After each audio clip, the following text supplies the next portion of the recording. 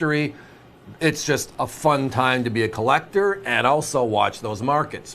A lot of our items in the show tonight are priced, well, very well, based on the fact that we own the coins, we bought them before, and it's just part of our flow with the 65 plus items in the show tonight.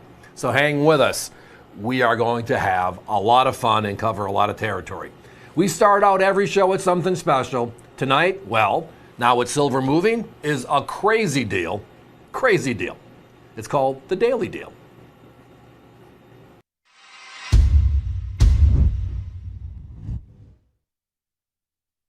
We talked about this often yesterday. Often. Silver. Crazy market. Where are the values? Where are the big silver and where are their prices? Well, tonight we're going to spend a few minutes on one of my favorite designs. I'm a big fan of the peace dollar. But not just the peace dollar, certified 63s. Now it's silver eagles over $100 a coin. Here on AVC anyways, we can go back in time over 100 years, get an uncirculated coin, have it certified, and be less than a 26 silver eagle. That's the AVC way. That's this next conversation. And it has a phenomenal story on top of that. The story begins with World War I. The war of all wars is over. And we want to celebrate. So the collecting public, with the help of the directorship of the mint, decides to change the design of the silver dollar. We do not need Congress's approval, so at least we got it done timely. But it still took forever because they were arguing over the design. The design was, in our history, the eagle had arrows in the talons. Notice the talons, the eagle's feet, right? There's an olive branch. The settlement was, even though we've done it forever, it's kind of counterproductive having a peace coin with an eagle with arrows, an item of war. So they changed the design and then they get it pushed through quickly. 1922 was the first full year of production. Philadelphia, Denver, San Francisco open up their doors and our silver dollar is back. I say it's back because the Morgan dollar was over in 1904. It ended. We only made a 1921 Morgan because they were needing to strike silver, the leftover silver from the Pittman Act melts of the late 19-teens, which was helping the English, helping others with the war effort, melt our assets. And it's also a blind asset. You can't tell it's a U.S. piece of silver because our name's not on it. It's bullion. These, our name is on it. Right? So we made the Morgan for one more year, and then we got our act together. Here we go. We pulled silver from circulation, silver dollars, the year after we pulled gold. Gold was 34, silver dollars was 35. And that's the end of the chapter. The Eisenhowers, when they came out in the 1970s, those were copper clads. They made some silvers, but just for collectors. So we're always looking at where is the value, right? It's like that Wendy's commercial from decades ago. Where's the beef, right? Where's the value? And I understand that this is our 40th anniversary of the Silver Eagle, 2026. I understand the silver market will do what it does. It'll go up, it'll go down, it'll stay sideways, it'll do what it does. But with silver driving at 85 recently and still strong, that puts the Silver Eagle over $100, right? We have the best price in the industry at $99.95 for a 26 Silver Eagle in a capsule. And then I look for quality coins, and we love our 70s today, right? At $129, we have the lowest price on a 70 in the marketplace. Well, if you go back 100 years ago, 70s didn't exist. The grading curve of 63, 65, 67 encompasses all the quality peace dollars. And when you look at how many peace dollars were made versus how many are known today in quality condition, which for the peace dollar, you're under 1% in 63 grade. Way different. It should tell us something. Look at the numbers. The Morgan Dollar series, right before this one, quality coins, the 1% club is 64 grade and higher, known today. And that's with the Pittman melts. the peace dollar, the more recent silver dollar, because they struck them so many, right? Versus the slow production. Quality did not exist. And now for the last 40 years, the numbers prove it out. You're in the 1% club at 63 grade. How crazy is that? A grade lower, even though it's a more recent silver dollar. But even with that said, my competition have these two coins. The 22 Philadelphia, the 23 Philadelphia. In capsules, 4 grades lower. And they're at 125 to 135. Now, if you want apples to apples, I want the 22 piece dollar. I want them beautiful blast white. And I want them a PCGS 63. Well, they're at 175 and 179. Tonight, our crazy special has those same beautiful vintage piece dollars under 100. $99.95, holding the line. The Your Choice banner that is there, good question. I'll hit that real quick. A lot of our competitors, if you've watched their shows, when they put something up, they'll say as low as. And then you got to ask, what are the details? You got to read the fine print or listen to me talk really fast, right? Remember those commercials? Well, as low as usually means you got to buy a lot of stuff to get that price. Our deal always has been a Your Choice. We're going to put up the lowest price we can do and let you, if you want to buy one, join us. Thank you. We'd love to have you as a customer. If you want to buy multiples, you can. So in this case, we have 2 different years available. If you want one from each year, thank you. If you just want to have one piece dollar, it's what the budget permits right now, and I get that. We've all been there. It's just part of life. Nothing wrong with that, but I want to keep collecting. There's nothing wrong with that too. Grab the one that makes sense for you. But at $99.95 in this crazy silver market, it's just, well, a wonderful place to be tonight. And it's just the tip of the iceberg. We have specials all night long. When it comes down to silver content, what's in the coin, it's silver weight, it's age. Now, quality is always a key component, right? It's kind of like the axiom in real estate where it's location, location, location, right? Matters. Well, in any collectible, especially our collectible coin category, it is what? Quality, quality, quality.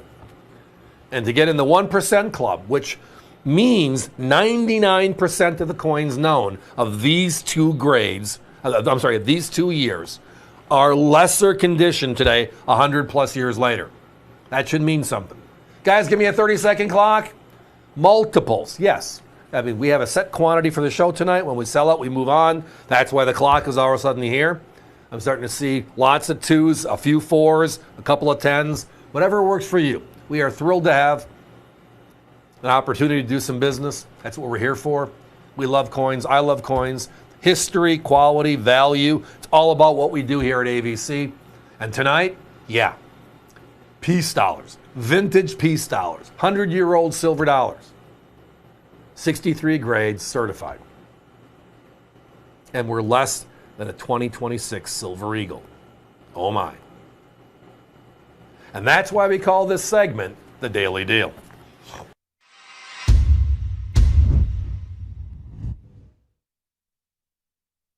$1979 was the first year of issue for the first mini dollar. These are the Susan B. Anthony's, followed the Jumbo Eisenhower series that ended in 1978. They wanted to bring out a smaller dollar, which would be easier to carry around in your pocket. But the problem was they were too similar to a quarter in size and color, so they discontinued this series after just a few short years. The issue is, in 1979, although they made them at 3 different mints, Philadelphia, Denver, and San Francisco, they didn't put that San Francisco in the regular uncirculated mint set. They put the Phillies and the Denvers in, but not the San Franciscos. The only place you can get the San Francisco is in this set here, the souvenir set of 1979. This is the rarest San Francisco mint from this set. $12.95, everybody. Competition, if you just buy coin by coin, $14 for the Philadelphia and Denver each, so that's $28 right off the bat. Add in the San Francisco at another $14.50. You're over $40, we're at $12.95, and ours are in the original government packaging. It's 2026, and we're going to have a fun year celebrating USA 250, the semi-quincentennial, right? And over that time frame, the U.S. Mint has made many, many coins for circulation. But if we go back to the early time frame, our colonial days, we didn't have a silver dollar. We didn't have enough silver to make a silver dollar stand. That changed with the Comstock Lode, then the Morgan Dollar series, but that's the late 1880s, 90s, etc. The colonial days, the early 1800s, well, the big coin of the realm was our half dollar. And tonight, the deal's back. Our colonial half dollar, the bust design, back. But the best part tonight is, look at the price in today's market. Yeah, with everything else going crazy out there, we're able to hold the line on value. And the value is, well, these are getting rarer and rarer every day. Just difficult to find. And it's because, well, they were the only big silver coin in circulation. The last silver dollar was the 1804 dollar. Then we didn't bring dollars back until the 1840s. So the teens, the 20s, and the 30s, we had half dollars, the largest denomination in U.S. coinage flow. All right? Now these are known as the capped bust design. Our coins, the group we have, are from 1807 through 1836. Obverse, reverse, homogeneous look and feel. It's important. And the reason why is this. And many of you that have been to coin shows in the past, you'll walk by and see a coin in a case and your eye catches it. You look at it and say, I got to look at that coin. You turn it over and say, no, I don't. You see a photo in an ad of the coin and they're hiding part of it. There's a reason why they're hiding part of it. It's ugly, it's horrible, it's damaged. Ours, the obverse and reverse, will always be a matching look and feel. I'm a big fan because these were the coins where we had edge lettering, right? And it was because people shaved the coins. Shaving, when it came to monetary flow, was taking silver and shaving around the outside edge, collecting enough, melting it, and now having an extra half dollar out of your half dollars you work from, etc. So they milled the sides so you could see the edges, the reeded edge. The other unique part about the history of these coins is the reverse. You're looking at this one right here. It says 50C period. Now, we have coins that say 50 cents. We have other coins that say half dollar. And we have 50 Gs. We just couldn't get our stuff right. It kept on changing. And that's okay. But we were changing. It was in our first 50 years these coins existed. Today we're celebrating our 250th year. There's not a coin here that doesn't give or take match 200 years of age. And they survived because of collectors like us, generations back, saving these and holding on to them. So we can enjoy them here today. Now, my competition, I saw an advertisement for them. They were at $239. Join us.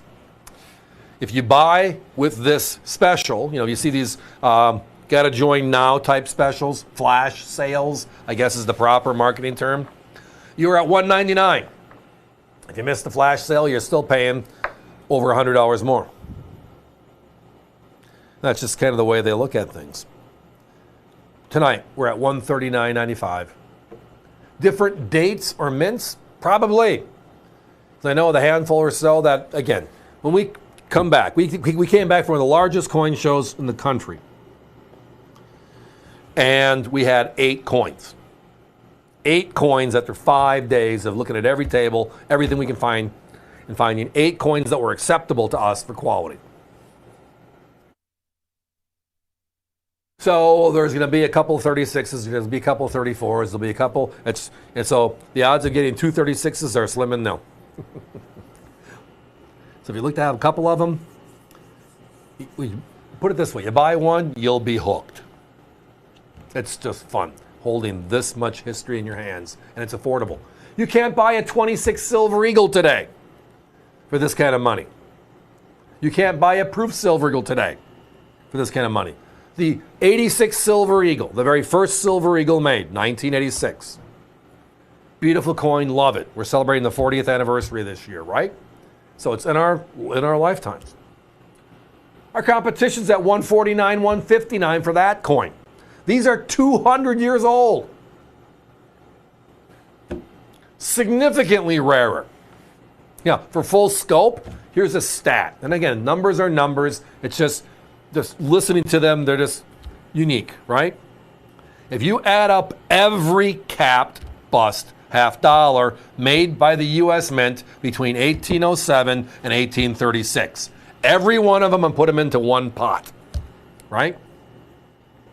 In 1964, the last of the 90% silver Kennedy, the first of the Kennedys, last of the 90% silver Kennedys in circulation, right? You would need 5 pots. So in 1 year with the Kennedys, we made 5 times what we did the entire life cycle of this coin from 1807 to 1836. Mintage numbers, 80.9 million to 429 million. Crazy, huh? Outright crazy. But it also shows how the growth of this country is and how it happened. Back then, at this time frame in history, we weren't going west. The Mississippi was west. All right? Until gold was found in California in 1849, we kind of stayed here. We were still the Wild West. Untamed, so to speak, if it's a fair phrase, right? But this was the coin of the realm, the largest coin of the realm, etc. Guys, give me a 30-second clock, please. If you bought 3, will you get a 50C, a 50 cent, and a half dollar? I can't guarantee that. I wish I could. It's a great idea, though. Obviously, it proves also you were listening, and thank you. Tonight, our coins are between 1807 and 1836, the last year of issue.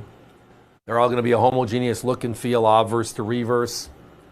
Collector grade, I guess is another way of looking at it. Dates, inscriptions, all very visible. No rim dings, no bad discolorizations. Different coins, yes. If you buy a couple, you'll get different dates. It'll be a range of that, just because it's... I don't think I've ever in my life sold this coin. I've been selling coins on TV for over 40 years, where I said, hey, I got a bunch of 1834 bust halves. I've never done that, because it's just almost impossible to do. Oh, I guess I ran over my clock. Gotta go. Thanks for listening. Love this coin. The U.S. Mint made special silver proof sets from 1992 through 1998. They were made out of San Francisco, and this is the last year of issue for that special 1998 silver proof set before they transitioned over to the state quarter program. So it's also the last of the Eagle reverse quarters, and we haven't seen an Eagle reverse since 1998.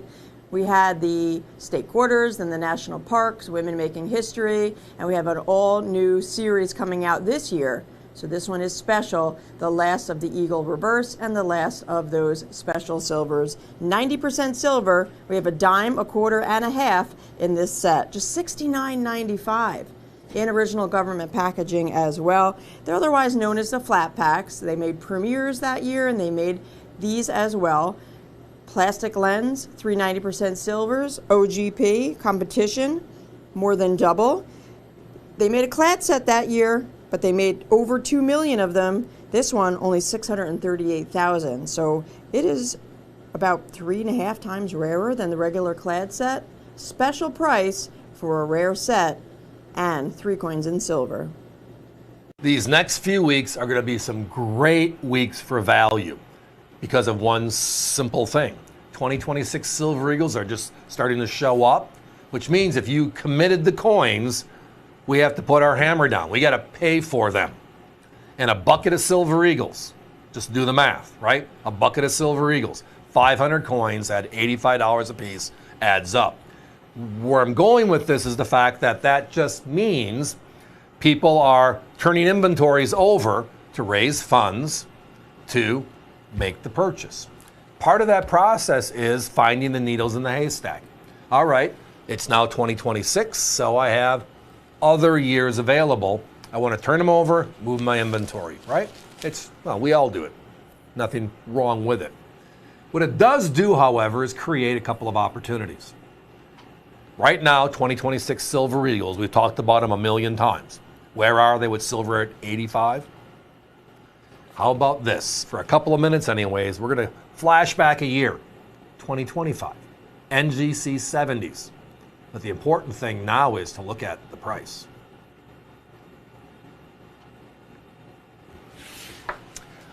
A 2026 Silver Eagle in a capsule. We have the lowest price on the airwaves, and we're $99.95. Everybody else we're doing business with is either, what? 109, 119 on a coin in a capsule. Everybody, when silver pushed 85, moved their prices from 129, 139, 149 on 70s for the brand new 26. They pushed their numbers to 149 to 179, many of them higher than that. So think about the math, right? So as I referenced with the short intro on this one, I know a lot of my good friends, we all do it. I got X dollars available, and it's just the way the world works. So sometimes I just got to collapse and raise funds for this next opportunity, right? And, well, this individual had 3 row boxes of 25 sitting on a shelf. Well, with silver at 85 bucks, they're way more valuable because the silver coin inside is way more valuable. And he had a bunch of other stuff. We did a little swap in and he raised some capital. We sent him a check. But with all that said and done, it gave us the ability to make a crazy deal. We had the cash. He had the coins. He needed to move the coins. We were interested if it was the right price. Well, the answer is for all of us tonight, this is the right price. We have 2025 NGC certified perfect for $109.95. Have you seen anybody under 120, under 130 for any older year Silver Eagle with silver pushing 85? It changes everything. I mean, just do the math. Outright math, right? The coin's 85 or more, the premium from the mint, and then to get into the average individual is why at $99.95, there's nobody under 100 with us because there's very little money in that, if anything. We do it as a service because we want you to stay here watching all of our stuff. We understand. It's okay. Well, then do the math. I have a Silver Eagle. I'm going to use NGC as a grading service. What are they going to charge us? With freight both ways and the grading fee, $35, $40. If I get it on sale, that means now I'm at $139 to $140 and I hit the perfect BB. I found a Silver Eagle and it's a 70. Don't have to play that game for these next few minutes with us here because we have 25s. Now this holder is also what they call the brown scales, the scales of justice. Over the years, NGC has come up with some beautiful labels and cores. I mean, we own the core, right? The Eagle core, Eagle Landing. It's just, it's the number one holder, has been for now over 5 years, and it's just wonderful, right? Love it.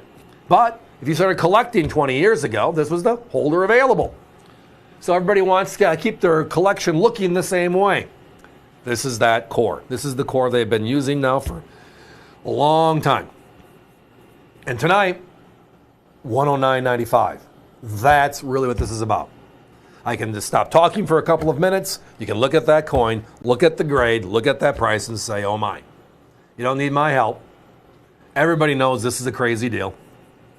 If you have one, I've never heard a person saying I'm going to buy one stock and only one stock because, well, the value is too good.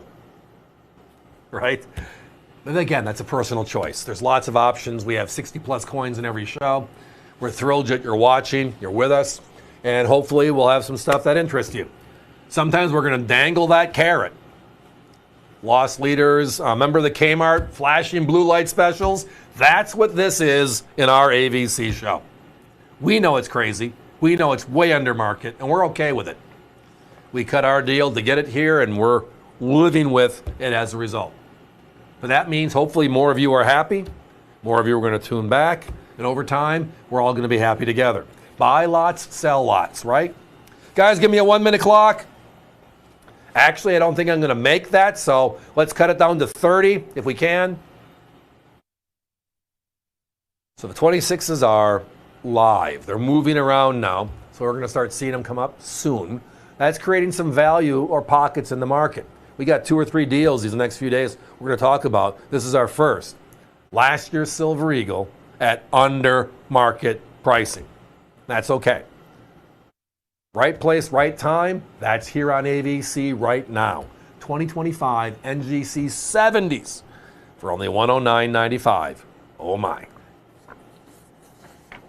The U.S. Mint made 26 different New Orleans mint coins out of New Orleans from 1879 through 1904. This one is number 8, so you're in the top 10 for 1898. It's also certified as a Mint State 64 by NGC. They made over 4.4 million coins in 1898 out of the New Orleans Mint, but according to NGC, less than 62,000 are known in grade 64 or better. That's less than 1.5% of the whole entire mintage. In ungraded, uncirculated condition with our competition, you'll pay almost $170. It's basically a Mint State 60. In Mint State 64 with our competition, you're almost $240. How about what a great savings? $129.95 with us here at AVC tonight while they last. There are not many out there, and we don't have them all. Of that population, we just have about a row box left of these. We're bringing it out for a short chat. Grab them while you can and save. 2025 was the year of the Proof Silver Eagle Privy, right? Army, Navy, Marine Corps, the innovations. It was just a wonderful year, and 26 is going to be as much fun. It all started with 2020. Remember the V75 and all the hype, only 75,000 coins? Still the rarest of the proof privies. But that year, in the same program, there was a 1-ounce silver with only 20,000 made. It sold out so fast, nobody talked about it because nobody could find it other than one here, one there. It wasn't part of the government's programs working with dealers, so we got our 1 coin like you would have got your 1 coin. Well, tonight, after months of work, our buyers put together a small group for us to talk about one of my favorite coins from 2020. It's the World War II 75th anniversary. Design's gorgeous, 1 ounce of silver, and what a crazy price. Right? A crazy price. Because, and the reason why I say that is everything is relative, right? The V75 Proof Silver Eagle, the same size and weight as this one. They made 75,000 of them, and right now in today's market, they're between $400 and $500 each, if you can find them. And it's predicated on, it's the first privy mark on a Proof Silver Eagle. It is special. The rarest Proof Silver Eagle is the 2019 S Enhanced Reverse Proof, right? That particular piece had, what, 30,000 made. And today, can you find that for under $3,000? Because they made so few. I get it. But for this special program in 2020, you might remember they made 3 pieces. A half-ounce gold, blink. Try to find one of those today for under a few thousand. Well, the melt alone is over 2,000. That gold at 4,600. This beautiful 1 ounce silver, and then the V75. The V75 was the one they made the most of. This silver 1 ounce is the one they made the least of. Only 20,000 pieces. So again, sometimes the topics, especially like on a national broadcast like we're having here, are all tied to how many, how few. Can't go up with 1 coin at $149 and keep my job. Can't keep the network going with that. So we have to take our time, build the inventories, find the coins. And when I look back at 2020, this is just one of those special coins, special pieces. And tonight, again, with our competition at $240 to $270, we're $100 less. And we can't lose sight of that with regular 2026 Silver Eagles, right, are going to sell for more than this. The U.S. Mint pushed back delivery for 30 days, launching the proof late February. And again, we'll see what they do for pricing. They sent the email out the other day saying everything's being redone. But last year, when the proof Silver Eagle was released in 2025, silver was at $35 an ounce. So the government raised their price. They're at $105, if I recall properly, right? It is what it is. Silver is now pushing 90. Right? They're pushing 90. So where are they going to price this year's proof Silver Eagles and all the other 1 ouncers of 2026? The Morgans, the Peace, all the special pieces they're making, all the special medallions they're making. And again, remember, there's that special 5-coin program this year honoring, paying tribute to the most beautiful coins in U.S. history. 5 releases. Mercury dime, Standing Liberty quarter, Walking Liberty half dollar, the trifecta of 1916. The 4th is going to be the St. Gaudens of 1907, the most beautiful gold coin ever. And then the 5th coin of this year, 2026, will be the $1804. Or I'm sorry, the 1793 flowing hair dollar. It's one of those two. It goes back to the earlier dollar design. 5 coins. They are making 1 ounce silvers to balance the gold coins they're making in that 2026 tribute. Our most beautiful ever. Where's that going to be? And they're not going to only be 20,000 of each of them. So when I look at these earlier programs, look at the low mintages, look at the design work, and these are so clean. And the gold and silver were identical. Just made it just a wonderful thing. So that greatest generation, the victors of World War II, right? 75th anniversary was 2020. And we forget, maybe we didn't forget, but maybe it was just because it sold out so fast that we just lost sight of, might be the right phrase.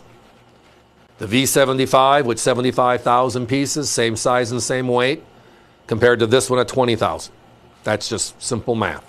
This one is significantly rarer and way more affordable.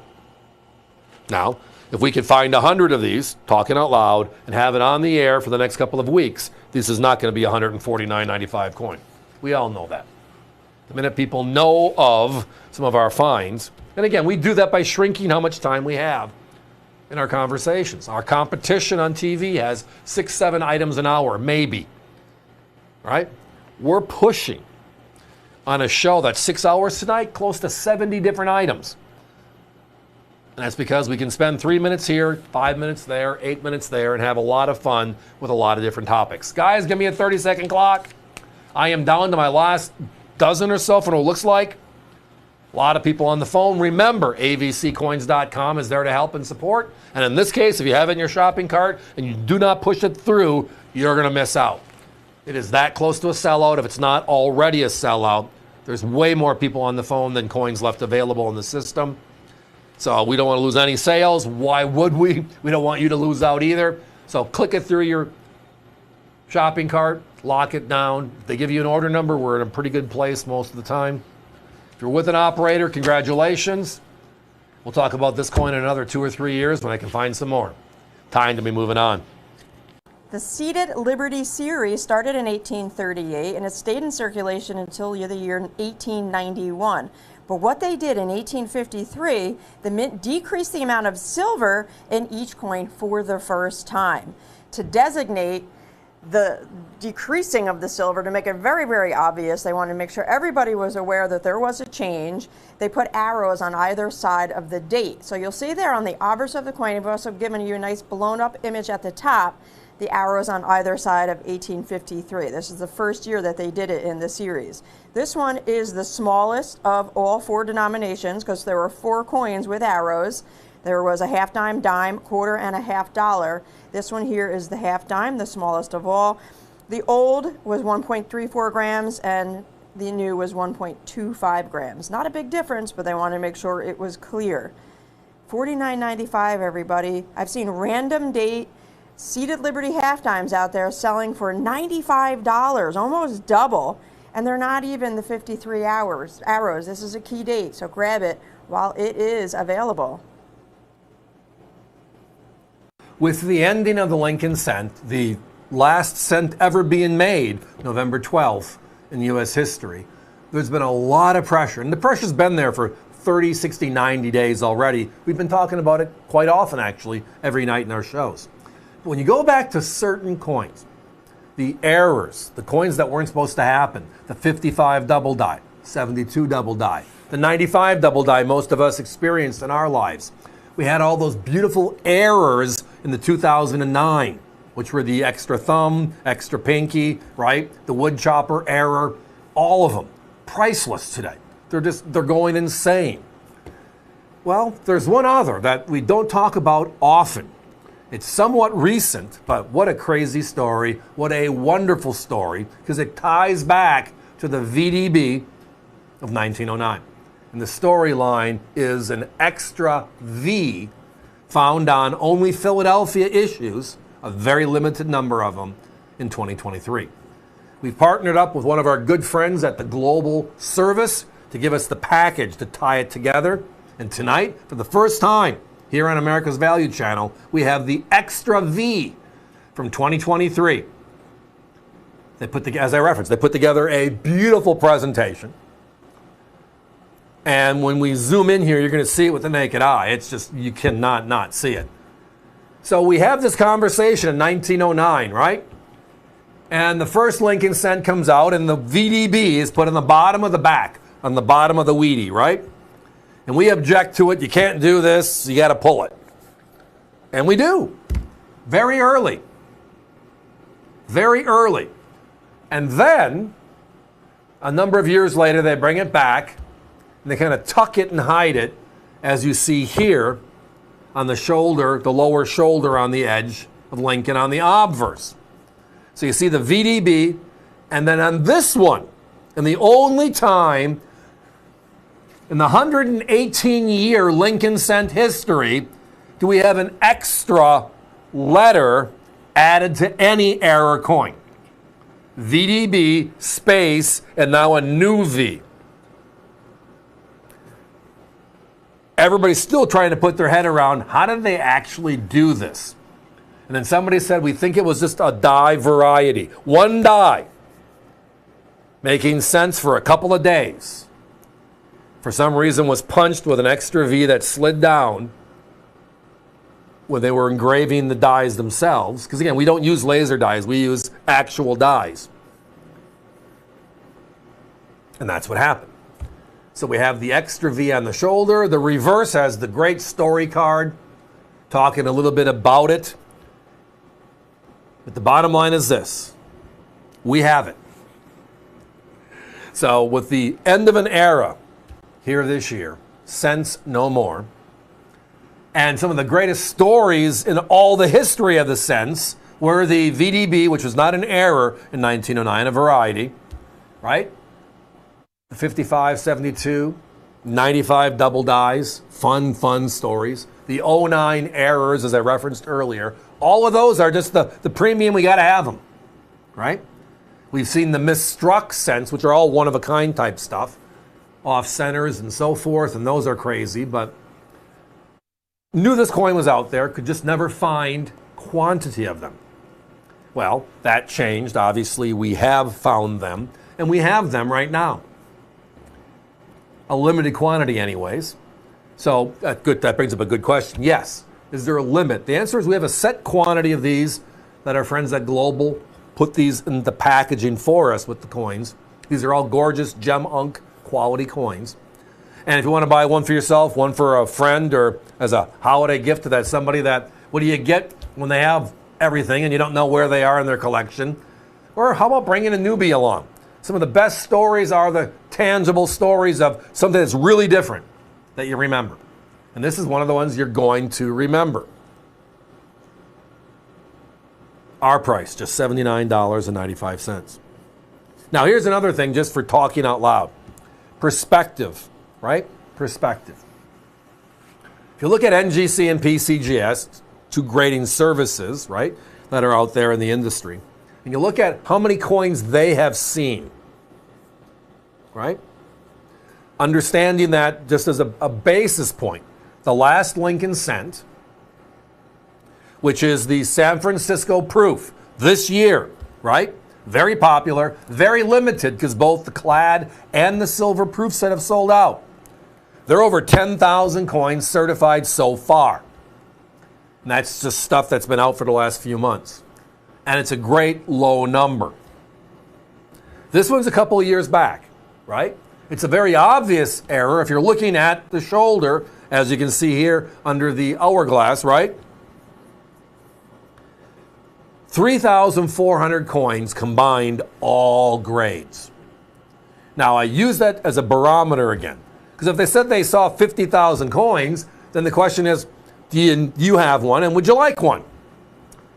We have the ability now to know extra stuff. We know mintage figures, we know it was one die, we know how many coins roughly a die makes. The question is, like most errors, they get into circulation, and that's where we find them. And then we go backwards on the coin, trying to find rolls of the coin, so we can have uncirculated versions of it, right? It's a stepping stone. It's why that the older they get, the fewer there are in UNC. 55s, there are very few. 72s, not a lot. 95s, because it was found in the middle of the year, and we have media to remind us, it was on the news for weeks. Did you find your double die cent yet? I remember watching one of the news channels at a show, and they were going through coins on the news set, talking about it. It was just a lot of fun, bringing attention to collecting. But this is that one and only, the uniqueness of it. The affordability index is here, and we got it. Guys, give me a 1 minute clock, please. So tonight, at least for a few more minutes, we have them. This will sell out tonight. The quantity we have in stock right now, trust me, we're going to be hunting for more. The question is finding them in the right quality. I saw somebody else that had them at $99, and they had horrible spotted coins, which is part of the Lincoln cent issue, right? A lot of them are spotted after a few years. Ours are gorgeous. Nobody in this beautiful holder. So it's compact, special, and priced right. 118 years of Lincolns and only one extra V, tied to the VDB story. Right? This year, Philadelphia, by the way, made 655 million coins. Did you see one yet in circulation? I finally did. That means one die made an error. And where are those coins? Because we'd love to find them, right? No one has them under $100, as I referenced, with quality. And tonight, while they last, $79.95. What a fun time. And that's why we call this segment the Daily Deal.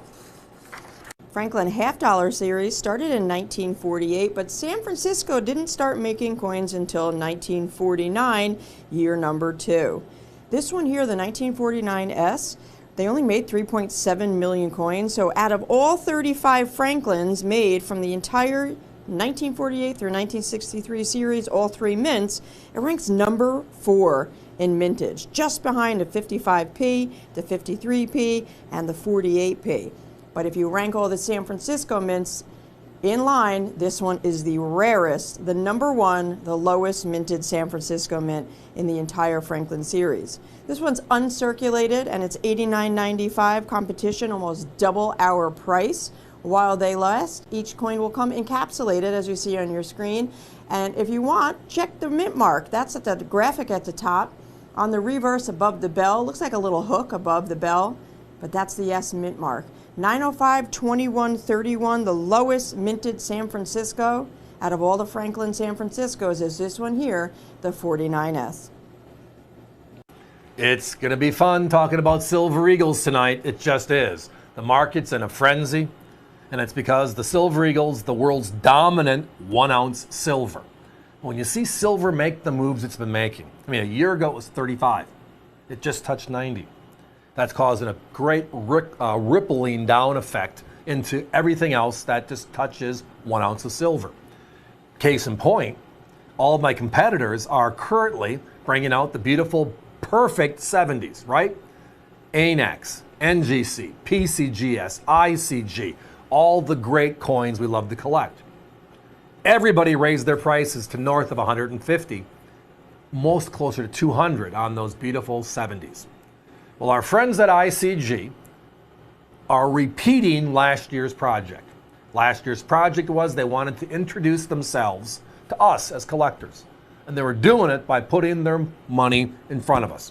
And that is, they were making the coin available, discounting the fees to us to make the coin cost less. And then they were also giving a bonus to all of you, which were the free grading certificates. Well, tonight, they're back. But tonight's edition is special. It's 2026 style. Here we go.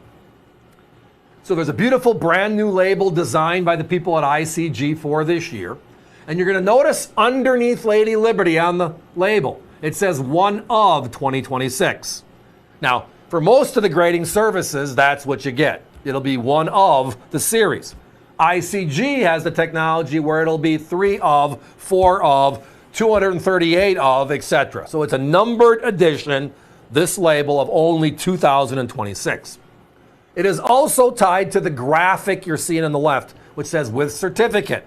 I referenced ICG is stepping to the plate for us, our collectors here at America's Value Channel again this year, because they want to prove to you who they are. I mean, they've been grading Silver Eagles longer than anybody else, and their current graders have worked for PCGS and NGC. So, I mean, it's all about the eyes. Do you have them or not? And they have them. So tonight, they're bringing back that special certificate for 2 free grading inside of this low price of $129.95. Guys, let's bring that certificate up for a second. You'll be getting one of these certificates for each coin you purchase. So if you're buying 5 coins, you will get 5 of these certificates, good for 2 free gradings at ICG.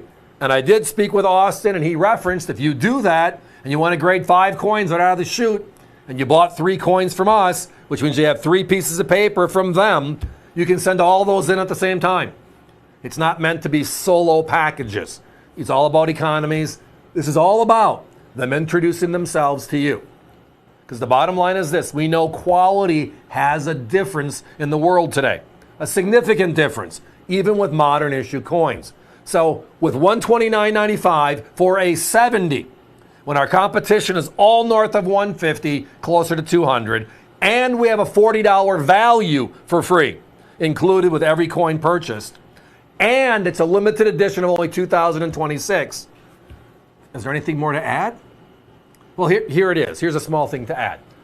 What can I send in? Well, if you have some old vintage coins and you think they look nice, you're just not quite sure how nice, those are great places to start.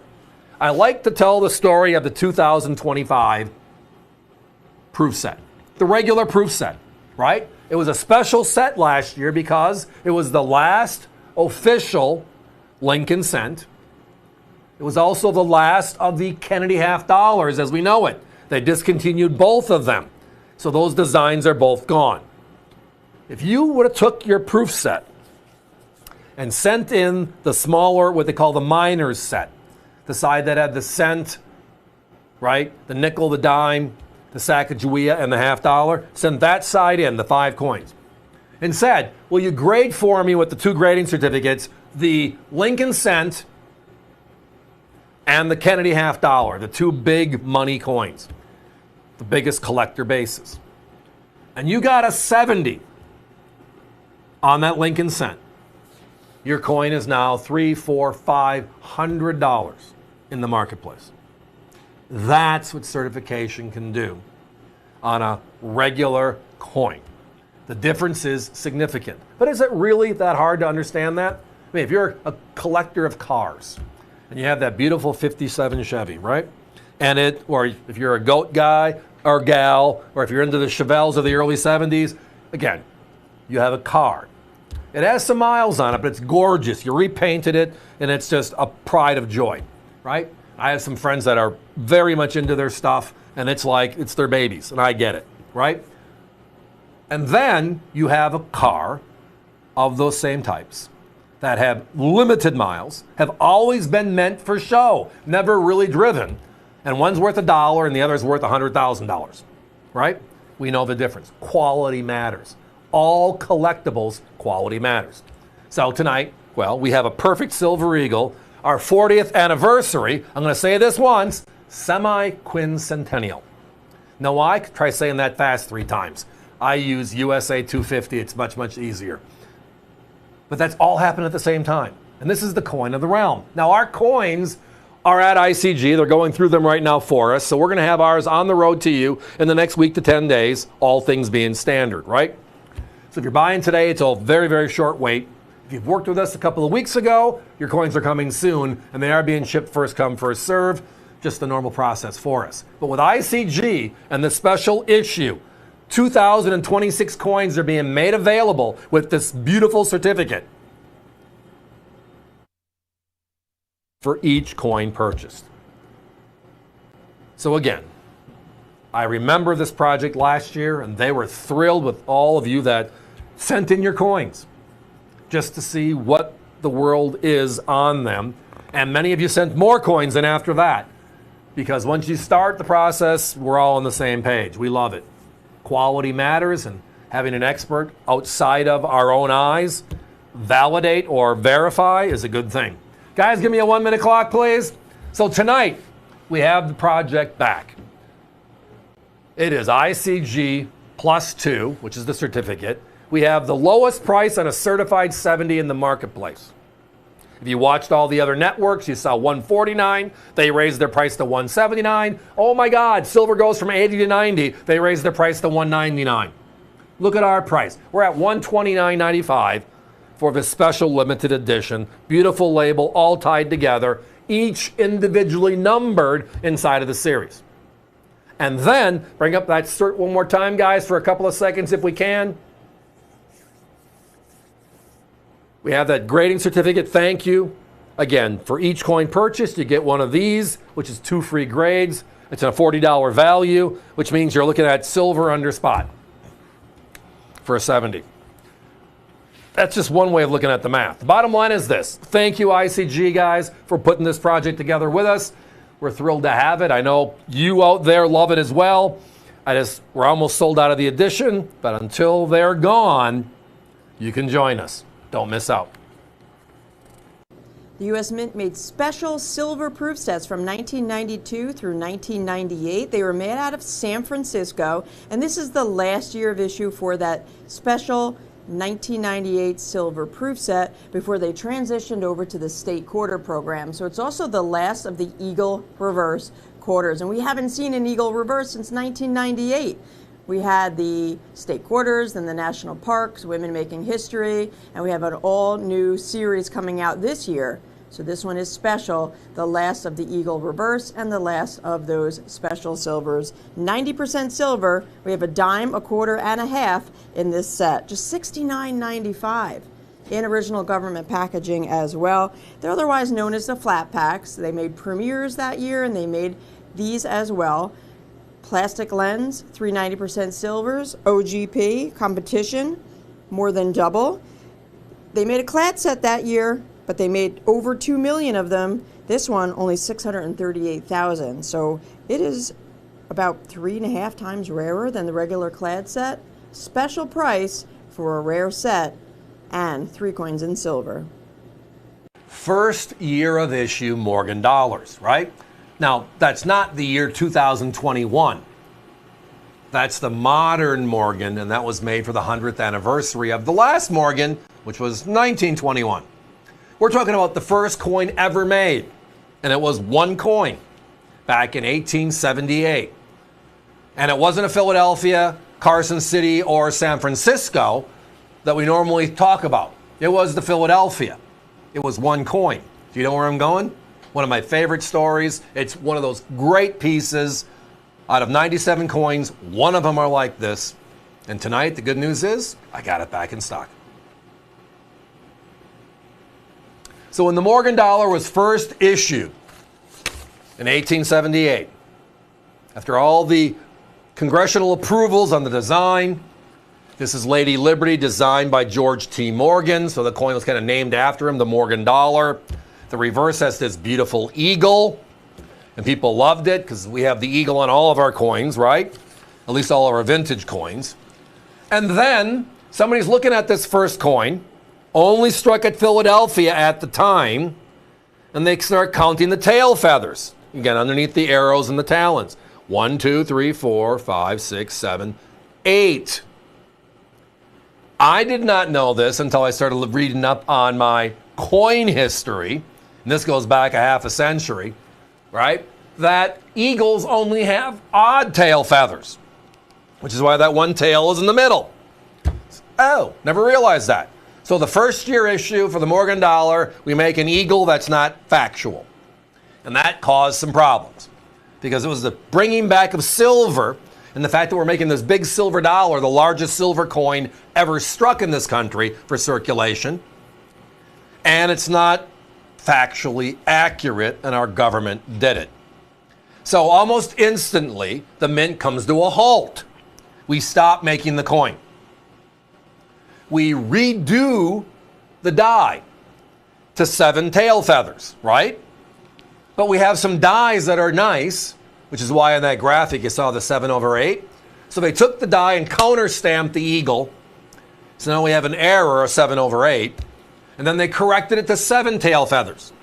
When they got it to 7 tail feathers, San Francisco and Carson City started striking coins. So there's only one 8 tail feather. It's a Philadelphia Morgan. And you can see it right here. The top is the corrected version. The middle is the, well, original. And then the bottom is those middle 3. You can see the overlay of the 7 tail feather cut over the 8 tail feather to save a couple of dies. Which, by the way, I applaud the government for trying to save money. I mean, we'd all love that today, wouldn't we? But for us collectors, because it wasn't done perfectly, it created a variety. And again, that 7/8 tail feather story is wonderful. It goes down in history, right? But this is the real story.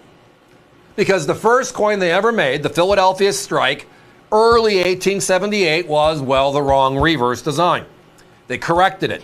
So the Philadelphia and San Francisco's at 9.7 million made each our 7 tail feathers. The Carson City, which is the rarest of the mint mark varieties, is 2.2 million. But the 8 tail feather accounts to only 749,500. So first year of issue coins, there's what, 22 odd million coins made, 7 tail feather, and 749,000 8 tail feather. Now, as you can tell from the coin kind of rotating through this B-roll, a live shot with the graphic they're bringing in, shows you just how beautiful these coins are, right? Outright beautiful. I mean, this is a Philadelphia Strike, and you can count the tail, you can count the breast feathers, which is the high point on the reverse of the coin. Most Philadelphias are softer, and you have to look at other areas on the coin to validate uncirculated versus just a weak strike. We were proud of our first coin. We did a great job in striking them. And we also traditionally destroy them. There's no evidence. We didn't make a mistake. Where's the proof? Not some conjecture. Oh, you got a photo? Can you prove it out? No, I have the actual coin. I have some of the coins that show 8 tail feather. Yeah, you guys made the mistake. And by the way, you corrected it. And for 28 years, we made the 7 tail feather variety. Phenomenal story. Can't make it up. How rare are they? Well, if you use it as a parameter, using like NGC and PCGS, the top 2 certification services, you look at how many coins they've seen. 7 tail feather Philadelphia only, give or take 200,000 coins, right? So a small number when you put NGC and PC together to get that number. It's a great coin. Beautiful coin. When you look at the 8 tail feather, different story. The 78 Carson City, they have seen about 75,000 because we love our Carson City. We love our first year of issue. This one, combined number is 43,000 and change. So it's not only the only 8-tail feather, it's also the lowest minted, the lowest population that we've seen out there, which explains why if you've gone to a coin show and you're looking for 1878 Morgans and you want to find an 8-tail feather, why you can't find them. They're not there. There wasn't a lot to begin with. And because of the fabled story of only one coin, this coin, being 8 and everything else is 7, you have 97 7-tail feather choices and you have one 8-tail feather choice. All right? Guys, give me a 30-second clock, please. Yeah, look at that price. The competition, just under 500. I was mentioning the 78cc in unk condition. Our price is $399. So let's talk about that. I mean, this is no questions asked, rarer than the Carson City.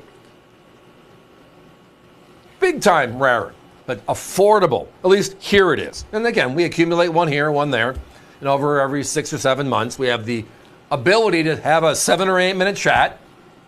And then we put it back on the shelf. We accumulate all over again. If you're buying this via the web, it's probably going to be sold out very quickly from what I can see. So please push it to your shopping cart. In the meantime, I want to just say thanks for listening, but we got to be moving on. 1889 Morgan silver dollar from the original Morgan silver dollar series. This is a Philadelphia mint and it's certified 63 by NGC. Now, true uncirculated coins are not as common as the mintage might suggest. With a mintage of 21.7 million coins, you would think that in 63 or better, they'd be very easy to find. But there's less than 50,000 out there known to exist in 63 or better. So they are pretty scarce. You're looking at less than 0.25% made the grade for 63 and up compared to that mintage figure. Now, part of that is because millions of coins were melted under the Pittman Act of 1918 and the Silver Act of 1942. Fast forward to today, very difficult to find. Our competition wants $158 for a mint state 63. Talk about a savings. And in today's market, with silver going crazy, melt is over $70, $80, depending on the minute. It's time to get a beautiful, original Morgan silver dollar at a very affordable price. Who would have guessed 2025 would have been the year where the U.S. Mint says, hey, we're going to stop making 2 coins. And they actually did, right? The Lincoln Cent earlier this year, the last production, November 12th, in the big ceremony in Philadelphia.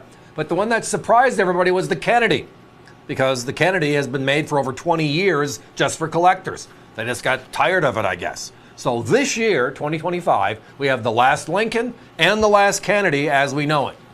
And tonight, for a few minutes anyways, we're bringing back the roll deals so many people have been asking about. It's not going to be a long conversation, but we are going to bring them back. And the prices, well, of course, it's the AVC way. So the graphic on the left is for the Lincoln and or the Kennedy. And again, the and or is important. You don't have to get both to get this low price. And we're going to rotate through the coins to give you a look at what all of it is about. The Lincoln Cent, again, the longest tenured denomination in U.S. history. The first coin made by the U.S. Mint was 1793. It was a cent. And 2025, these coins are the last cents ever being made. Now, inside of that statement, the longest design is the Lincoln design. It was introduced in 1909, and it hasn't changed. We have Wheaties on the reverse. We have memorials. We have the 2009 special 100th anniversary designs. And then for the last 16 years, we have the Shield Cent, as you see here. Now, our deal tonight is for a full uncirculated roll of 50 coins. P, Philadelphia, 50 coins, D, Denver. Both of them for $39.95. Whereas you probably see my competitors advertising just the Philadelphia roll for that price. It is almost impossible to find a combination. We get many people calling saying, I found this one, do you have that one? But tonight we have them both. Here we go. Now the other option is the Kennedy. The Kennedy half dollar stopped in 2001 for circulation. And then in 2002, they brought it back and they made it available in rolls and bags only from the U.S. Mint directly. You couldn't go to your bank anymore. It was also in the uncirculated sets. So for the last 20 plus years, the Kennedy has been out there. And we're talking where they're making millions and millions of coins because there's millions and millions of collectors. Now, the unique part about this is it lasted 62 years total. This design, Kennedy facing left, with the eagle and shield on the reverse, kind of the presidential seal, right? That's 62 years it's been in circulation or out for circulation, right? Next year, 2026, neither of these are going to be part of the overall picture. Our 250th anniversary and the two coins most of us cut our teeth collecting are gone. Now, there will be a $50. We don't know the design. We haven't seen the design yet. Hopefully the Mint will release it to us. But that's kind of the statement. There, you are getting a 20 coin roll. And that roll that you saw, the locking tube, will contain 10 Philadelphias and 10 Denvers. 20 coins on the Kennedys. Both of them, your choice. We're at $39.95. Crazy, huh? We have seen our competitors out there originally when all this started. Like with the Kennedys, people were selling them for a couple dollars a coin. Now that the, well, I can't find them phase has hit, our competitors are up to $4.95 to $5.95 for just a P or a D on those Kennedy $50. Do the math. That means you're way north of $50, $60 for a roll. Tonight, there's no having to hunt anymore. We have them right here, right now. Hopefully not the last time this year, but the very limited inventory we have, especially at these prices, it might be. Lots of activity on the phones. Thank you all so very much. Remember, you can always visit us at avccoins.com. Type in the item number you see on your left. For the cents, it's 905 11 957. And for the Kennedys, it's 905 12 022. Or just type in Lincoln or just type in Kennedy, and you'll see the depth that we have available in both series. So if you're looking for a particular year to finish your album, etc., most likely we have it. But tonight, the deal of deals is back. We've been talking about these coins for over 6 months now. It's been one of the hottest topics of the year, and it hasn't crescendoed yet. Usually it goes crazy for a while, and then, well, everybody kind of finds their coins or gets their coins, and it kind of weans down. The momentum just keeps on getting stronger on these coins. And I think part of it's due to how the U.S. Mint put out the first nod. After Doge came through, we're no longer going to strike the cent. It costs us too much to make. We're going to save millions not doing it. All truthful, right? And then they say we placed our last order, but we have no idea what that means. They might place an order for enough blanks to mint for 10 years, right? So kind of difficult to work off of that. And then on November 12th, they had the ceremony at the Philadelphia Mint striking the last Lincoln cent ever. That kind of nailed it. It ain't happening again. And from that point, it's been on fire all over again. Because people are realizing, crap, I'd love to have the bookend. I mean, most of us cut our teeth on the Lincoln Cent series. I was a paper boy in the 60s. I remember my albums with the Wheaties and so forth. I lived the Kennedy $50 coming out, so as a result, you got to have that album, got to keep that thing going, right? So it was just part of collecting and part of passing on to the next generations. When my kids started, they started with Lincoln cents as well. But people loved the big coin, so the Kennedy, the $50 denomination, the largest in circulation, since they pulled silver dollars back in 35, they stopped making the Eisenhower in 78. They were just too big, too clunky. Well, the $50 fit the bill. Guys, give me a 30-second clock. So again, tonight, your choice, $39.95. Here are the deals. a full roll of 50 Philadelphias, a full roll of 50 Denvers on the Lincoln Cents. As the graphic says, in total, 100 coins. It'll come wrapped in the tubes just like you see them. Competition upwards on this one, $50, $60 for the same exact coins. The Kennedy halves, well, that's 10 Philadelphias, 10 Denvers, as you can see here, in a locking tube as we had the cents. So it's 20 coins in total.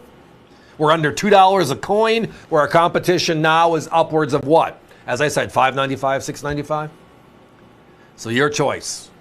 What a great price. Thanks for listening. Collectible Coins is now on YouTube. Watch Steve and Allison streaming live, and then after the show, check out videos of all of your favorite products.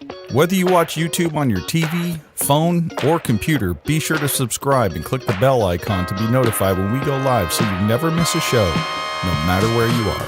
Just go to youtube.com/AVC Coins to see individual videos of all of our best products, including Morgan Dollars, World Silver, Proof Sets, and more. You can even click the link conveniently located in the description of every video to purchase any coin directly on avccoins.com. Be sure to hit the like button on your favorites so that we can keep bringing you more of the coins that you love. The coin show you know and love is now just a click away on youtube.com/AVC Coins.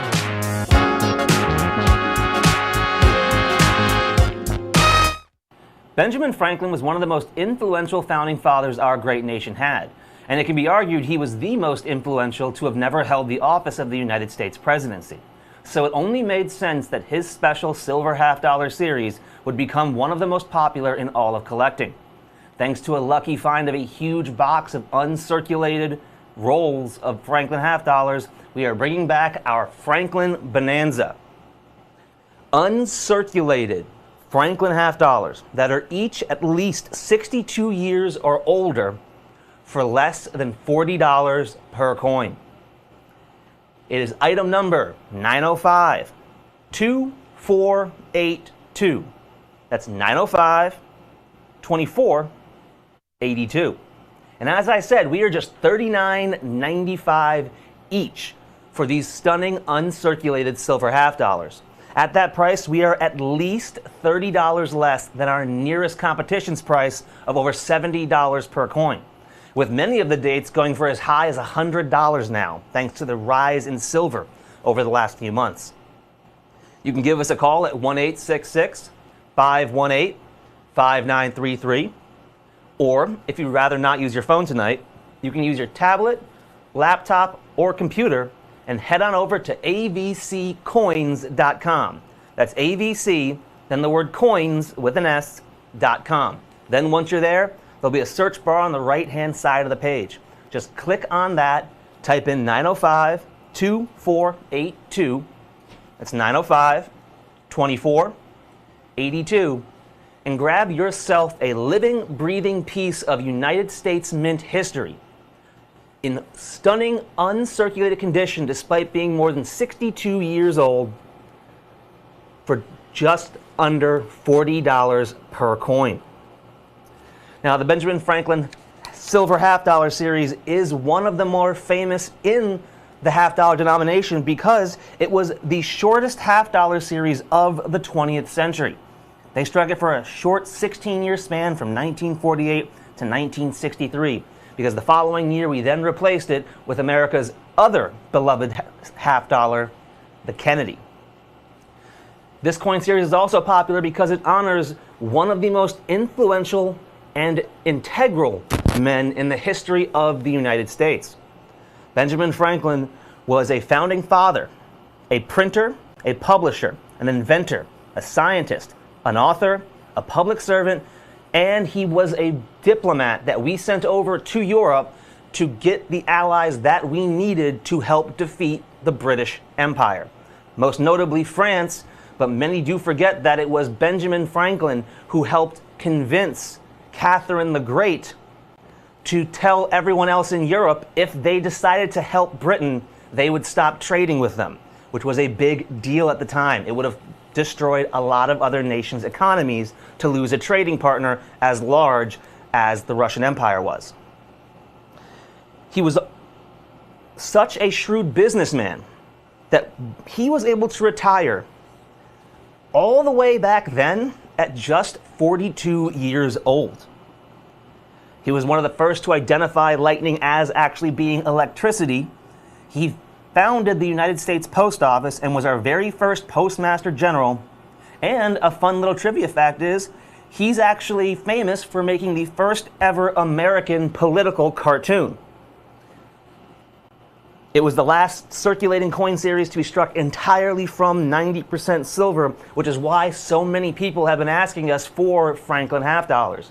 Normally people ask us for specific dates, mint marks. Now they're telling us just they want to get as many coins as they possibly can.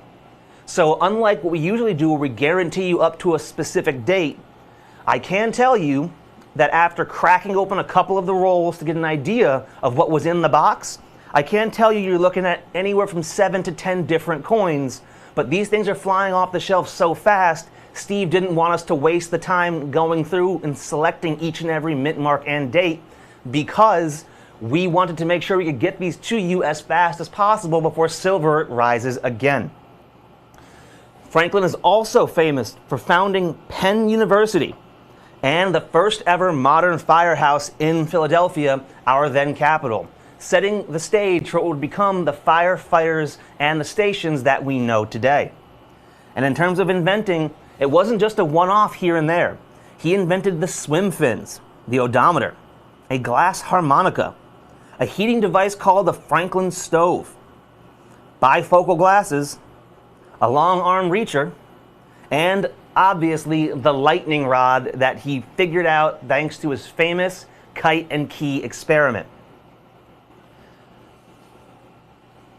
You're going to see all three mints in this bonanza, but we aren't going to guarantee you any specific number of Philadelphia, Denver, or San Francisco coins. As I said, my competition is asking for at least $70 per coin, with many of them costing $80 to $95 and a few a little more than $100. You're going to be saving at least $30 per coin. That means if you decide to buy 10, you just not only got 10 uncirculated 62-plus year-old silver half dollars, you're also going to save over $300 versus our competitors' prices. The only downside to this bonanza is that it has a limited time run. Once these coins are gone, so is this incredible deal. The phone lines have been blowing up as I've been telling you guys about this special bonanza, and it looks like we have a bunch of you waiting to speak to an operator. Please don't hang up. We're going to get to you as soon as we can. You do not want to miss your chance to get beautiful, uncirculated Franklin half dollars for less than $40 per coin. You can give us a call at 1-866-518-5933 or go to the website avccoins.com. That's the letters AVC coins with an S.com. And again, the item number for this special bonanza is 905-2482. That's 905-2482. But the phone lines as backed up as they are, this is certainly going to be a sellout. So it's time for us to move on to what we have next. So 1944 through 1946, the Mint made Lincoln cents out of shell casings in order to save on copper for the war effort. Prior to this, we had that 1 year only steel cent, if you recall, and then 3 years we had the shell case cents. This is the last year. They made them 1944 through 1946, and this one is the Denver. Now you'll notice it looks a little different in color because of the material they used to make these coins. The Denver is so rare. It's the rarest of all. They made over 315 million coins, folks, but in CAC 66 red, there's less than 5,000 known to exist. Less than 0.001%. Very difficult to find in 66 red or better. Competition is $55 through $60. Tonight with us here at AVC, just $39.95. While they last, there are not many out there, so this one is a must-have. 2025, end of an era for the cent. Time to pick up some pockets in the history of the Lincoln cent. 2026 is here. The first of the 5 quarters is out. The Mayflower Compact. Beautiful coin to reverse that beautiful sailing ship. And then here's the conversation I have last week. Because the U.S. Mint had a display at the show. People were able to get the quarters, and people were just saying, hey, this is gorgeous. I love ships. How many coins has the U.S. government made where we're displaying ships? Well, currency, it's one. The 1918 $2 Jefferson, known as the battleship. But when it comes to ships on coins, well, it actually is our first ever special issue coin. Did that help? How about the year 1892? Does that help? It's the Columbus half dollars, right? The Nina, the Pinta, the Santa Maria. They put together a special coin for the World's Fair in 1892, held in Chicago. And it was the first time in U.S. history they made a special issue coin, 90% silver, legal tender. And they actually released these coins into circulation after the event was over, which is why you find so many of these circulated, because they released them to be circulated. But if you were at the actual event in Chicago, the World's Fair, celebrating the Columbus exhibition, 400 years, right? 300 years at this time. Wow. You could buy the coin for $1. And the proceeds went to help fund the exposition. The unique thing about this coin is they made the same coin 2 years in a row. The only difference is the reverse. Below the two hemispheres, you see the year 1893, 1892. That's the differentiation. Of the two, the 92s are a little bit rarer, but in uncirculated condition, the true numbers are they're almost comparable. Here's a couple of interesting coin facts. There are only a handful of coins in U.S. history that have ships on them. This was the first one. Right? Now, the 1920 Columbus, the 1920 Pilgrim half dollar had another. And since that is the basic design of our quarter number one this year, that's why the question came out. So we're going back to the first ever. These are the first evers. But what a great looking design. How about this for a piece of trivia, a coin trivia night? Who was the first real person ever put on a U.S. coin? And it wasn't George Washington, it wasn't Thomas Jefferson, it wasn't Abraham Lincoln.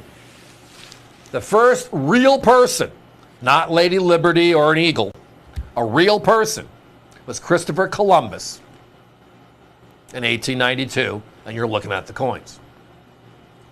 So our first legal tender coin with a real person on it wasn't even a U.S. guy.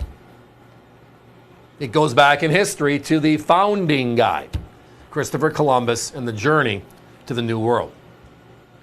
But I also look at the design of the coins and just say, just look at how much they've done with so little space to do it.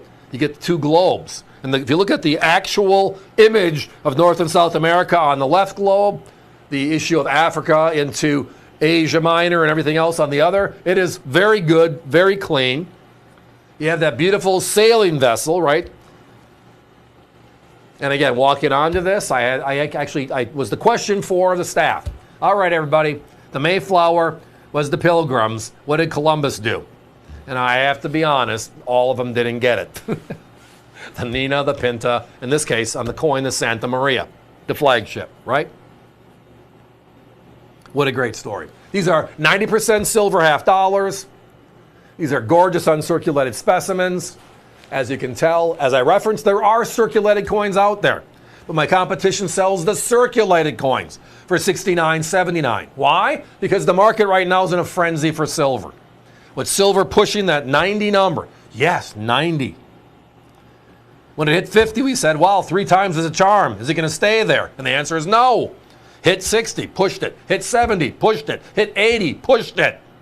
And now we're right on that cusp of hearing for the first time in world history, $90 1-ounce silver.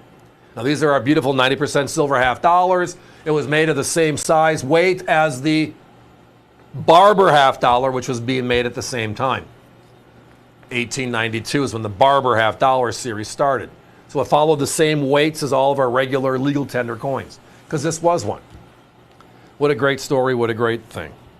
Now, special issue coins, The early coins, this one, the first, 1892 ever, right? All the way through the 1950s, were all basically 90% silver half dollars. A great journey through American history, people, places, and things.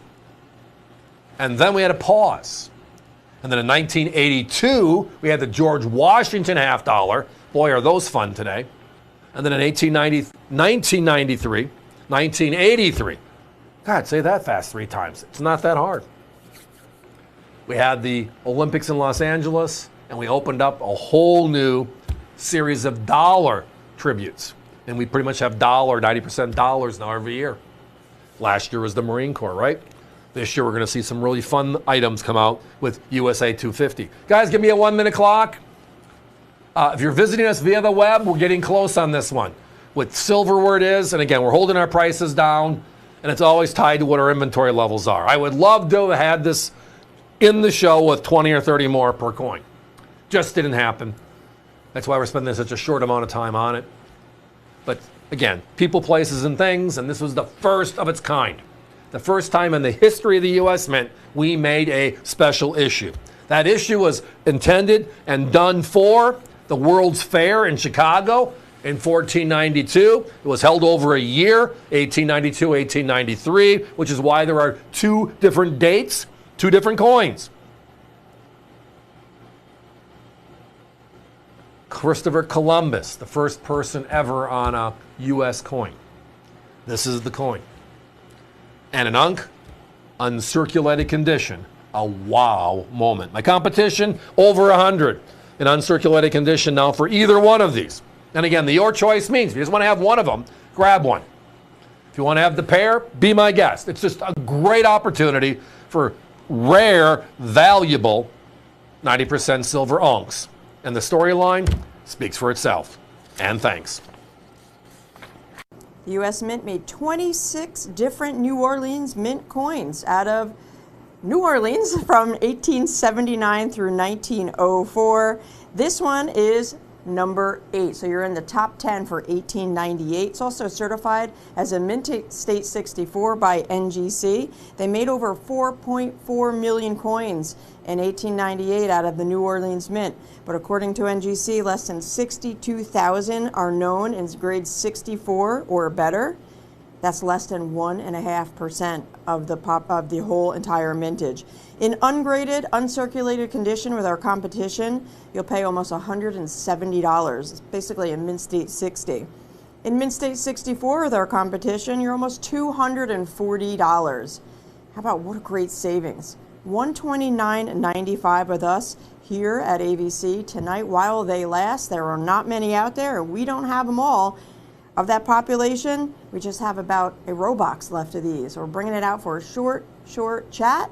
Grab them while you can and save. Special shout out and thanks to one of our vendor partners, NGC. And this next item, which is the 2026 Silver Eagle, is being brought out at a crazy price with silver driving 90 because of them working with us, because they love seeing their holder on the air. But they also love seeing this holder on the air. Whenever this holder comes on the air, they get 30 to 40 inquiries the next day. Can I get that holder? And then their answer every time is no. But we do have these others. So tonight, again, here we go. The #1 coin holder for Silver Eagles in the industry. I don't care what grading service it is, this is the holder. It's known as the Eagle Core, which basically means the core. Like in this case, Lady Liberty, the coin wraps itself onto the actual core and label of the coin, just tying the whole thing together. This was brought out about 5 years ago with a special project between us and NGC, and it's been the #1 selling holder from that point forward. It is outright gorgeous. Now, understanding that my competition with silver moving to 90 raised the cost of all of their coins and capsules. Just the coin in a capsule to $109, $119, $129. The 3 networks, that's their prices. They raised their 69 prices from $119, $129, $139 to $149, $159 for a 69, near perfect. And they raised their 70s from 139 to 149, upwards of 179 to 200. Why? Because silver now is pushing 90. These are 1 ounce silver pieces, which means boom. So think about that. Look at how tight the spread is on this between the silver content and the great near perfect grade of 69. Oh, and by the way, throwing in the holder, which is the best holder there is. It's just crazy, Bill. So right now we're walking into USA 250, our semi-quincentennial, easier said as USA 250. Most of us can remember the bicentennial 75 and 76. All of us were 50 years younger, of course. And we also understand that this year is a double whammy on the positive side for coin collectors. It is our 40th anniversary of the Silver Eagle. Our first Silver Eagle was 1986, 40 years later, and then add the year of celebration. So that's what we're seeing here tonight. The 2026 Silver Eagles are in movement right now. NGC confirmed they received ours. Now they're all going through the cycle, which is into the graders, into the second grader, into the third grader, into the finalizer, and then into the holder, right? Takes a little bit of time for that process to work, but it's why we love the process. So these are a very short-term ship, probably 10 days, 2 weeks max. But with silver where it's at, we're holding the line. Look at the price, $119.95 for certified 69s. Just a special opportunity. Outright special opportunity. So when you look at this coin, though, you look at just all that's behind it. And maybe part of the popularity ties to just all of the solids this coin has. It is the largest silver dollar ever made, which is 40.6 millimeters. Remember, the Morgans in the piece were 38.1s, the Eisenhower 38.1, so a little bit bigger.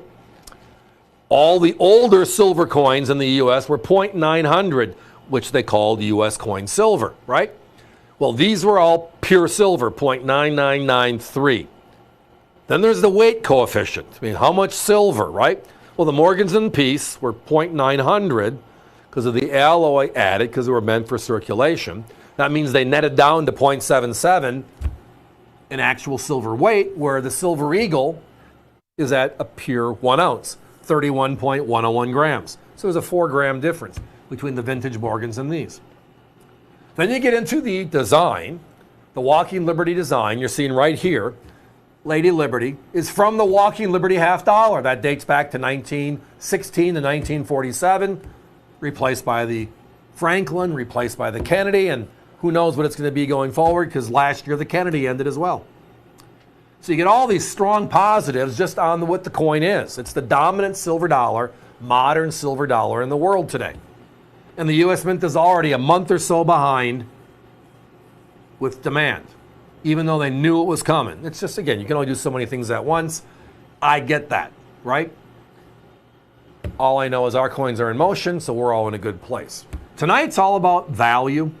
It's our middle name, so it's kind of part of our conversation every time we talk about something, which means I bring it up 60 times a night or more. Value. In today's market, with silver at 90, with grading fees at $20 to $25 a coin, then you got to pay the freight both ways, right? Then you got to pay for the premium holders. And then you're hoping your coins hit the grades. You're hoping you get a 69 or a 70, right? Tonight, we just take all that away. We're at $119.95 for 69s. That's special. And again, with silver driving like it has over the last month. I mean, we saw 70 for the first time, 80 for the first time. Slight correction, and then it went to craziness, and now we're over 90. Wow. So everybody else is raising their prices. I understand. I understand how this works. But again, our arrangement, our help with NGC means that we're all about introducing the brand. It's the best holder in the marketplace. Inside of that means you're getting the 1 ounce silver piece. And inside of that, you also get the near perfect Mint State 69 grade. And all that comes down to basically, well, the cost everybody else is selling their coins and capsules for. Because if silver is 90, the U.S. Mints push at $4 or $5 a coin if you're lucky. Many of them are up to $9, $10, $11 right now because they're so far behind. Puts you over $100 for a coin. And that's before they even mark it up. cover their expenses to make it available in the first place. So that's why we're seeing 109, 119, 129 for coins and capsules. It's just part of the process. We saw 69s at 129, 139. Now we're seeing them higher. 70s were 139, 149. Now they're all north of 150. So it's value inside the holder. Guys, I'm not going to have time for a clock. So with that said, let's just stay here for a couple of more seconds. Let's just absorb the beauty of this holder. Again, it's the #1 holder in the industry, and thank you all for that. But the artists on both sides, NGC and here, put that together, and it's what I don't have. I can talk about coins. Don't ask me to design this coin, all right? I'll give you ideas. You got to do the work. Ha ha. Thank you, everybody, for joining us tonight. 119.95 while they last. The Seated Liberty series started in 1838 and it stayed in circulation until the year 1891. But what they did in 1853, the mint decreased the amount of silver in each coin for the first time. To designate the decreasing of the silver, to make it very, very obvious, they wanted to make sure everybody was aware that there was a change. They put arrows on either side of the date. So you'll see there on the obverse of the coin, I've also given you a nice blown up image at the top, the arrows on either side of 1853. This is the first year that they did it in the series. This one is the smallest of all 4 denominations because there were 4 coins with arrows. There was a half dime, dime, quarter, and a $50. This one here is the half dime, the smallest of all. The old was 1.34 grams and the new was 1.25 grams. Not a big difference, but they wanted to make sure it was clear. $49.95, everybody. I've seen random date Seated Liberty half dimes out there selling for $95, almost double, and they're not even the 53 arrows. This is a key date, so grab it while it is available. Silver's on fire. We've mentioned that probably, 50 times already tonight? But inside of that, it's always finding those special sets, those special coins. And tonight, I'm thrilled that we have back in stock, after a number of months hiatus, the only silver reverse proof set in American history. That was done in 2018 to celebrate the 50th anniversary of San Francisco taking over that beautiful endeavor. And it's never been done again since then. 200,000 sets sold out faster than you can spell collectible coins on AVC. Tonight, let's spend a few minutes going over it, because this one with silver pushing 90, wow, just do the math on how much silver is in this set. So to celebrate, again, for the 50th anniversary of San Francisco, we bring out a new topic. You might remember in 1992, the 25th anniversary of San Francisco, making proof sets, they brought out silver proof sets for the first time since 1964. So for the 50th, since we're in the middle of the National Parks program, we now have a double lens set, which means we have 7 silver coins in each set. They decided to make it really special. And it's the only reverse proof set ever made. Everything is inverted of itself. And we got a couple of the clad and silver sets to show you what the regular sets look like. We're going to slide those in here in a minute or so. But the deal is reverse proof set, one time only. So as you can see here, this is what a normal proof looks like. The clad and the silver look the same. They're just different metal contents. So here's your clad, here's your silver. The silver is the black lens. But when you look at that compared to the reverse proof on the right-hand side, thank you, slide it over a little bit more. Yep, there we go. You can see how where everything is glossy, it's now frosted. Where everything is frosted, it's now glossy. That is the differentiation point. Everything is different. Everything's inverted. Well, they made only 200,000 of these. Mintages matter. Remember the 2025, last year's silver proof set. The same exact size set, 7 silver coins. What's that selling for today because it had a low mintage? Over 500 if you can find it. And it's just because of where silver is bouncing around.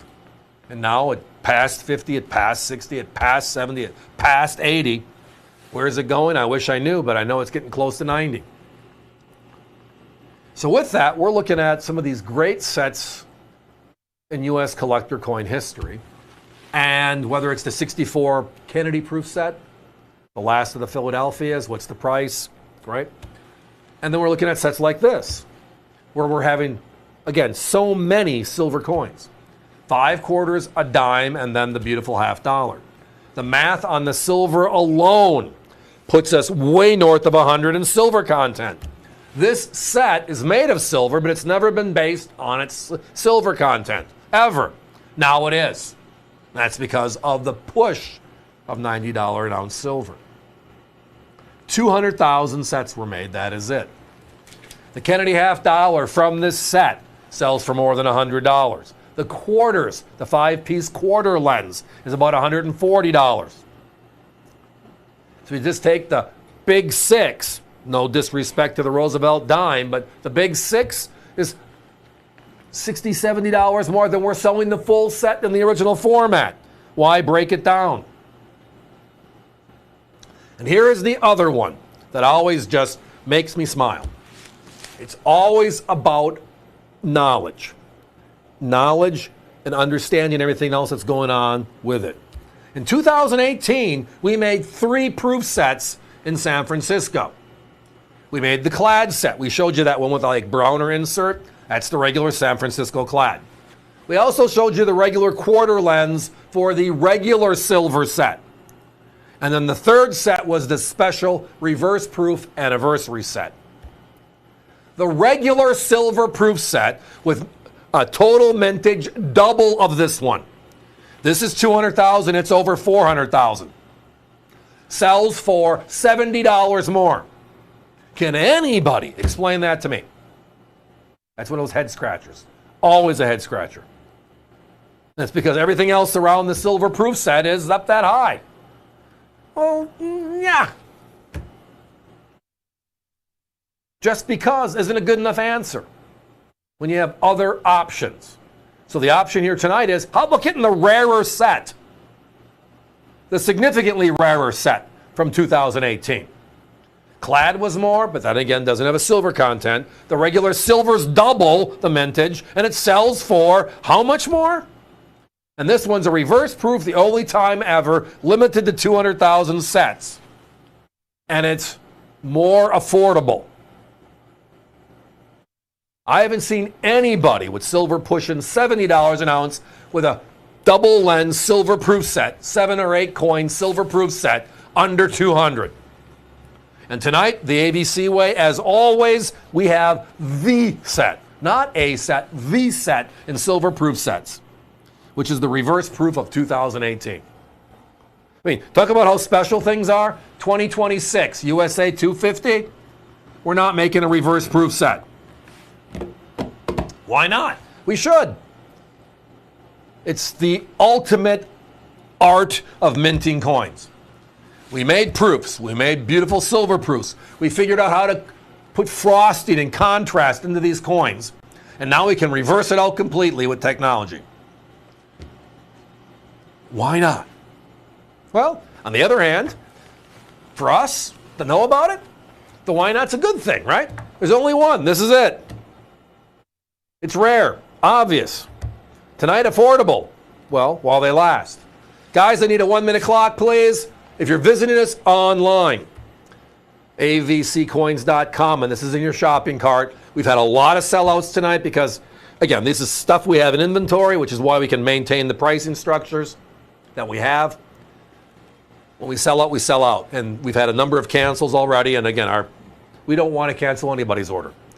But it's all about numbers, how many we have, and how many somehow get through the system. If you're online, it's independent systems. When you lock your order, when they give you an order number, it goes to the other side, and now the operators can see one less set being available.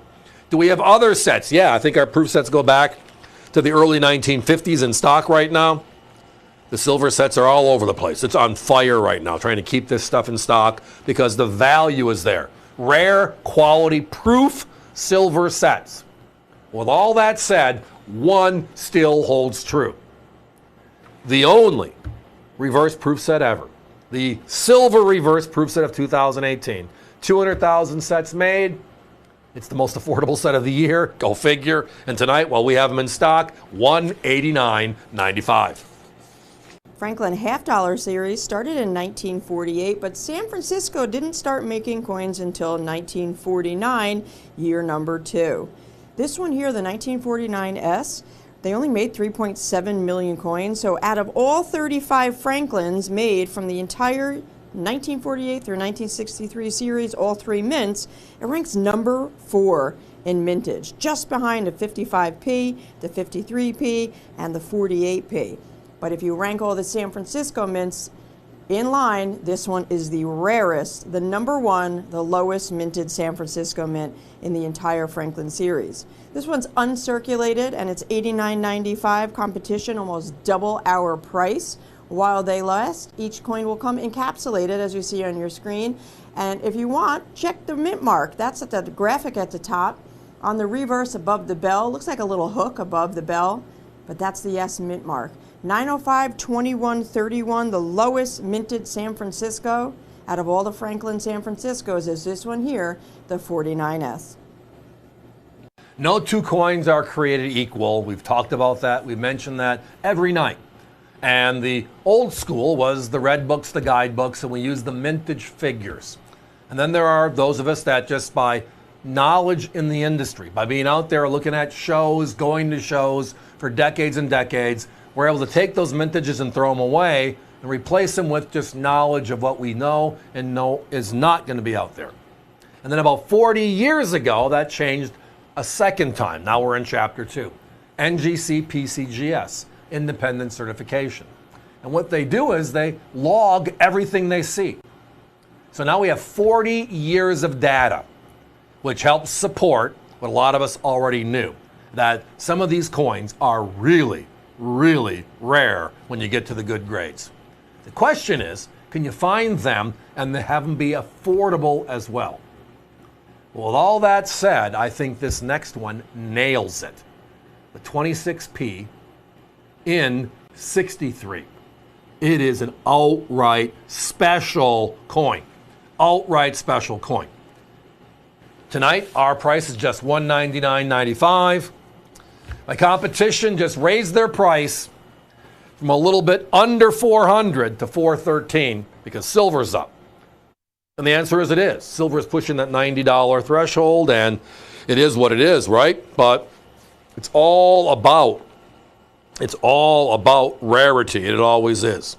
How many? How few? We want the how few. So let's talk about the peace dollar here for a second.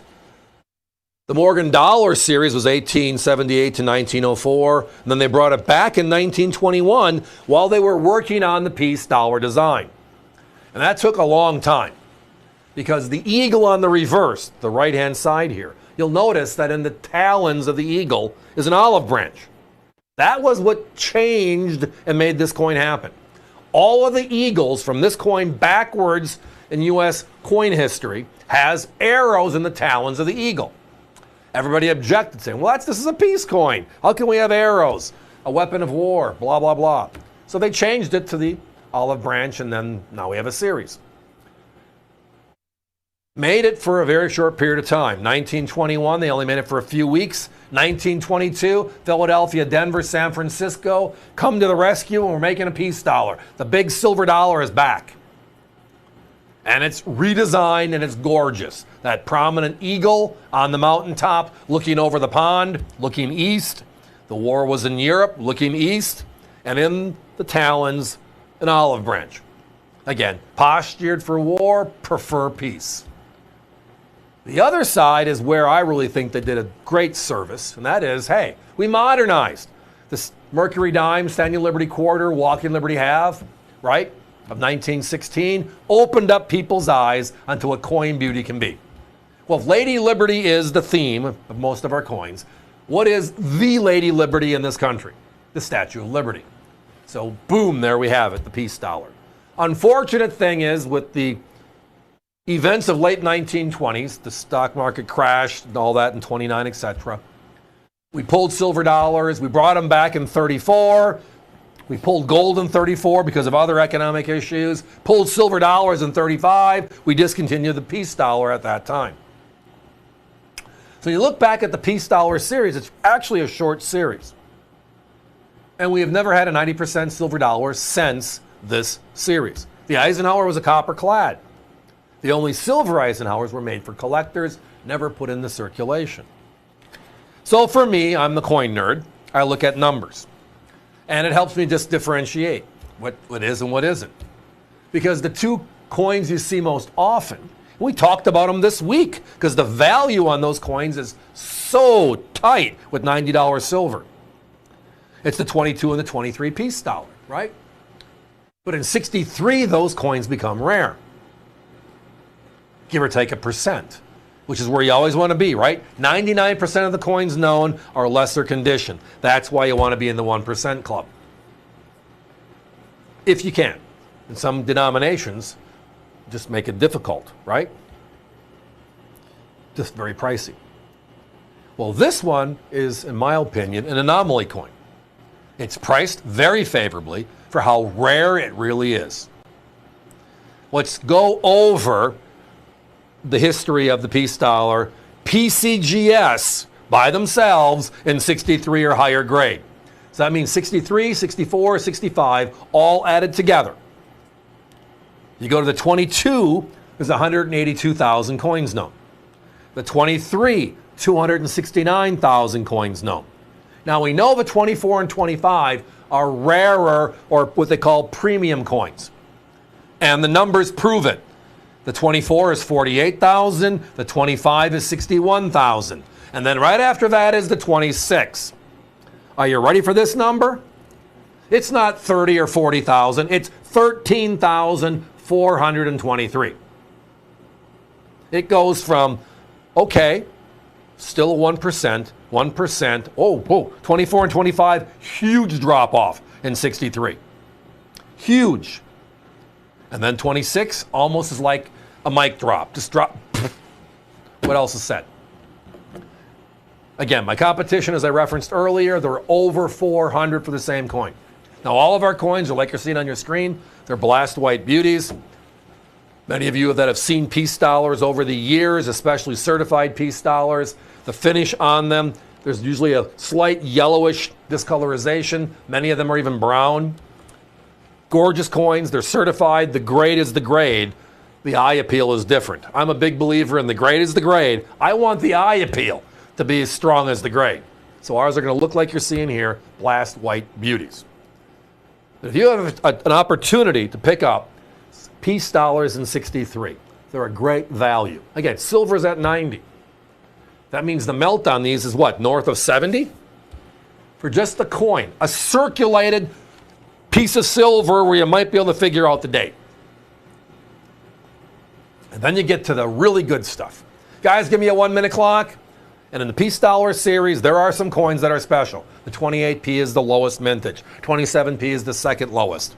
27D and 27S are the lowest branch mintages, right? 21's the high relief. The 35 is the last one ever made. Great storylines. If you want to talk about rarity, how many and how few, this is one of those special coins that just stands out. If you want a $200 or less coin from us here at AVC, but you want the rarity to go with it, in the peace dollar series, this one is like a doing. You can't miss it. It is that significant.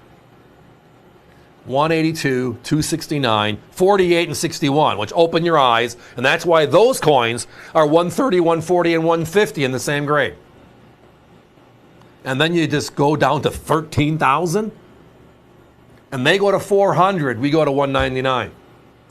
That, beyond all else, is the AVC way. This coin is a winner. The U.S. Mint made special silver proof sets from 1992 through 1998. They were made out of San Francisco, and this is the last year of issue for that special 1998 silver proof set before they transitioned over to the state quarter program. So it's also the last of the Eagle reverse quarters, and we haven't seen an Eagle reverse since 1998. We had the state quarters, then the national parks, women making history, and we have an all new series coming out this year. So this one is special, the last of the Eagle Reverse and the last of those special silvers. 90% silver. We have a dime, a quarter, and a half in this set. Just $69.95 in original government packaging as well. They're otherwise known as the flat packs. They made premieres that year, and they made these as well. Plastic lens, 390% silvers, OGP, competition, more than double. They made a clad set that year, but they made over 2 million of them. This one, only 638,000. So it is about 3.5 times rarer than the regular clad set. Special price for a rare set and 3 coins in silver. We talk about silver often because it's the affordable precious metal. Now with it driving up to 90, it's becoming less of a, well, you know where I'm going, right? But the other precious metal, or one of the other precious, is gold. We always talk about gold, but with gold at $4,600 an ounce right now, it's out of the reach of the average individual. So a number of the mints, a number of the governments around the world are trying to find ways to get the average citizen into the gold market. And at this last show we were at, Niue introduced a special new 50-cent gold piece. A 1/1000th of an ounce. But they presented them in a manner that even I said, wow, these are cool, I gotta buy a few. But we were given our allocation, I have them, and after tonight, most likely they're gonna be sold out because they're only priced at $39.95. So this series is, and we'll go through this and you'll be able to see the obverse and reverse. They presented it well, but again, Niue has been doing this for a long time, right?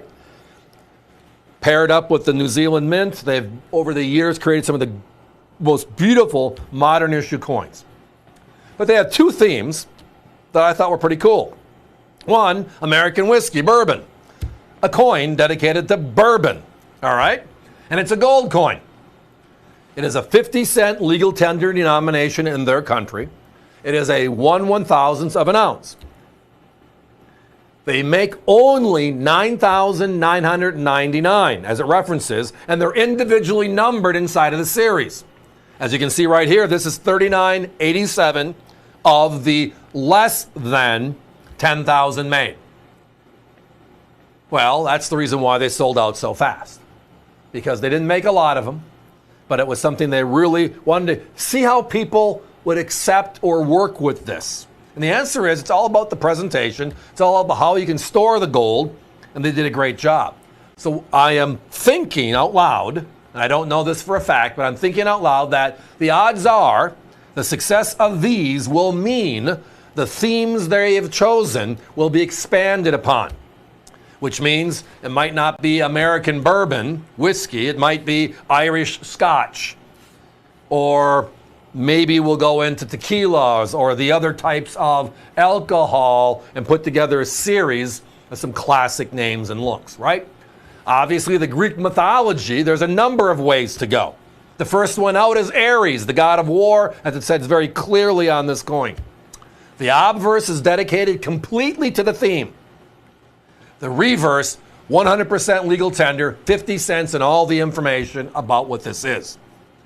Now, you might remember about 3-4 years ago, a couple of the other world mints, the Perth Mint, etc., as well as some of the European makers of bullion, came out with 1 gram gold, which is 1/31st of an ounce, half-gram gold, which is 1/62nd of an ounce.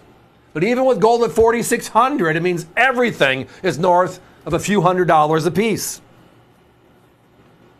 So as a result, the experiment, I think, was a wonderful success of making coin gold, real gold, 0.999 as it says right here on the certificate, available and making it affordable for all of us to enjoy.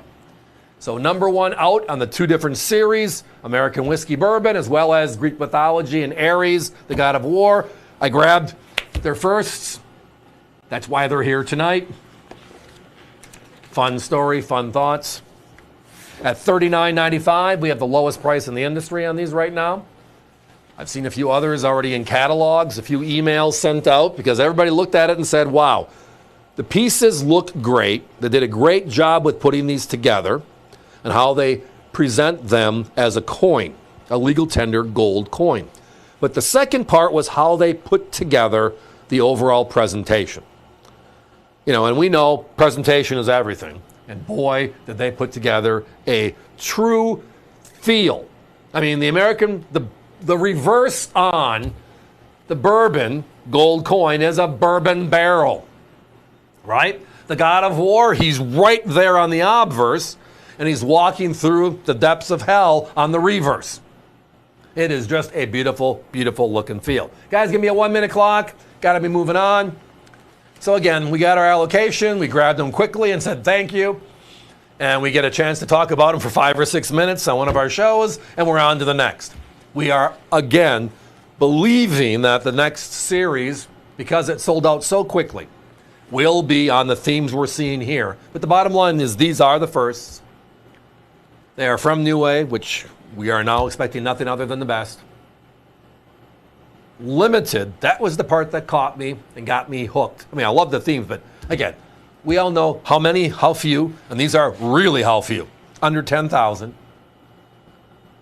But they're also affordable now because of the sizing they create and how they present it to make it clean. So everybody tonight, your choice, $39.95. Limits. I just got a set number in inventory. When that sells out, it's on to the next thing with the way it works for any of our products. I told you this is not going to last long because I can't remember, even when gold was $2,000 an ounce, the last time we've had a gold coin, a legal tender gold coin, on the air for under 100. Tonight, with gold at 4,600, we're under 50. $39.95. Join us. 1889 Morgan Silver Dollar from the original Morgan Silver Dollar series. This is a Philadelphia mint and it's certified 63 by NGC. Now, true uncirculated coins are not as common as the mintage might suggest.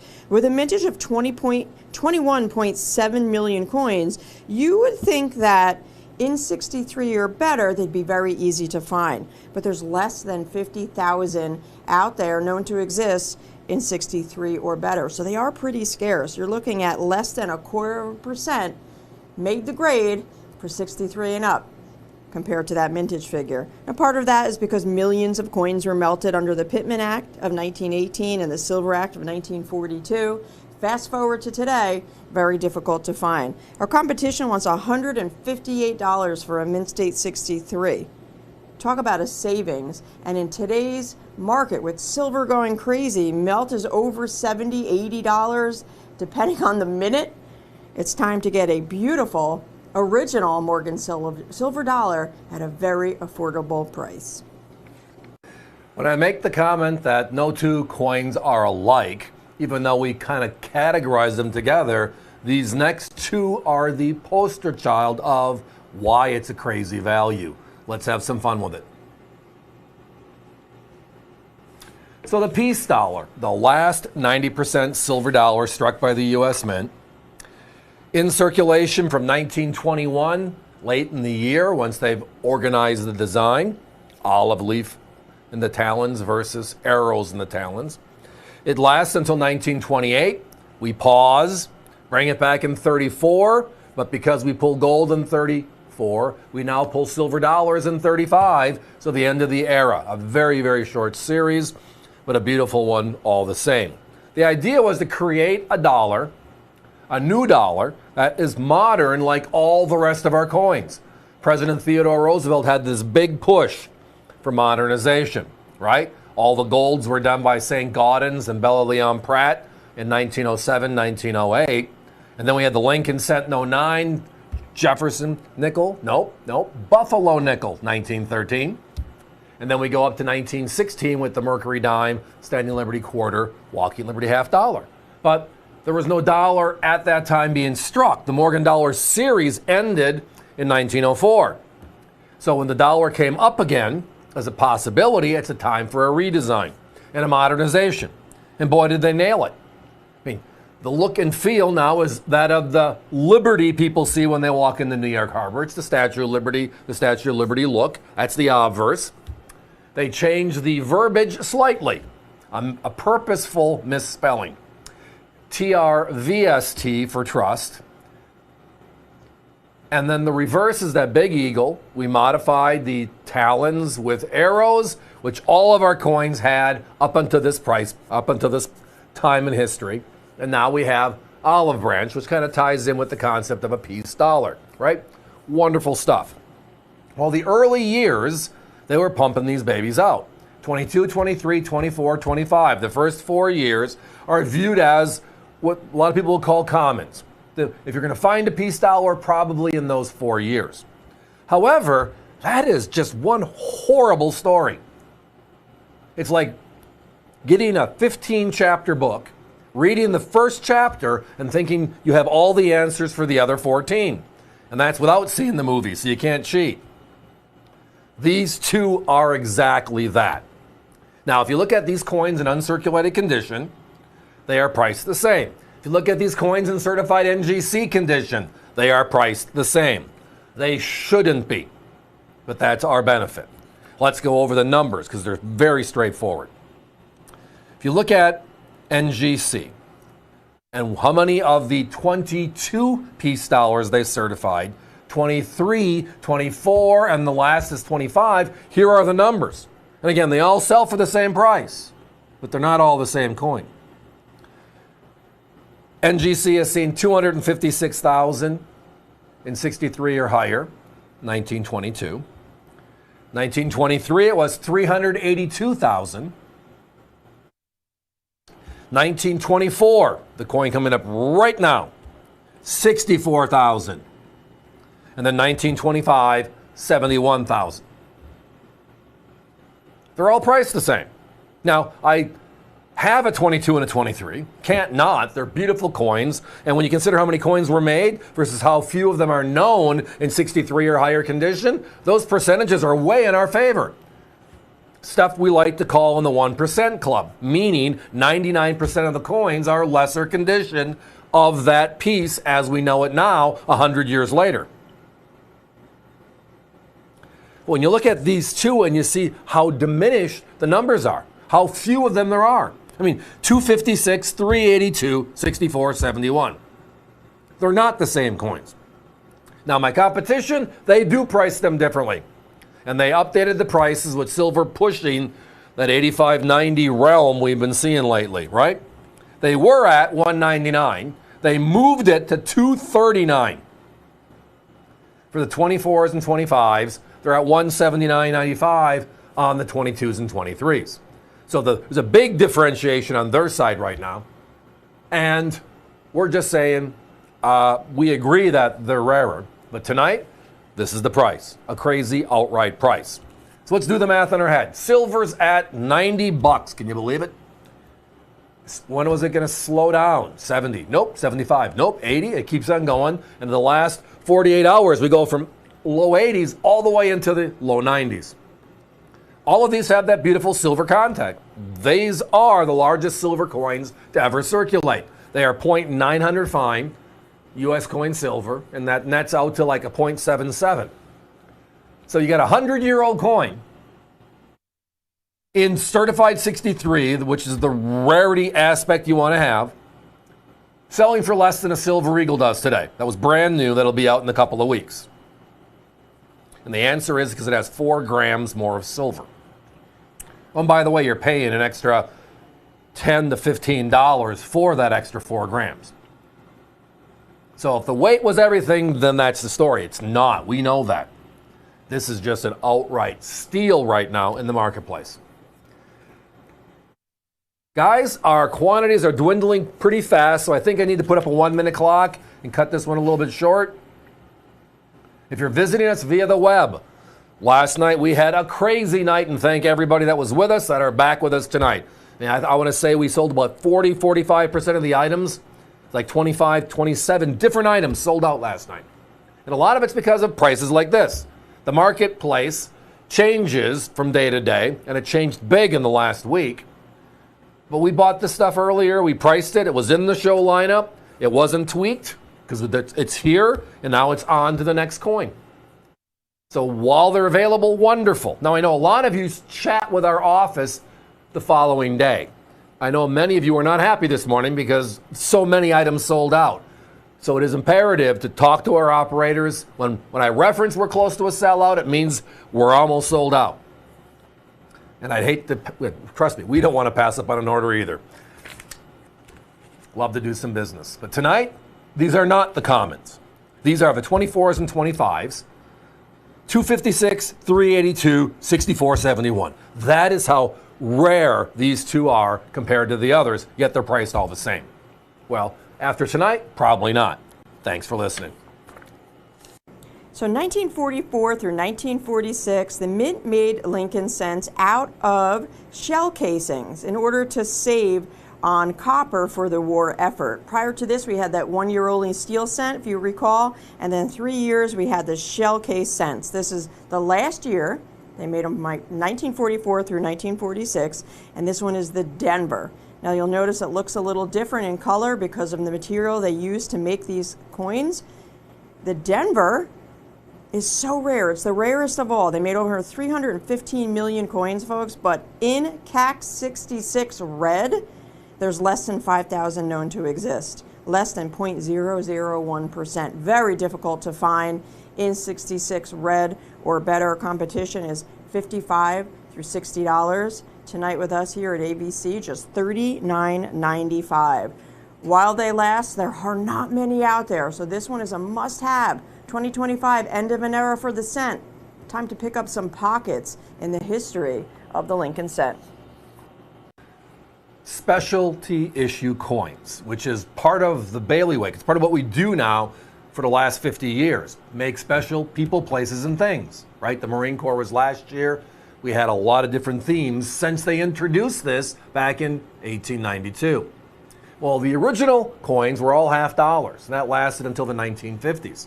Then we kind of put the project on hold and then bring it back to the early 1980s. Everybody wants to jump on in 1983. Los Angeles Olympics, and those big, beautiful 90% silver dollars for the first time. They forgot the year before the modern era actually began in 1982. And they released, well, what most don't know exists, a George Washington 90% silver $50. And boy, is it undervalued today. Yes, when I talk to people all the time, the majority of people think Washington, it's Washington quarter, 1932 to the present, it is what it is. He's on our $1 bill, right? He was on a golden dollar. He's everywhere. But everybody forgets he's on one 90% silver $50. This is it. It was issued in 1982 to celebrate the 250th anniversary of our founding father, our first president's birth. And they totally went left field on design. In the Washington quarter, all of our presidential coins in circulation are tied to the bust of, right? It's a headshot. Well, here, we know him as the general that helped us accomplish victory in our Revolutionary War.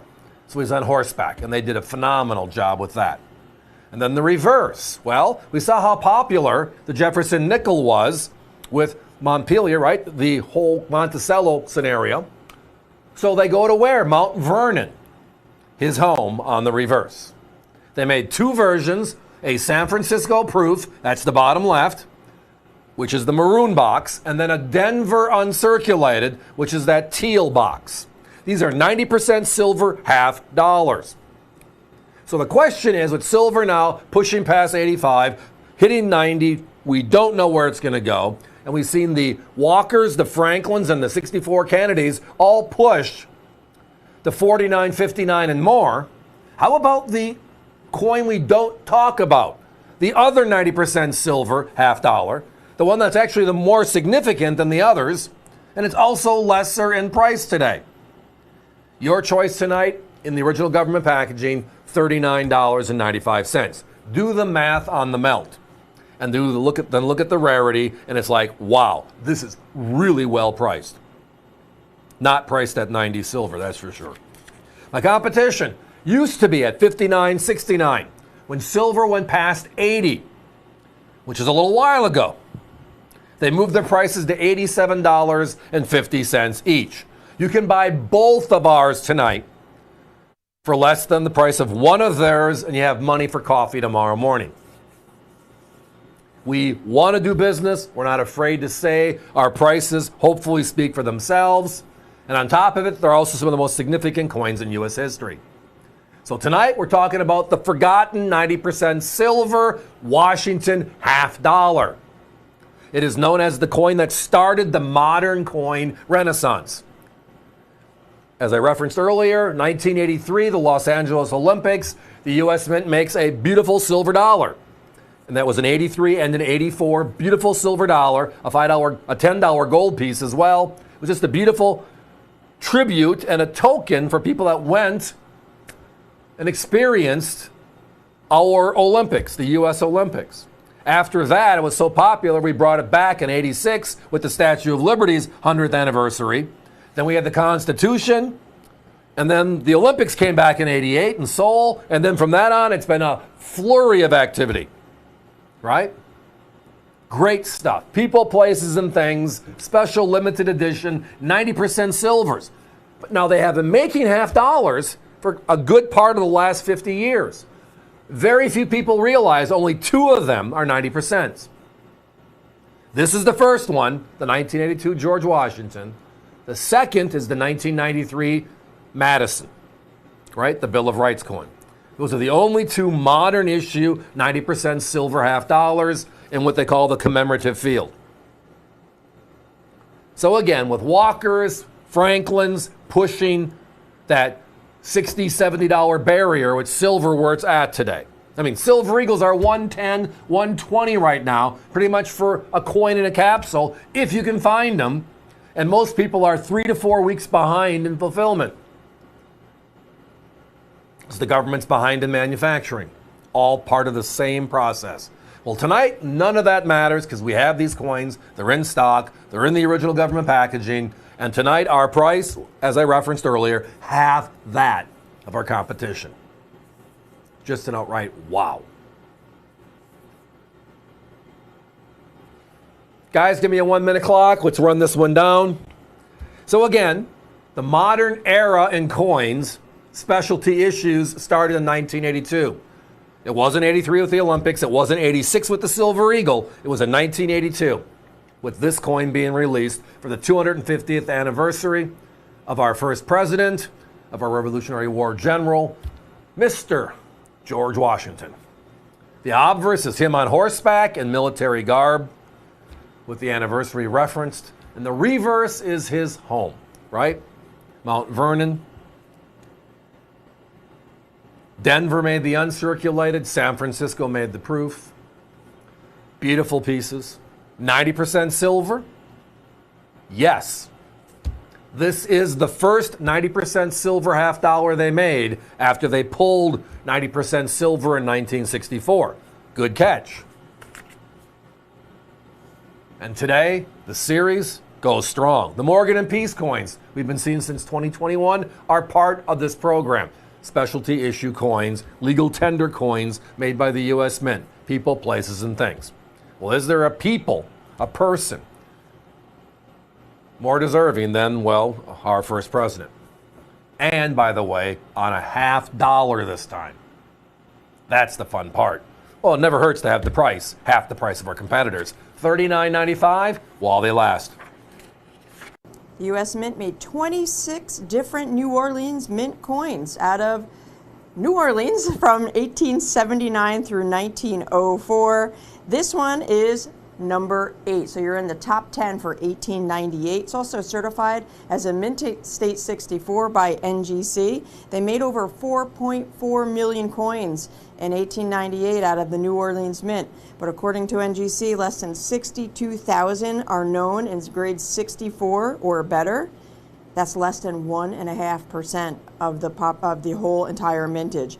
In ungraded, uncirculated condition with our competition, you'll pay almost $170. It's basically a Mint State 60. In Mint State 64 with our competition, you're almost $240. How about what a great savings? $129.95 with us here at AVC tonight while they last. There are not many out there, and we don't have them all. Of that population, we just have about a row box left of these. We're bringing it out for a short chat. Grab them while you can and save. How many of you are familiar with the term blue pack Morgans? It goes back to the GSA sale, which is where most of the Carson City dollars are from today, the vintage Carson Cities. About 2.9 million of them, by the way. But there was a small group of coins, 27,000 in all, according to government records, that were not Carson City. And they were packaged differently. They put them in a poly pack, very similar to the blue Ikes, the uncirculated Ikes that we saw at the same time in history, 71 to 74. Finding one of those 27,000 out of the 2.9 million is the chore. But when you do, you get to have that big smile. Last night we sold out of the GSA peace dollars. Tonight, I know this is going to go fast because the price is wow. A limited number of GSA blue pack Morgan dollars. So when silver starts driving the middle 1960s, we take out 90% silver dimes and quarters. We pull silver out of the Kennedy half dollar in 1970 and only put it in the uncirculated sets. So circulating silvers in the 60s. The government has what they call a General Service Administration audit. And they go through and find just under 3 million silver dollars, Morgan dollars, most of them, dating back to the 1800s and early 1900s.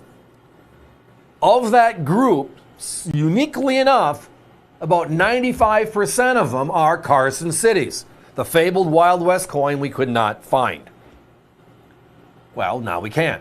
So the government auctioned these off to the American public. At that time, my memory tells me they were $35, $40, $50 a coin based upon what they found and how they were auctioning it off. And then at the very, very end, they dealt with the 27,980 coins that weren't CCs. They packaged them like this in blue packs, very similar to that of the Eisenhower series. And the rest is history. Over time, over the last half century, these coins have just disappeared. But it's part of that story. It's the history behind. It is the story of, the pedigree of. And those beautiful GSAs are everything. But these are the rarer GSAs, by far. It's a fraction of 1% are known in this packaging. So when you find them, you preserve them. Now, all the coins we have are high-grade circulated to Mint State 6061 grade, which are all kind of in the same price range. The key here is the holder. The key here is the rarity. By the way, now chime in on, yeah, silver blue by 85, just touched 90, and where is it going to go? Which means where you used to see a regular silver dollar at 50 bucks, and you would see these coins at 150, 200 because of the pedigree and the rarity of the item, you are now seeing an inverted curve. You're seeing just the melt on these coins touching that mid-70s to $80 range. And now the rare coins are, well, having caught up.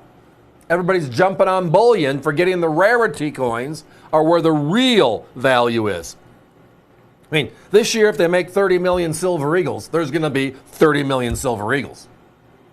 Whether it's 50 bucks an ounce silver or 150 bucks an ounce silver, they're going to still be there, right? And the market fluctuation is what it is. No matter what they do, over the next 12 months, this no longer is being made. This was made only as part of the GSA, and it was done over 50 years ago. Fewer and fewer are known, fewer and fewer are found. So tonight, again, the small group, love it.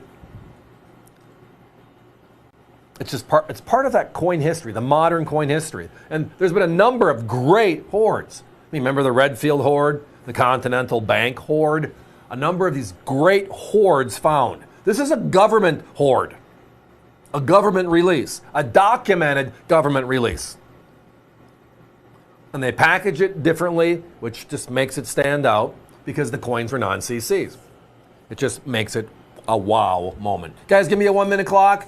If I buy more than one, I'd only have a handful, but if you buy more than one, I don't think I have any dupes in the small group that we have here. We don't have a lot of them. It was like 10 or 12 when I started, and I think I'm almost sold out.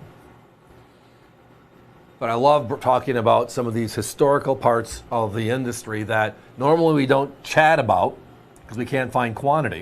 And when the market's in a frenzy for silver, it's the right time to be talking about rarity. Because if silver goes up $2 or down $2, we're going to see Silver Eagles adjust. It's just what it is, and it's okay. Finding the rare coins, whole different story. It's just finding them, and then the market settles thereafter. So join us tonight, again, vintage, original GSA Blue Packs. One of the 27,980 coins that were non-CCs, according to the government's documents. And they sell for significantly less than the Carson cities. Can anybody explain that math? Right? It works in our favor. So let's enjoy it. The seated Liberty series started in 1838 and it stayed in circulation until the year 1891. But what they did in 1853, the mint decreased the amount of silver in each coin for the first time to designate the decreasing of the silver. To make it very, very obvious, they wanted to make sure everybody was aware that there was a change. They put arrows on either side of the date. So you'll see there on the obverse of the coin, they've also given you a nice blown up image at the top, the arrows on either side of 1853. This is the first year that they did it in the series. This one is the smallest of all four denominations because there were 4 coins with arrows. There was a half dime, dime, quarter, and a half dollar. This one here is the half dime, the smallest of all. The old was 1.34 grams and the new was 1.25 grams. Not a big difference, but they wanted to make sure it was clear. $49.95, everybody. I've seen random date seated Liberty half dimes out there selling for $95, almost double, and they're not even the 53 arrows. This is a key date, so grab it while it is available. The first big coin of every year, new year, and we have, 26 coming right around the corner here, is the Silver Eagle, right? And the Silver Eagle has been a dominant product for 40 years, celebrating 40 years, 2026. With that, one of the big topics has been the labels, the holders, what's said on the holders, because it comes down to how few versus how many, always. And it will never change because we like the few and we accept the others, right? With that said, since the design change in 2021 and the language change from the U.S. Mint directly in 2021, there has been one clear winner every year in Silver Eagles uncirculated in 70. Not the old concept of first day of issue, day one. It has been the allocation, coins from the first batch they made. And tonight, the good news is we were confirmed that our coins are from that batch, which means we get to have a phenomenal conversation on rarity. And by the way, let's talk about the holder. So for 2026, which is rah USA 250, right? Right? What a wonderful, wonderful scenario. Semi-quincentennial. I'm only going to say that once because I can't say it twice and get it correct. We took the special holder that is used only for X10 and made it available for the entire year of 2026. So as a result, we have the beautiful red, white, and blue effect of Lady Liberty walking onto the coin, with the reverse design being the eagle landing on the coin. This is NGC's only interactive Silver Eagle holder, obverse and reverse, where it's part of the coin flow. Now we're adding in the special red, white, and blue colorization for our magical USA 250. Beautiful, isn't it? It just pops. Now, let's talk about what's on the holder. You're going to notice the dual dates, 1776, 2026, our USA 250. You're going to notice also that it's the 40th anniversary of the Silver Eagle, right? All that's celebrated on the first year, this year. But the most important language on this label is the word first allocation. And let me take a step back and walk into that, because it is the language that matters on all of these holders, right? The grade is significant, right? 69 versus 70, 63 versus 65, all that kind of stuff. Get it. Quality always matters. But when you get into the quality, you got to separate, well, inside of that, the significance of. Now, for the last decade plus, almost 2 decades, first day of issue has been the number one add-on for all of NGC's holders. And it's understood. What it means is you bought the coins on the first day it was released. So if you bought a bucket of Silver Eagles day one, the first day of release, and you could quantify that, qualify that for NGC, they will let you put on the holder first day of issue for a fee if you wanted to pay it. And it becomes a very significant, rare coin because of that. Well, in 2021, when this brand new design came out, the Eagle Landing, Emily Domstra's design, when it came out, we changed how we distribute Silver Eagles. They deliver them now in allocations. These are the coins from the first allocation, the second allocation, and they do that throughout the year. So if they release one allocation a week, there's going to be 52 allocations for the year. So the ultimate is, if more than the number of coins in the first allocation are sold day one, they're not the first coins. Even though the holder, because first day means you bought it the first day, is there. And that's the separation. It's not finite, it is very specific, and it's very important. The first coins are the first coins. Second coins bought on the first day should say second coins bought on the first day. Keep the language simple. So when they came out with this first allocation and changed how the distribution worked to all of us, it just made our picture clearer. So now today, and since 2021, we have the regular Silver Eagle, we have a lot of their signature series and so forth, and then we have first day of issue, and then we have first allocation. And the hierarchy is highest, rarest, first allocation, second, first day of issue, third, the regular, which is holdered all year long.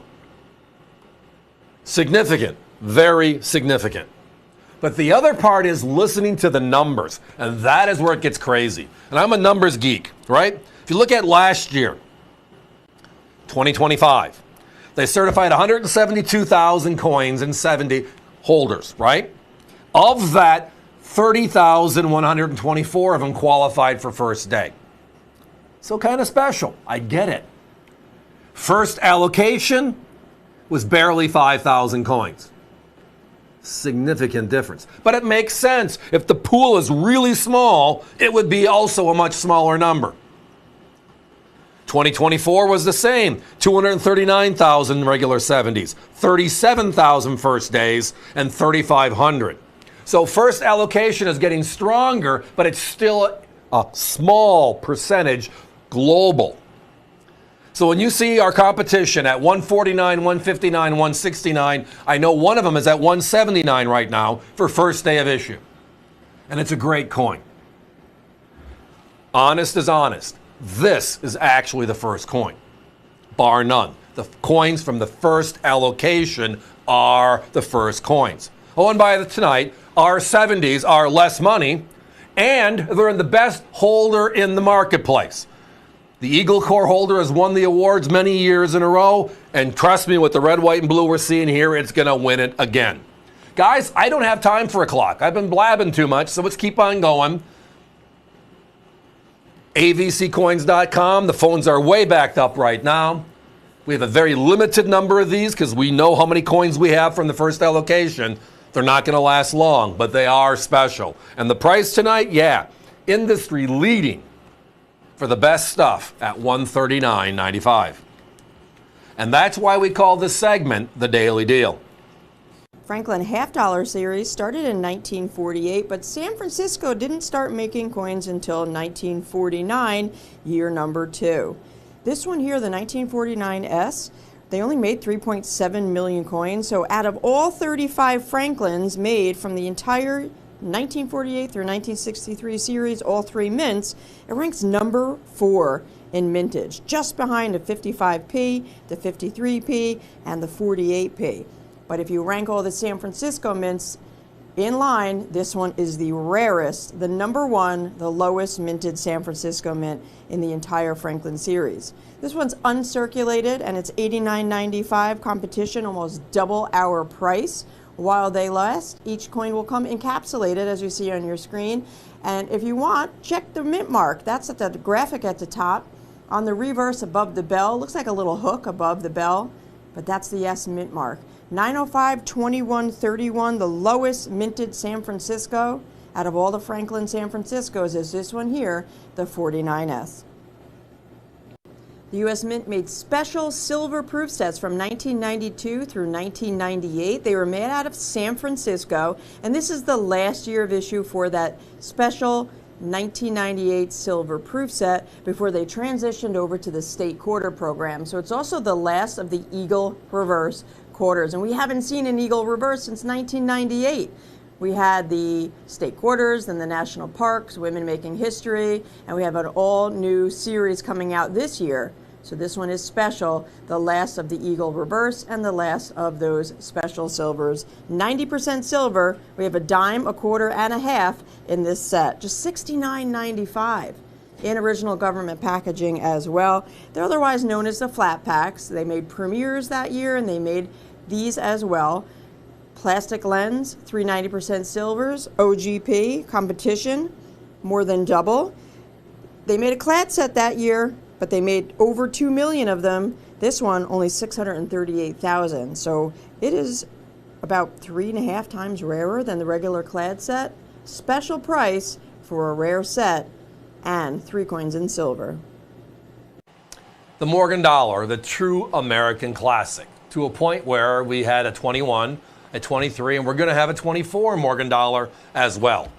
If you go back to the originals, going back to the 1870s, 1880s, etc., there are some needles in a haystack that we need to talk about. One of them, actually, the first year of issue from the only Southern Mint, and that's up next. That coin being the 1879 New Orleans. And tonight, look at the uncirculated coins in front of you. They are gorgeous. Let me pause for a second before we get in, because many of you are probably saying, hold it, the Morgan dollar was introduced in 1878. And you are 100% correct. In 1878, San Francisco, Philadelphia, and Carson City all struck the Morgan dollar. But the New Orleans Mint was closed. The story of the New Orleans Mint is a special one. In 1838, they opened their doors to help the westward expansion, right? We needed coins in the middle of the country, East Coast Philadelphia, West Coast San Francisco. Well, in 1861, the Civil War breaks out. It's the only mint in the South. Louisiana takes possession of the mint from the U.S. government, and then the Confederacy takes it over from Louisiana.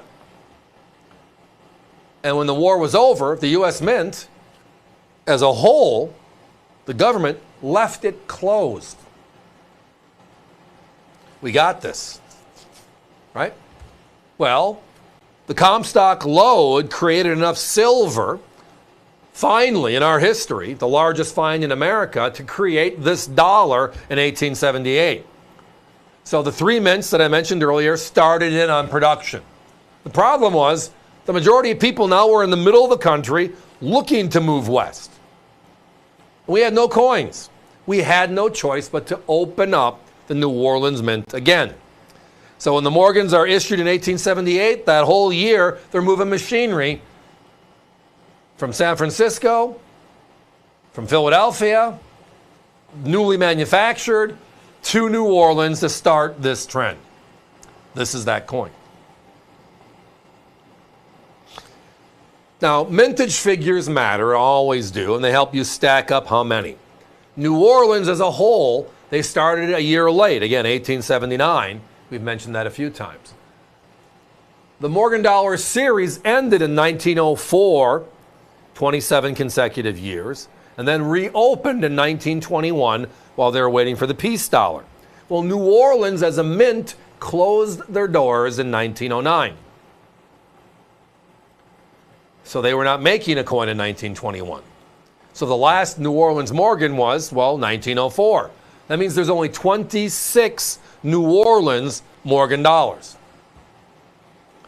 If you add them up by mintages and just rank them, this one is number 5. So the first year of issue is one of the rarest in the entire series. But then the first chapter of understanding is how many versus how few. And the red books, the guidebooks give us that information. Now with NGC, PCGS, ANACs out there doing what they do for a living, right? Doing what they do. We now have 39, 40 years of what they are seeing individually. And it changes perspective. It gives us more information. And we're making decisions. We want to have more information. The more information we have, it's a little bit easier to process the thought pattern. Here are some numbers that will shock you. They should shock you.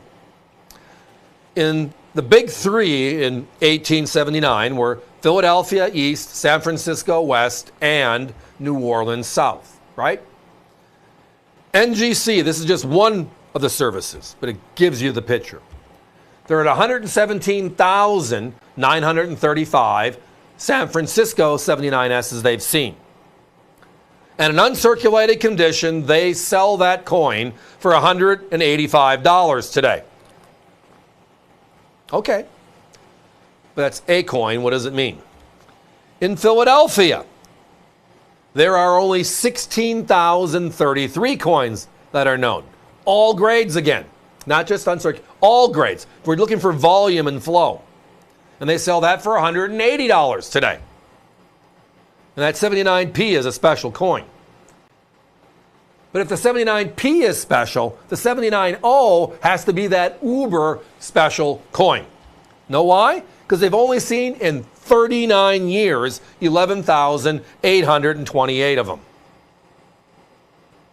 Making it the most infrequently found needle in the haystack of the big three. My competition sells this coin for $238. Tonight we're $100 less. And then some. Now, also, those of you that know New Orleans mints as a Morgan dollar mint know this, the reverse. When is the last time you've seen a New Orleans minted Morgan with the high point being the breast of the eagle, right in the middle, and you see actual detail? You can actually count the feathers. Yeah. That's how special this grouping of coins we have is. They're just wow. The high point on the obverse is right above the earlobe, but look at that. You get full detail in the ear and a full hairline as well. The open field should look like this. But remember, bag marks can change it. Look at this. You can just see how the feathers come to the middle. How often do you see that? The neck feathers. Wow. The outstretched wings getting to the tips. Great detail. Wow. And again, the mint mark differentiation, the bottom of the coin, D over O is the O. The Big Easy, the New Orleans minted coin. Love it. Love it. So you want some other fun tidbits? They throw me a lot of information. A lot of it I knew, but the details are always changing. But these didn't. Do you know that milk was sold in glass bottles for the first time ever in this country in 1879? I didn't know that. Gilmore Gardens. How many of you know what that is? Well, if you're a New York City fan, you know it became Madison Square Gardens, renamed after President James Madison. The first practical light bulb. Right? And then here's one you don't think of, right? Hawaii. The first railroad was built in Hawaii. Just fun tidbits. Guys, we got to put a 30-second clock. Sorry. I just sometimes like looking at what's going on in history. Kind of ties together sometimes the story. $129.95 for a significant first. Then here's one last thought to think of. More fuel for the fire. Good fire. 79.0 or the 2021 0. 175,000 were struck, sold out in less than 3 minutes on May 24th of that year. And today it's a $250 to $300 coin. Is anybody scratching their head like I am? This is the original. This is the first. This is where the idea came from. And it's significantly less. So we beat the new one. We beat all of our competition on the old one. You got to give us a call. 1889 Morgan silver dollar from the original Morgan silver dollar series. This is a Philadelphia mint and it's certified 63 by NGC. Now, true uncirculated coins are not as common as the mintage might suggest. With a mintage of 21.7 million coins, you would think that in 63 or better, they'd be very easy to find. But there's less than 50,000 out there known to exist in 63 or better. So they are pretty scarce. You're looking at less than 0.25% made the grade for 63 and up compared to that mintage figure. Now, part of that is because millions of coins were melted under the Pittman Act of 1918 and the Silver Act of 1942. Fast forward to today, very difficult to find. Our competition wants $158 for a mint state 63. Talk about a savings. And in today's market, with silver going crazy, melt is over $70, $80, depending on the minute. It's time to get a beautiful, original Morgan silver dollar at a very affordable price. Everybody loves the Silver Eagle program. It's the world's #1 silver dollar. And over the years, they've done a lot of different things. Unk, proof, satin, and now some others. But the set that kind of set them going wasn't the 06 or the 11, the anniversary sets. It was the 12. That's my vote anyways. The 2012 San Francisco. And tonight, it's on fire when you look at our price. Yeah, that's the price for the set, everybody. There's 2 beautiful proof Silver Eagles in this set, and this is what you're looking at. So let's take a step back before we get into the nitty-gritty of this, because it's a lot of fun. First of all, the Silver Eagle program was introduced in 1986. Uncirculated coin, the stuff we use in commerce, is a single slap into the bucket and go, right? Well, a proof is a whole different game. A proof is take the obverse and reverse dies. We polish them. We take the 1 ounce piece of silver in this case, because it's a Silver Eagle, we polish it. Regular coins are struck once, proof coins are struck twice under enormous pressures. And since the mid-1980s, they actually have this contrasting by how they blast the dies to make it even more fun. Ergo, this set, proof and reverse proof. So it's the finest. It is meant for collectors. Well, in 2012, we entered a unique situation, right? A unique situation because they made an anniversary set for the San Francisco Mint. They put 2 special coins in it that were not released anywhere else except in sets. This little combination here. If you take a step back, the first proof Silver Eagles were 1986, San Francisco. And they made those until 1992. Then Philadelphia came in 1993, and West Point came in 2001. So in 2012, we bring San Francisco proof Silver Eagles back for the first time since 1992. And we're doing it to celebrate the 75th anniversary of our West Coast proof mint. So we make 2 different coins, a special proof Silver Eagle, and then that gorgeous coin you just saw there on the right, which they call a reverse proof. That is the very first reverse proof ever made by the San Francisco Mint. The one from 2006 and the one from 2011 and the other 2 special sets made by the U.S. Mint were Philadelphia reverse proofs. So when you look at the proof Silver Eagles made in 2012, there were 3 of them. The regular W which was made early in the year and released the entire year, there was 877,000 of them. Not a bad year, average year at best, right? And they sell for $165 a coin. Single coin, population, again, or the mintage, 877,000. Now, this particular coin set, well, the U.S. Mint did it right. Let me explain how they did it, and then we'll get to that mintage figure. Today, if you're an avid U.S. Mint buyer, you'll know, example, it's going to be available on noon this Thursday. It's a very popular item, limit to one per person, and you log in and you're stuck forever, right? Well, this set was the first time the U.S. Mint just left it up to us. What do I mean by that? The U.S. Mint opened on June 7th for sales of this special set in 2012. And it stayed there until July 5th, 30 days later. If you bought 1, 5, 10, you bought 1 7 times, it made no difference. It added up to a set number, and then they locked it, and then they delivered. Do you know, by giving us a choice, the mintage was a third of what the W was. It ended up at 251,032 sets. These two coins only in this set. Now you might remember the bluish look. That's from the 2011 set, the year before, which was made for our 25th anniversary. But they shrunk the box, this blue lacquer box. They kept the hard wood insert. Those capsules fit right into it. They fit into a beautiful box. They have a cert. They have an outer box. They have an outer wrap. They did a great job putting the presentation together. But this set has something that the others just don't have, and it's right there. This is a San Francisco reverse proof. Mintage 251,000. Time out.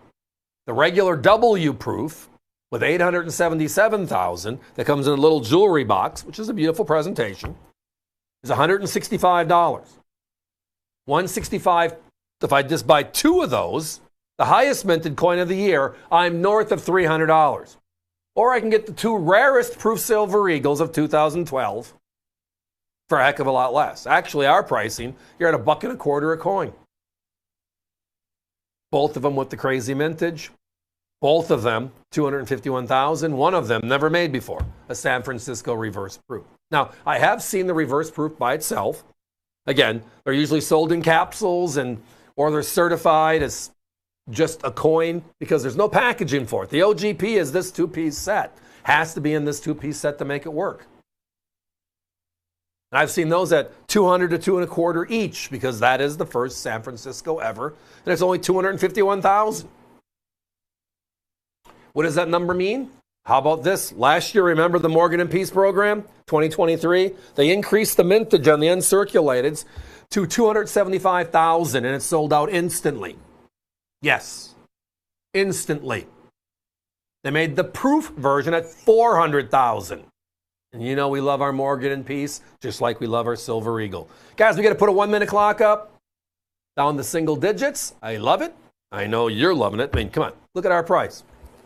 Our closest competition, $379, which kind of falls into place with the reverse proof being over $200 by itself, and the regular W at $877,000, selling for $165. So then what is that one at 1/3 the mintage worth? Well, in this case, a heck of a lot less.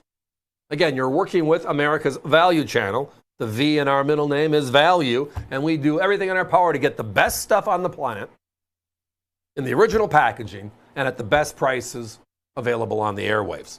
And we back it up every day, Tuesday, Wednesday, Thursday nights, 5 hours a night, 52 weeks a year. And if that's not enough, we have avccoins.com, everybody, 24/7, 365. You looking for a proof Silver Eagle? We have it. But tonight, the special 75th anniversary San Francisco set with that S proof and the S reverse proof, what you're looking at right here, it is the deal. $249.95 versus $379.80. Yeah, it's the deal. So 1944 through 1946, the Mint made Lincoln cents out of shell casings in order to save on copper for the war effort. Prior to this, we had that 1 year only steel cent, if you recall, and then 3 years we had the shell case cents. This is the last year. They made them 1944 through 1946, and this one is the Denver. Now you'll notice it looks a little different in color because of the material they used to make these coins. The Denver is so rare. It's the rarest of all. They made over 315 million coins, folks, but in CAC 66 red, there's less than 5,000 known to exist. Less than 0.001%. Very difficult to find in 66 red or better. Competition is $55 through $60. Tonight with us here at AVC, just $39.95. While they last, there are not many out there, so this one is a must-have. 2025, end of an era for the cent. Time to pick up some pockets in the history of the Lincoln cent. I am often asked, if I'm looking for Franklin's, what should I look for? If I'm looking for Walking Liberties, what should I look for? And there was this book written decades ago by Bill Favaz called The Cherry Picker's Guide. That kind of just said, hey, when you're looking through these coins, look for this. These little subtle omissions or errors on the coin make it a whole different game. And that thing's been reprinted, I want to say 5 or 6 times that I've been doing this for a living, and it's because people love it and it's great information flow. Well, a couple of years ago, his personal collection was kind of being turned over, and working with NGC, they created their own label, which was the Cherry Picker's Guide label. And then for some of his special category coins, he signed actually the labels themselves. So they're autographed on top of it. The Franklin $half series is one of my favorites. And the big error in the Franklin series is the Bugs Bunny. It just has a great name, right? Just a great name. Well, tonight, we have one of the rarest available for maybe the next 4 or 5 minutes anyways, and then it's going to sell out. But let's enjoy it while we can. Tonight, yes, a 1959 Philadelphia Bugs Bunny. That's scary. Let's start the conversation with this. All right? This error, this variety, the FS401, which is the formal name, has been out there for about 15 years. In 15 years, 34 coins have been found and certified by NGC. 34. Now, the Bugs Bunny error is the eagle on the reverse, which is at about 3 o'clock, hits the die without a planchette on it. And it takes the normal lips of Franklin and turns it into 2 tails, basically, right? The feathers. But going back to Looney Tunes and when the original Bugs Bunny errors were found, Bugs Bunny was the dude. So it got the nickname Spike Teeth or the Bugs Bunny, right? And it's taken hold ever since. Well, the reason why it was found is the most limited silver $half in the Franklin series is the 55. So the 1955 was the first one discovered, and that just set off this wonderful journey for all of us. The 1955, because of the low mintage, the difference between a 3, a 5, or a 7 is significant price. So we're scrutinizing them, and we find out that there's a variety on this that's kind of weird. What is this? And then they catalog it, and now it's part of our collecting genre. Over the years, looking at other coins in the series, they were made from 48 to 63, that 16-year window. Denver, San Francisco, Philadelphia, for a total of 35 coins, right? If you go and look at those 35 coins and spend quality time on them, all of a sudden you start finding other coins, like the 59, with the error on it as well. And because of that, the services now are certifying them as well. And they published it. It's right there. If you go to NGC's website and pull up the Franklin $half, you're going to see the 55 bugs. The starter in this wonderful journey of ours. And after 40 years of doing what they do, they've only certified 1,860 coins. That is it. Okay? That's it. And those coins sell for what? 180 to 200 on a regular basis. We had them a couple of weeks ago and sold out. Snap a finger, they were gone. Well, every once in a while we fall into deals. And we've been working with this label, this coin, or the coins in the series now for a number of years, as I referenced when it first started coming out. He started liquidating his personal collection, autographing the labels, etc.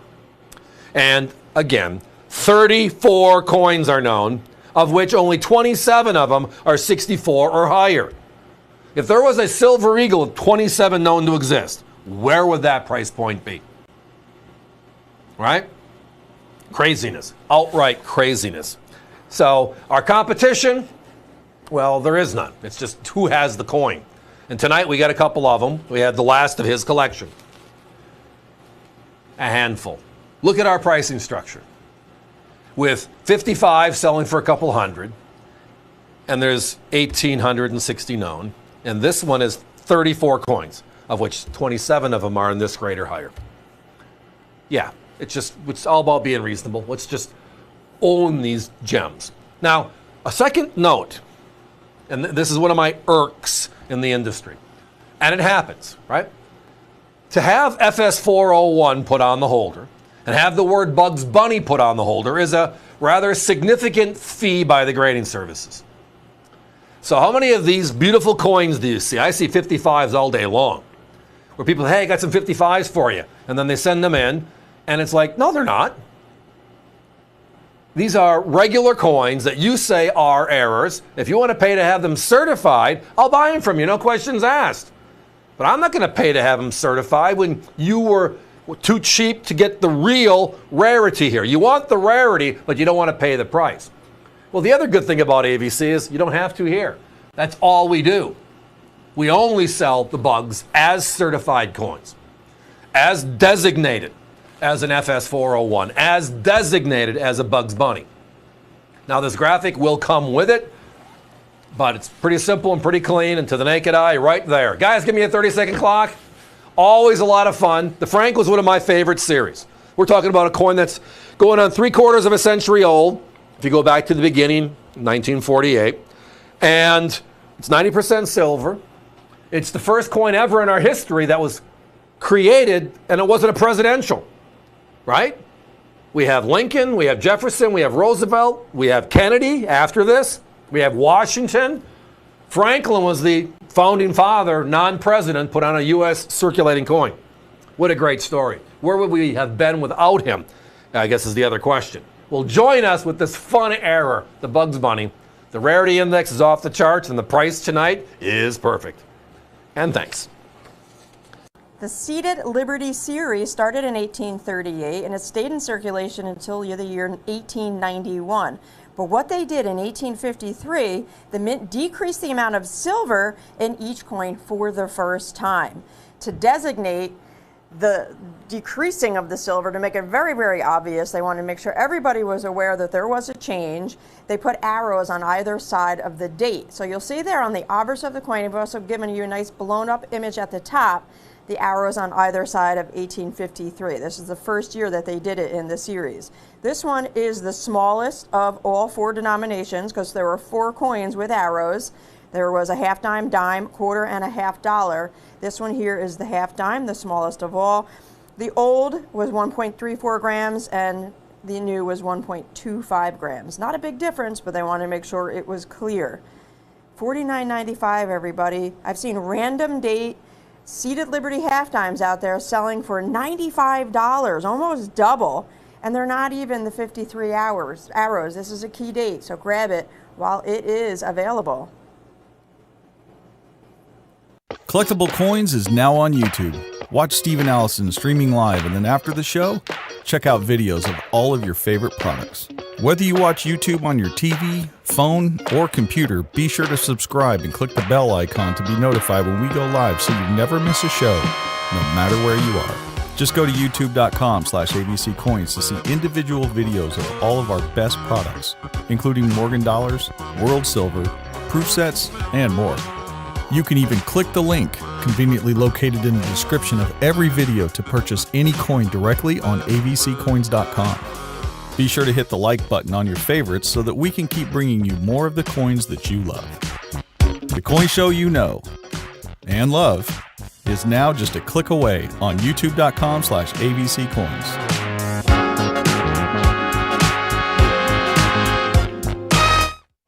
2025 has been a frenzy, to say the least, for the Privy marked Silver Eagles in proof. And not only was it almost impossible to get one just in OGP, original government packaging, finding a 70 is even more difficult. Well, now's your chance, folks. I have the Navy San Francisco proof certified 70 up next for almost half the price of our competition. Let's take a look. So, in 2025, the U.S. Mint made 4 different Privy marked Silver Eagles. 3 of them celebrated the 3 different branches of the military. We had the Army, which was made at the West Point, and this one here, the Navy, which was made at San Francisco. And then the latest release was the Marine, and they made that one at Philadelphia. Each one has its unique own Privy mark on the obverse of the coin. So above "In God We Trust," you'll see a Privy right there for each one of the branches. This one here is the Navy. On the Army, it has its own unique Privy, and the Marine has its own unique Privy mark as well. Again, all 3 mints participated in this program throughout the year, and it was celebrating the anniversaries of the branch. So this one here, Navy, celebrating the 250th anniversary of the Navy, made at San Francisco. There's the San Francisco mint mark on the reverse of the coin above the eagle's tail. Now, I did reference, yes, there was a 4th Privy. There was the laser Privy. That one was also made at West Point, just like the Army. Just bringing it up because it was the 4th Privy. That one is different from the military, but they did bring out a laser Privy, and that was to celebrate the new minting technology. This one here is the Navy. Each one extremely limited to only 100,000 pieces. Very, very small mintage, only 100,000. They sold out almost instantly online, on the web. You were lucky if you got through and got an order for one. And that's just in proof condition in the original box. Let's fast forward to certified 70. Just about 20,000 are out there known to exist today in perfect 70. Do you remember the first military anniversary coin, the V75? The 2020 V75? That was the first time they ever put a Privy mark on a Silver Eagle. I remember the release. I remember the craziness. Finding those today, even more difficult. In 70, thousands of dollars to get a 2020 V75 in 70. If you're lucky, you'll find it for $1,000. If you're lucky, but not anymore. Prices just keep going up and up. And that was the first ever military anniversary coin, was the V75. This one here, the second proof Privy mark. We have the Navy Privy.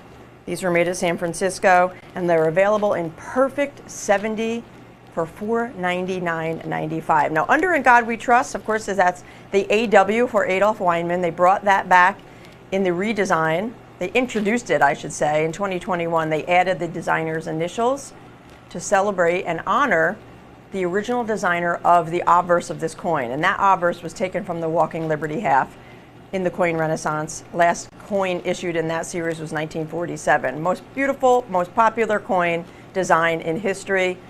They brought it on the Silver Eagle in 1986, still in use today. The reverse changed in 2021 to a new Eagle landing reverse. Emily Damster's design. She won the Cody Award for that.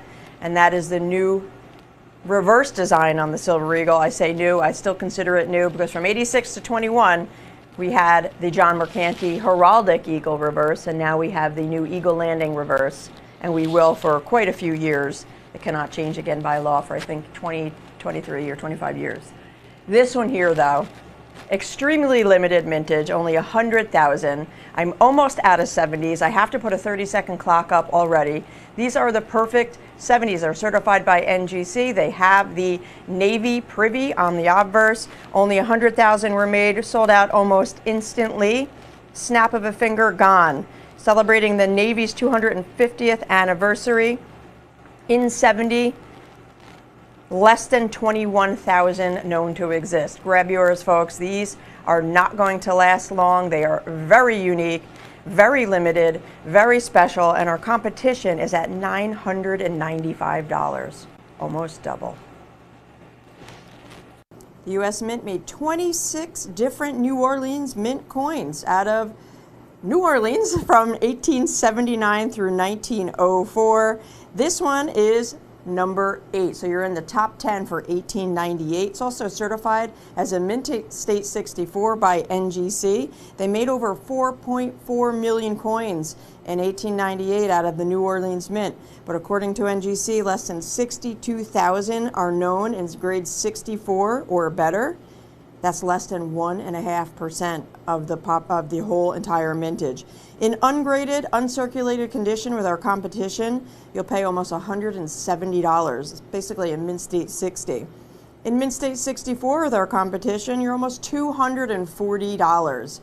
How about what a great savings?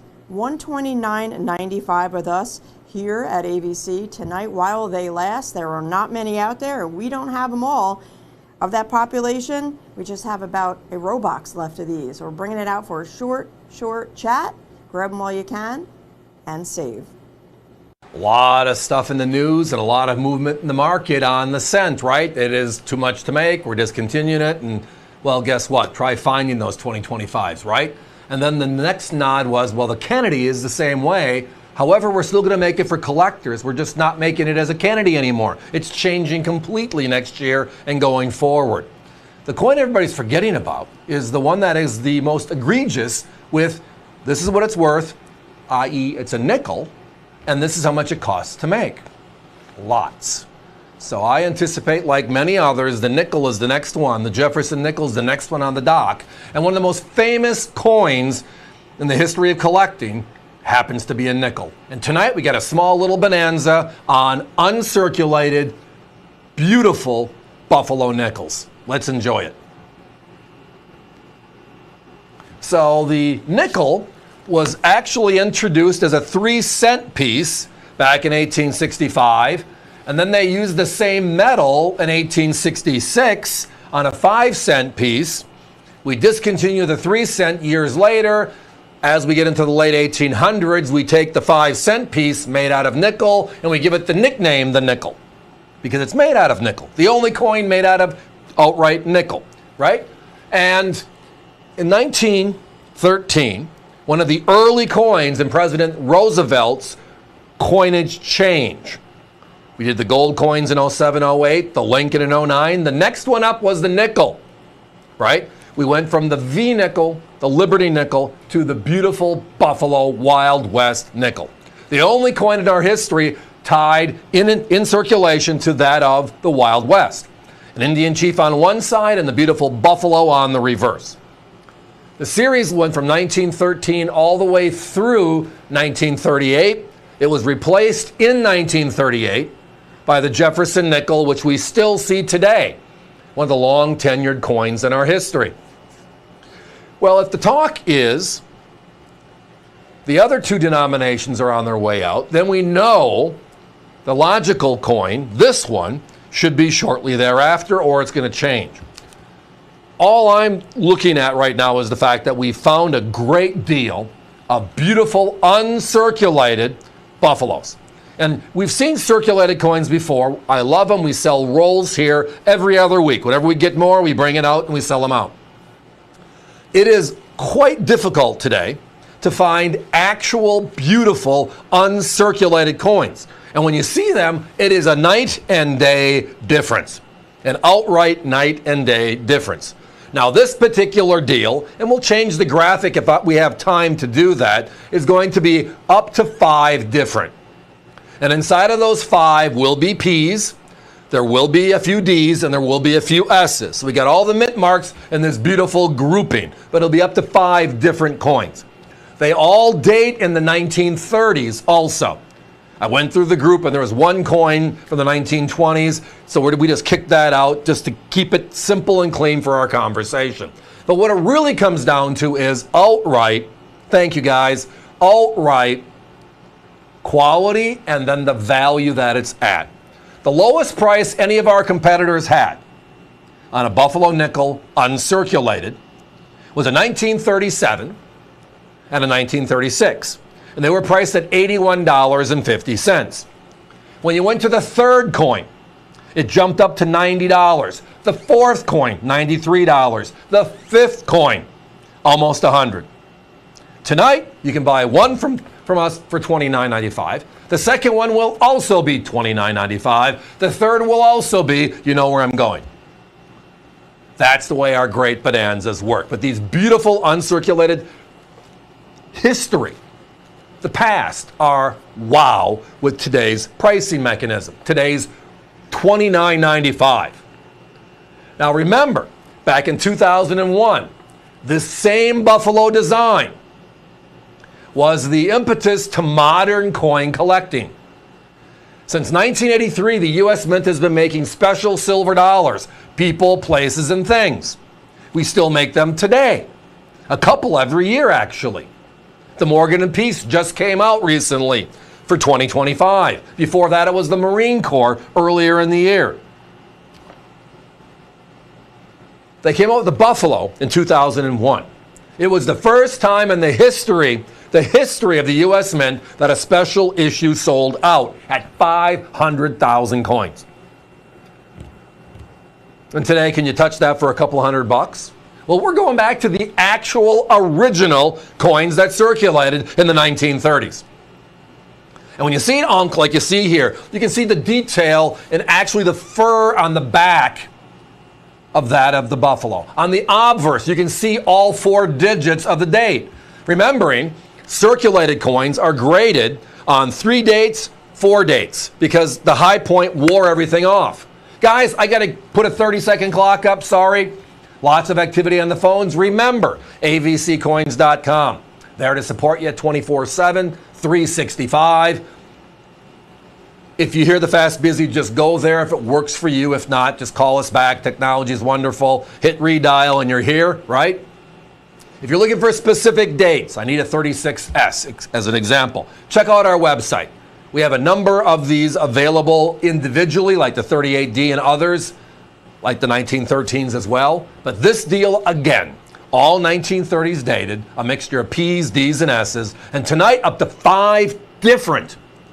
And yes, that price is solid, $29.95. The Seated Liberty series started in 1838 and it stayed in circulation until the year 1891.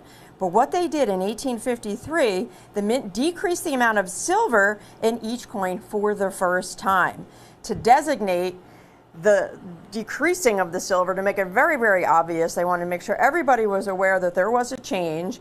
They put arrows on either side of the date. So you'll see there on the obverse of the coin, I've also given you a nice blown up image at the top, the arrows on either side of 1853. This is the first year that they did it in the series. This one is the smallest of all 4 denominations because there were 4 coins with arrows. There was a half dime, dime, quarter, and a half dollar. This one here is the half dime, the smallest of all. The old was 1.34 grams and the new was 1.25 grams. Not a big difference, but they wanted to make sure it was clear. $49.95, everybody. I've seen random date Seated Liberty half dimes out there selling for $95, almost double, and they're not even the 53 arrows. This is a key date, so grab it while it is available. It's going to be fun talking about Silver Eagles tonight. It just is. The market's in a frenzy, and it's because the Silver Eagles, the world's dominant 1-ounce silver. When you see silver make the moves it's been making, I mean, a year ago it was 35. It just touched 90. That's causing a great rippling down effect into everything else that just touches 1 ounce of silver. Case in point, all of my competitors are currently bringing out the beautiful, perfect 70s, right? ANAX, NGC, PCGS, ICG, all the great coins we love to collect. Everybody raised their prices to north of 150, most closer to 200 on those beautiful 70s. Well, our friends at ICG are repeating last year's project. Last year's project was they wanted to introduce themselves to us as collectors. And they were doing it by putting their money in front of us. And that is, they were making the coin available, discounting the fees to us to make the coin cost less. And then they were also giving a bonus to all of you, which were the free grading certificates. Well, tonight they're back. But tonight's edition is special. It's 2026 style. Here we go. So there's a beautiful brand new label designed by the people at ICG for this year. And you're going to notice underneath Lady Liberty on the label, it says one of 2026. Now, for most of the grading services, that's what you get. It'll be one of the series. ICG has the technology where it'll be 3 of, 4 of, 238 of, etc. So it's a numbered edition, this label of only 2026. It is also tied to the graphic you're seeing on the left, which says with certificate. I referenced ICG is stepping to the plate for us, our collectors here at America's Value Channel again this year, because they want to prove to you who they are. I mean, they've been grading Silver Eagles longer than anybody else, and their current graders have worked for PCGS and NGC. So, I mean, it's all about the eyes. Do you have them or not? And they have them. So tonight, they're bringing back that special certificate for 2 free grading inside of this low price of $129.95. Guys, let's bring that certificate up for a second. You'll be getting one of these certificates for each coin you purchase. So if you're buying 5 coins, you will get 5 of these certificates, good for 2 free gradings at ICG. And I did speak with Austin, and he referenced if you do that and you want to grade 5 coins right out of the chute, and you bought 3 coins from us, which means you have 3 pieces of paper from them, you can send all those in at the same time. It's not meant to be solo packages. It's all about economies. This is all about them introducing themselves to you. Because the bottom line is this: we know quality has a difference in the world today, a significant difference, even with modern issue coins. So with $129.95 for a 70, when our competition is all north of 150, closer to 200, and we have a $40 value for free, included with every coin purchased, and it's a limited edition of only 2026. Is there anything more to add? Well, here it is. Here's a small thing to add. What can I send in? Well, if you have some old vintage coins and you think they look nice, you're just not quite sure how nice, those are great places to start. I like to tell the story of the 2025 proof set, the regular proof set, right? It was a special set last year because it was the last official Lincoln cent. It was also the last of the Kennedy half dollars as we know it. They discontinued both of them.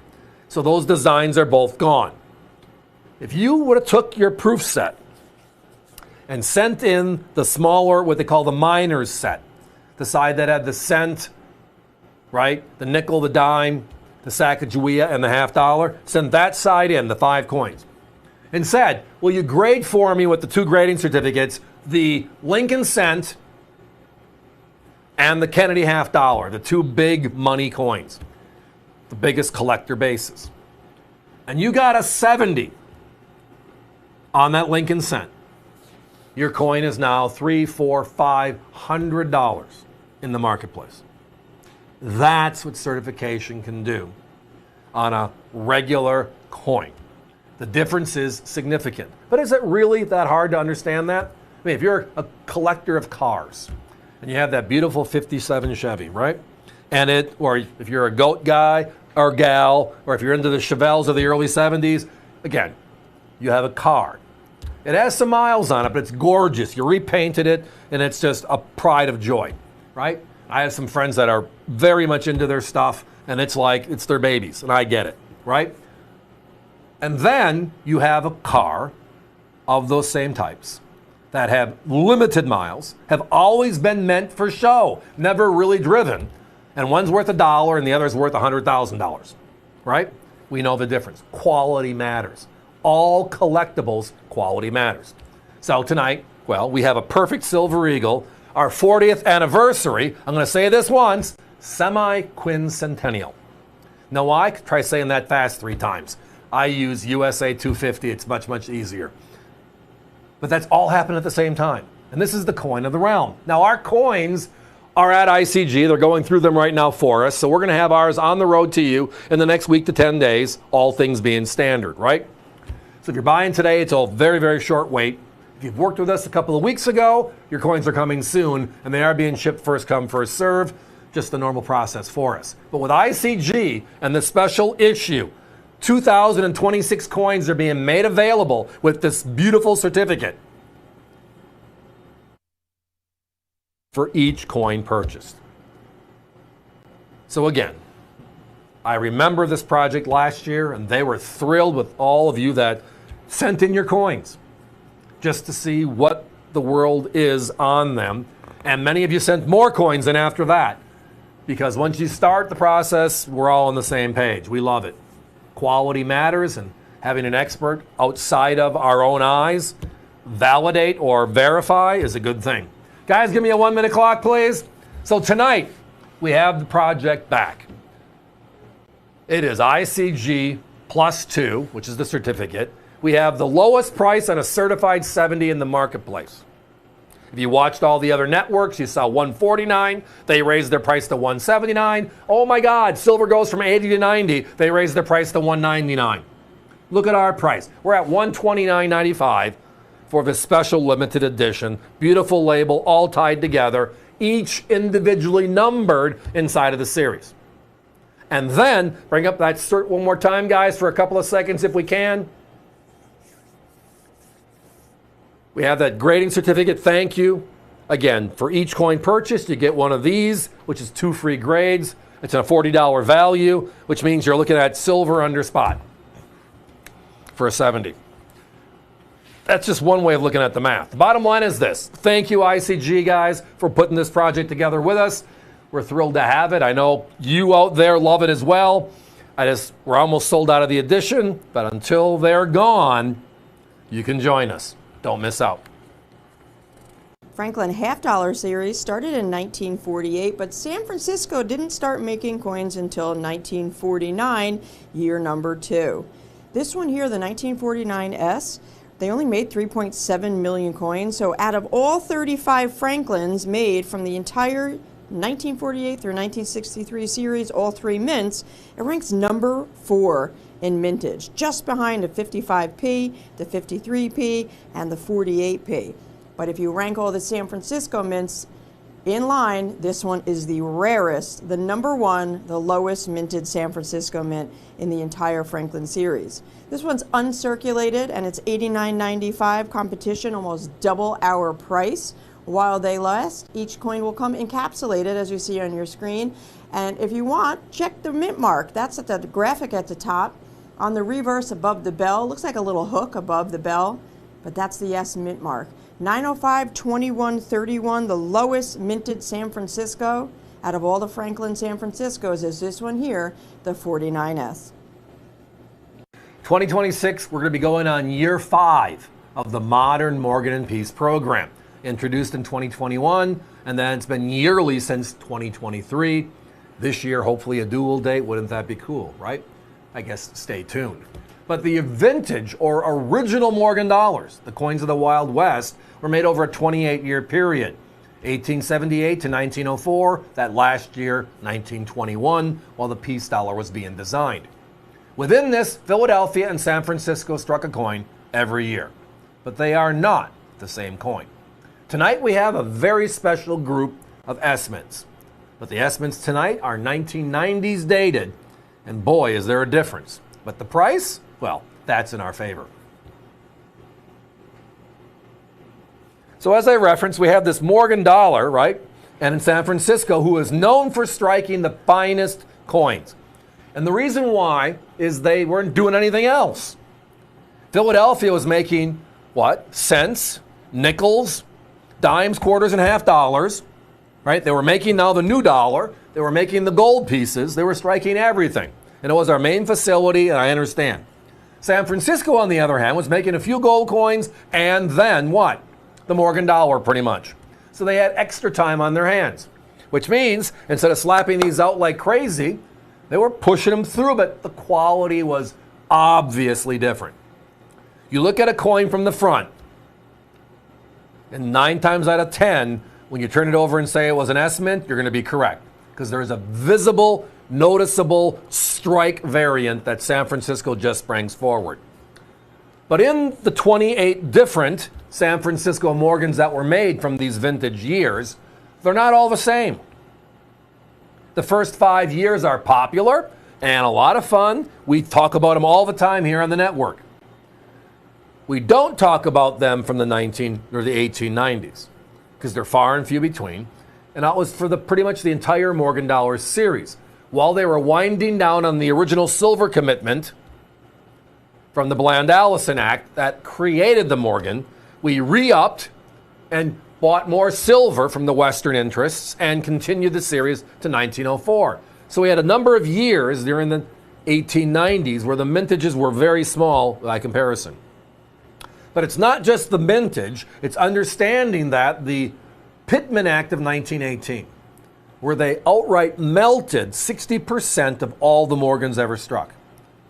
Period. Philadelphia, New Orleans. Now we know Carson City wasn't really part of that. The GSA hoard sale in the 1970s told us.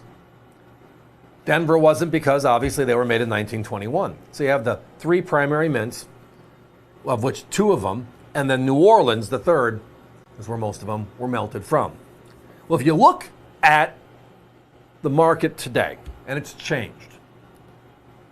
In the past, we would use our guidebooks, our red books, our black books, blue books, etc., as how many were made. And then your experience of being in the marketplace would tell you, I can't find this, but I can find that. What is common, what's rare, right? As a find, the Great American Coin Hunt. If you look at the numbers for the first 5 years of the S-mints, then you look at NGC and PCGS, just what they have seen over the last 40 years. It gives you a barometer of what's out there. Because trust me, if it's a rarer coin, why wouldn't more of them be coming forward?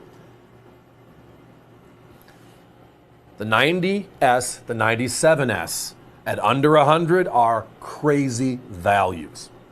Last night we sold out of the 80, 81, 82S.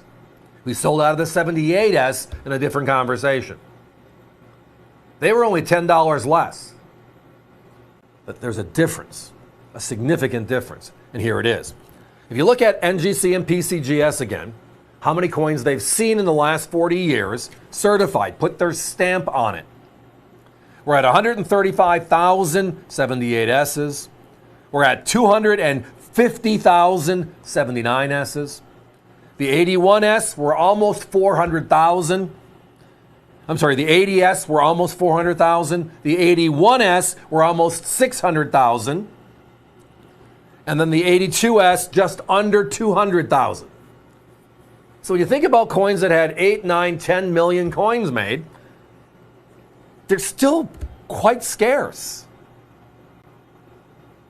And then you look at these two. Are you ready for the numbers? These are single-digit type numbers, dropping a 0. 35,000 on the 90S, 25,700 on the 97S combined.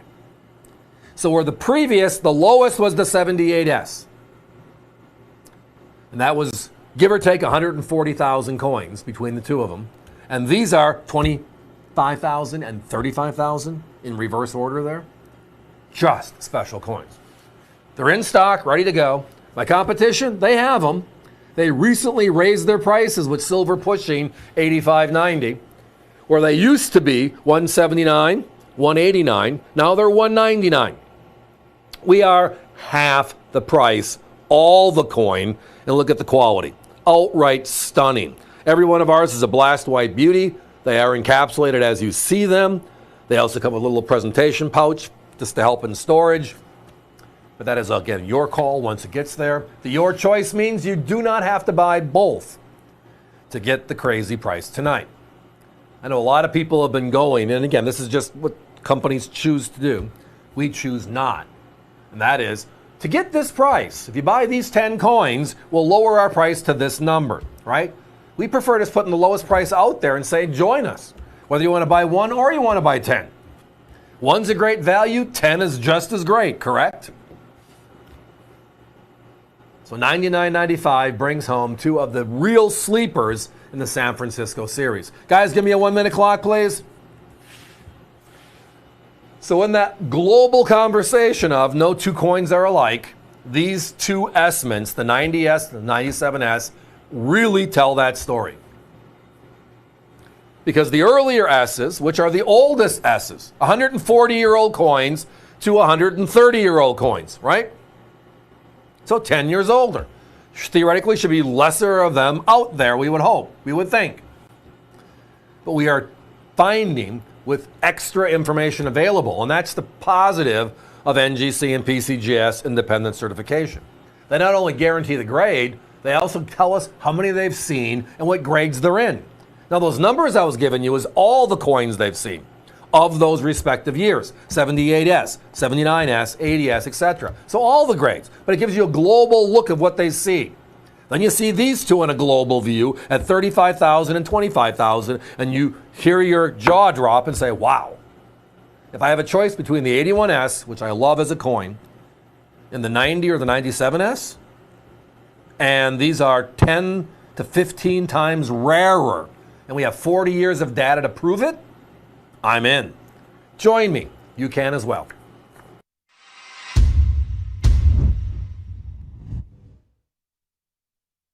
We talked about this often yesterday. Often. Silver. Crazy market. Where are the values? Where are the big silver and where are their prices? Well, tonight we're going to spend a few minutes on one of my favorite designs. I'm a big fan of the peace dollar. But not just the peace dollar, certified 63s. Now it's silver eagles over $100 a coin. Here on AVC anyways, we can go back in time over 100 years, get an uncirculated coin, have it certified, and be less than a 26 silver eagle. That's the AVC way. That's this next conversation. And it has a phenomenal story on top of that. The story begins with World War I. The war of all wars is over. And we want to celebrate. So the collecting public, with the help of the directorship of the mint, decides to change the design of the silver dollar. We do not need Congress's approval, so at least we got it done timely. But it still took forever because they were arguing over the design. The design was, in our history, the eagle had arrows in the talons. Notice the talons, the eagle's feet, right? There's an olive branch. The settlement was, even though we've done it forever, it's kind of counterproductive having a peace coin with an eagle with arrows, an item of war. So they changed the design, and then they get it pushed through quickly. 1922 was the first full year of production. Philadelphia, Denver, San Francisco open up their doors, and our silver dollar is back. I say it's back because the Morgan dollar was over in 1904. It ended. We only made a 1921 Morgan because they were needing to strike silver, the leftover silver from the Pittman Act melts of the late 19-teens, which was helping the English, helping others with the war effort, melt our assets. And it's also a blind asset. You can't tell it's a U.S. piece of silver because our name's not on it. It's bullion. These, our name is on it. Right? So we made the Morgan for one more year, and then we got our act together. Here we go. We pulled silver from circulation, silver dollars, the year after we pulled gold. Gold was 34, silver dollars was 35. And that's the end of the chapter. The Eisenhowers, when they came out in the 1970s, those were copper clads. They made some silvers, but just for collectors. So we're always looking at where is the value, right? It's like that Wendy's commercial from decades ago. Where's the beef, right? Where's the value? And I understand that this is our 40th anniversary of the Silver Eagle, 2026. I understand the silver market will do what it does. It'll go up, it'll go down, it'll stay sideways, it'll do what it does. But with silver driving at 85 recently and still strong, that puts the Silver Eagle over $100, right? We have the best price in the industry at $99.95 for a 26 Silver Eagle in a capsule. And then I look for quality coins, and we love our 70s today, right? At $129, we have the lowest price on a 70 in the marketplace. Well, if you go back 100 years ago, 70s didn't exist. The grading curve of 63, 65, 67 encompasses all the quality peace dollars. And when you look at how many peace dollars were made versus how many are known today in quality condition, which for the peace dollar, you're under 1% in 63 grade. Way different. It should tell us something. Look at the numbers. The Morgan Dollar series, right before this one, quality coins, the 1% club is 64 grade and higher, known today. And that's with the Pittman melts. The peace dollar, the more recent silver dollar, because they struck them so many, right? Versus the slow production, quality did not exist. And now for the last 40 years, the numbers prove it out. You're in the 1% club at 63 grade. How crazy is that? A grade lower, even though it's a more recent silver dollar. But even with that said, my competition have these two coins. The 22 Philadelphia, the 23 Philadelphia. In capsules, 4 grades lower. And they're at 125 to 135. Now, if you want apples to apples, I want the 22 piece dollar, I want them beautiful blast white, and I want them a PCGS 63. Well, they're at 175 and 179. Tonight, our crazy special has those same beautiful vintage piece dollars under 100. $99.95, holding the line. The Your Choice banner that is there, good question. I'll hit that real quick. A lot of our competitors, if you've watched their shows, when they put something up, they'll say as low as. And then you got to ask, what are the details? You got to read the fine print or listen to me talk really fast, right? Remember those commercials? Well, as low as usually means you got to buy a lot of stuff to get that price. Our deal always has been a Your Choice. We're going to put up the lowest price we can do and let you, if you want to buy one, join us. Thank you. We'd love to have you as a customer. If you want to buy multiples, you can. So in this case, we have 2 different years available. If you want one from each year, thank you. If you just want to have one piece dollar, it's what the budget permits right now, and I get that. We've all been there. It's just part of life. Nothing wrong with that, but I want to keep collecting. There's nothing wrong with that too. Grab the one that makes sense for you. But at $99.95 in this crazy silver market, it's just, well, a wonderful place to be tonight. And it's just the tip of the iceberg. We have specials all night long. When it comes down to silver content, what's in the coin, it's silver weight, it's age. Now, quality is always a key component, right? It's kind of like the axiom in real estate where it's location, location, location, right? Matters. Well, in any collectible, especially our collectible coin category, it is what? Quality, quality, quality. And to get in the 1% club, which means 99% of the coins known of these 2 grades, these 2 years, are lesser condition today, 100 plus years later. That should mean something. Guys, give me a 30-second clock. Multiples, yes. I mean, we have a set quantity for the show tonight. When we sell it, we move on. That's why the clock is all of a sudden here. I'm starting to see lots of 2s, a few 4s, a couple of 10s, whatever works for you. We are thrilled to have an opportunity to do some business. That's what we're here for. We love coins. I love coins. History, quality, value. It's all about what we do here at AVC. And tonight, yeah, peace dollars, vintage peace dollars, 100-year-old silver dollars, 63 grades certified. And we're less than a 2026 Silver Eagle. Oh my. And that's why we call this segment the Daily Deal.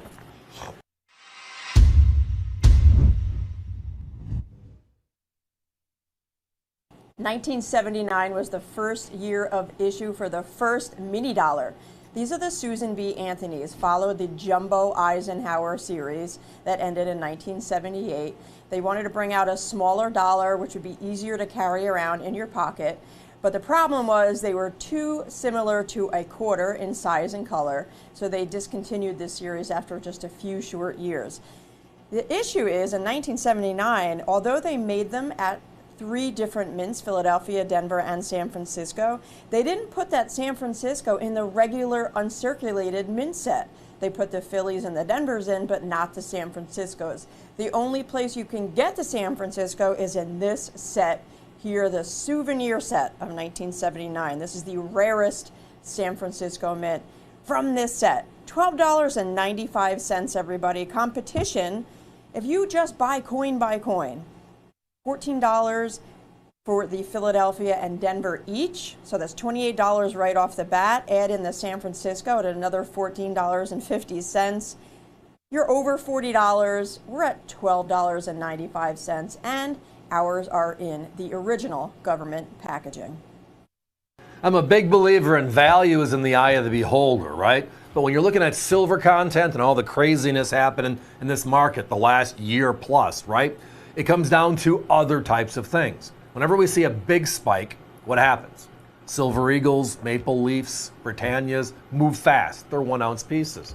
And then we get into the trickle down effect. Big Silver Eagles, proof Silver Eagles. The undervalued coins now become more valuable. The silver content again. Then we get to the 90% coins, right? US coin silver, 64 back, whether it's Washington quarters or standing liberties, Walkie Liberty half dollars, Roosevelt dimes, all great coins. And they trickle down. One eventually gets caught up with the other because there is a silver content in all of them. One area that gets passed over and usually gets adjusted last is one of my big pet peeves in the industry. That is the original Eagle Reverse silver proof sets, 1992 to 1998. The silver content versus the rarity of the set is like almost a 1-to-1. It is a great value. And tonight, of the 2 they made, the flat packs, tonight we have the premieres, which is that special beautiful folder they made and that bigger box. Yes, that's the deal. And the Bonanza, or the Horde, is back. That means tonight, for $69.95, you can own one of these sets. They were made for 7 years, 1992 through 1998. And if tonight you are in the mood, and for value, I hope you are, because this is probably one of the best pure out silver values in the show tonight. If you buy 7, like it says in the graphic, up to 7 different, which are the 7, we'll get you all 7. We'll get you the full set. Our inventory, as we've been buying these the last couple of months, usually is way off. 95s, 96s are always behind everything else. And all of a sudden, the last couple of deals almost balanced it. So tonight, buy 1, you'll get 1. Buy 2, you'll get 2. Buy 7 or multiples of 7, you get the full 7. With that said, now let's talk about why these are so great. So Philadelphia used to strike all of our proofs. All of them. And in 1968, we changed that. San Francisco came online, and they started striking proof sets. And they still do today, 50 plus years later. For the 25th anniversary of San Francisco striking proof sets, they brought back 90% silver. So that 92 set you saw on top was the first silver proof set since 1964. It's also the first San Francisco silver proof set ever. And now they strike them all. Inside of each one of these sets is the Roosevelt dime, the Washington quarter, the Eagle Reverse quarter I was referencing, and then the Kennedy half dollar. 3 90% silvers. And then your cent and your nickel, the 5. Now the album you see on top, we took the coins to the lens status because they do come apart inside. to show them, because otherwise we get this beautiful big velour album, like a book on a shelf, massive cert, big outer box, and that's how each one of these were presented. In 1992, we made 3 regular issue proof sets. When you add in the Prestige, it was 4. The regular clad, the flat pack silver, then the Premier Silver. The Premier Silvers were the rarest of them all, fewest made, and it's logical. It was the most expensive from the government directly. Just the nature of the beast. But with silver blowing past 85, now over 90, and I wish we had the magic Johnny Carson trick. We could put it to your head and know what the answer is going to be, right? The Karnak the Magician Act. I wish we could know. Is it going to 100? Is it pulling back to 50? Well, momentum tells us one thing. We'll see what reality is on the other. But right now, I do know, and the numbers speak for themselves, break down the actual silver weight of the dime, the quarter, and the half dollar. Throw it into that $90+ figure for silver today and come back and look at this and say, wow. We get these rare silver proof sets for almost no premium. That's value. Now, my competition, they've changed their opinion. When silver hit 70, they moved their prices to over $100 a set. That was at 70. They pulled them down last week when silver went over 80, 85, I should say. And they're going to re-release them. They're not going to lower their prices. We all know that. But tonight, this is the deal.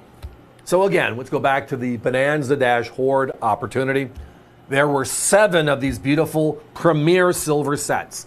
1992, the very first ever San Francisco silver proof set, through the year 1998. Why there? Because in 1999, the state quarter program started, right? The double lens sets, a red and white outer box. And today we still have those double lens sets. By the way, I hope many of you bought the silver 25 set, because it sold out that fast. And it's what, a $450, $500 set if you can find it?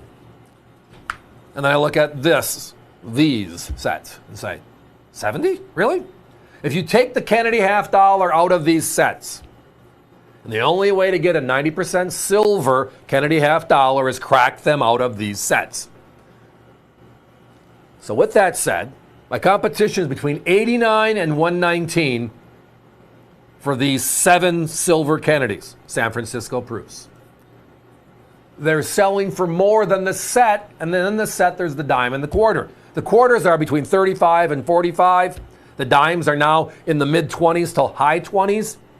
So the break on one of these, and we're not advocating breaking, but again, the component value, dime, quarter, half dollar, add them up, you're almost $100 more than the set itself. When we see a good break, we know it's a good set, right? Popularity always rules. I understand that. But the break value should always be the logical decision-making process for us. Guys, give me a 1-minute clock. Getting down to my last groupings here. And again, in inventory, we have them by year. So if you're looking for just one particular year, look us up online. That's avccoins.com. Once you get to our landing page, there will be a tab that says proof sets. Click it, or just type in 1992, and you'll see everything we have for that year, etc. We have the flat packs, and we have these beautiful silver premieres, the high-end package sets. The best of the best. Oh, and by the way, tonight at $69.95, these are the best prices. Nobody can touch us. And if you buy 7 tonight, which is your prerogative, you'll get the complete collection. How about that? You get to have your cake and you get to eat it too. Every once in a while, right? That's why you're watching AVC. Ha. One of my faves, again, silver value, where do I look? We're always looking for alternatives to the basic Silver Eagle logic. Tonight, with Silver Eagles at 110 to 120 for a coin in a capsule, for a 1-ounce silver. Do the math on these and tell me that at $69.95, this isn't the I gotta run to the store and buy it type set. And thanks for listening.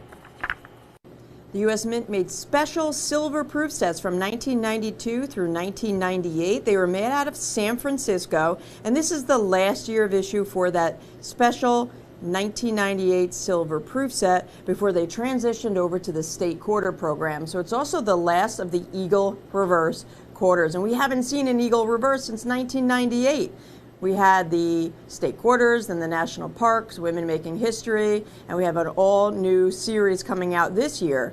So this one is special, the last of the Eagle reverse and the last of those special silvers. 90% silver. We have a dime, a quarter, and a half in this set. Just $69.95 in original government packaging as well. They're otherwise known as the flat packs. They made premieres that year, and they made these as well.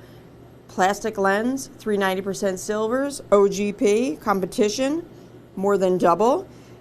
They made a clad set that year, but they made over 2 million of them. This one, only 638,000. So it is about 3.5 times rarer than the regular clad set. Special price for a rare set and 3 coins in silver.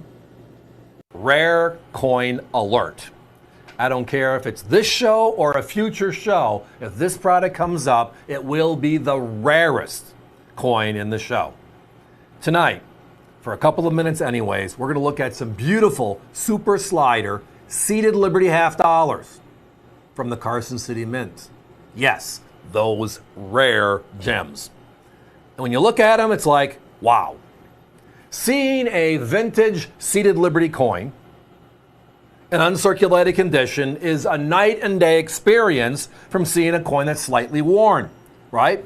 That usually they have a little dirt on them, but they really stand out. When you find beautiful, what they call super sliders, about uncirculated graded coins, whole different look and feel.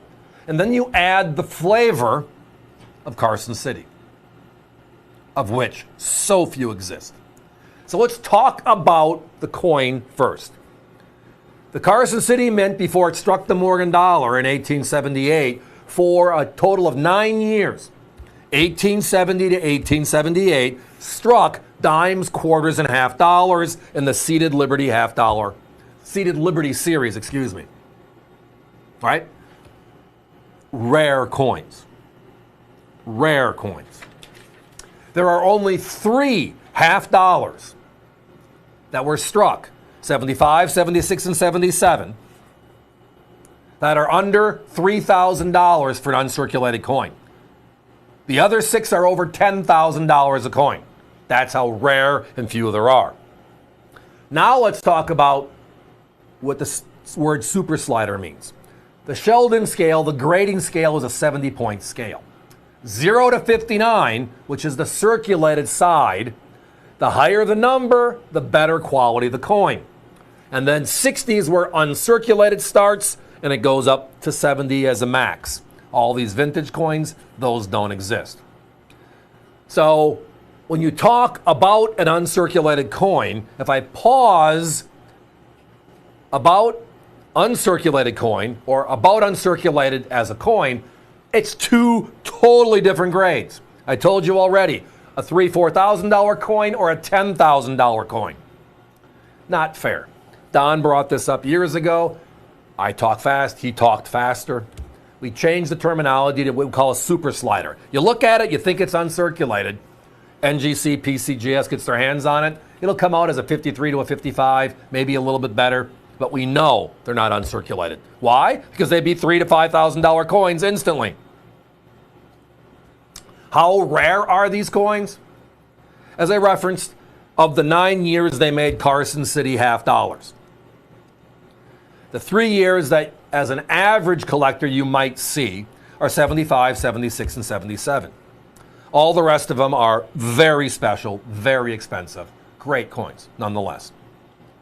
In the last 40 years, the first number is going to be how many coins they've seen in all and how many coins they graded in uncirculated condition. 75 was 465 and 63. 76 was 541 and 89. And the 77 was 486 and 135. Now, I only have 2 coins. You're looking at them. One's in 1875, the other's in 1876. You can tell. we didn't cut it in half. Beautiful coins, great coins. Again, if these were in uncirculated condition, they'd be $3,000 to $4,000 coins minimum. They are that gorgeous, and they are that close. But I'm taking a step back. That rarity is self-evident. The numbers support it. We know they're that rare. You can't find them. Then it comes down to outright value. And we always look at that jump, right? In Morgan dollars, just as a reference. We talk a lot about those because we love them, right? The jump from an AU Morgan to an uncirculated Morgan is 10, 20, 30 bucks on some coins. Now, many of the rarer Morgans, it's hundreds to thousands of dollars difference, right? So it varies on the coin itself, but also how many or how few are known on the uncirculated curve. In this case, we know there's nothing. Between the 3 years, we have about 275 coins known in uncirculated condition in 40 years of certification. Guys, I do not have time for a clock. If you're visiting us via the web, push it through. It'll be one or the other. It'll be a 75 or a 76. It will be at random. As you can tell, they're both gorgeous. And actually, I think we just sold them both out. We'll find more in the next year to come. Love this coin. But look at the quality. Look at the quality. The word liberty on the shield. The lines on the chest of the shield on the eagle. These are gorgeous. CC $half. 1889 Morgan silver dollar from the original Morgan silver dollar series. This is a Philadelphia mint and it's certified 63 by NGC. Now, true uncirculated coins are not as common as the mintage might suggest. With a mintage of 21.7 million coins, you would think that in 63 or better, they'd be very easy to find. But there's less than 50,000 out there known to exist in 63 or better. So they are pretty scarce. You're looking at less than 0.25% made the grade for 63 and up compared to that mintage figure. Now, part of that is because millions of coins were melted under the Pittman Act of 1918 and the Silver Act of 1942. Fast forward to today, very difficult to find. Our competition wants $158 for a mint state 63. Talk about a savings. And in today's market, with silver going crazy, melt is over $70, $80, depending on the minute. It's time to get a beautiful, original Morgan silver dollar at a very affordable price. Collectible Coins is now on YouTube. Watch Steve and Allison streaming live, and then after the show, check out videos of all of your favorite products. Whether you watch YouTube on your TV, phone, or computer, be sure to subscribe and click the bell icon to be notified when we go live so you never miss a show, no matter where you are. Just go to youtube.com/AVC Coins to see individual videos of all of our best products, including Morgan dollars, World Silver, proof sets, and more. You can even click the link conveniently located in the description of every video to purchase any coin directly on avccoins.com. Be sure to hit the like button on your favorites so that we can keep bringing you more of the coins that you love. The coin show you know and love is now just a click away on youtube.com/AVC Coins.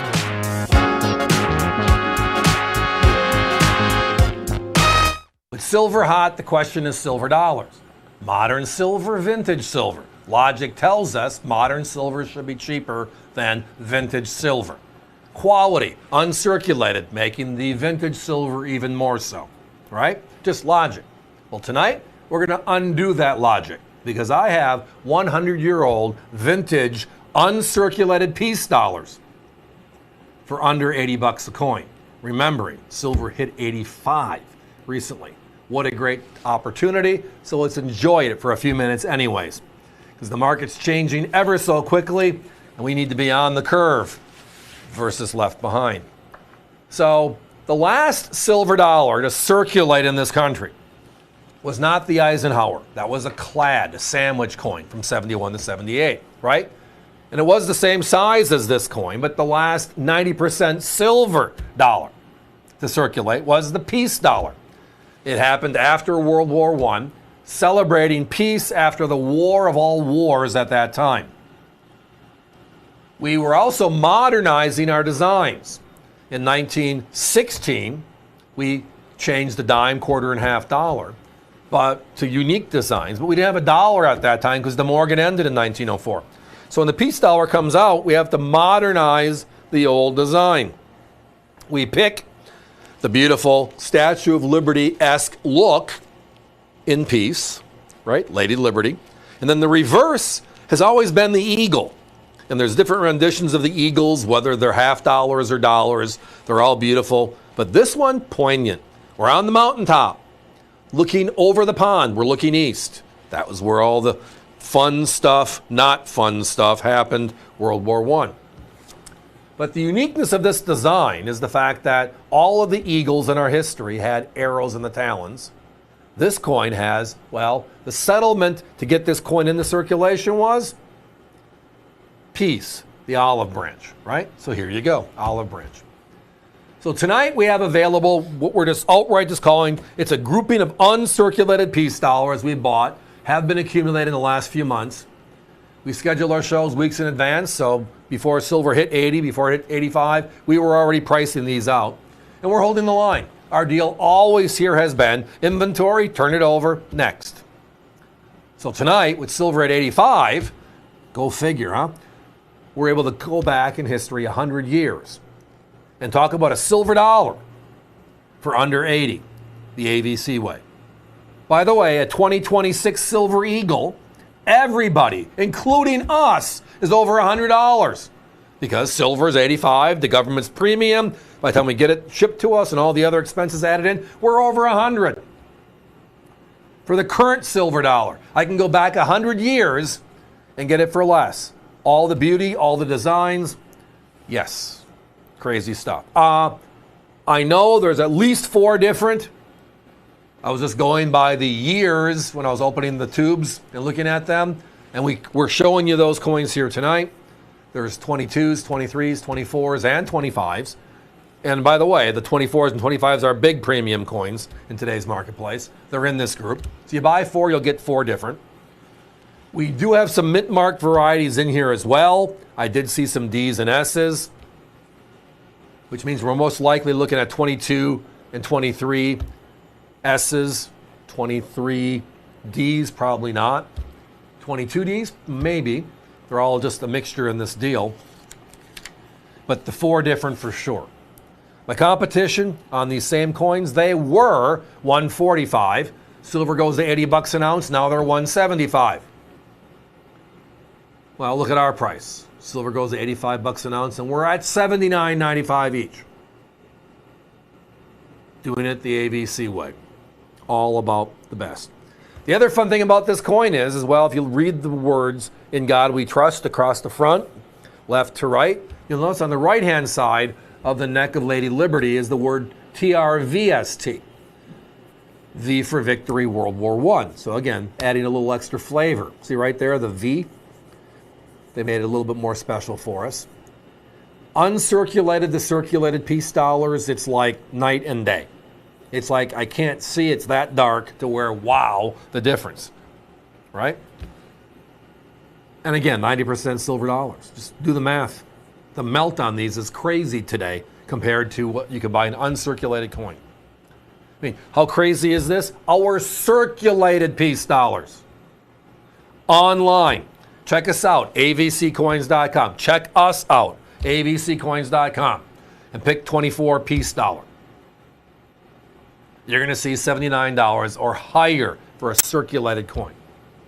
You're going to see the 25 there, the 24 there, year-end specific at $89, $99 a coin. Tonight, we're beating our own prices tonight.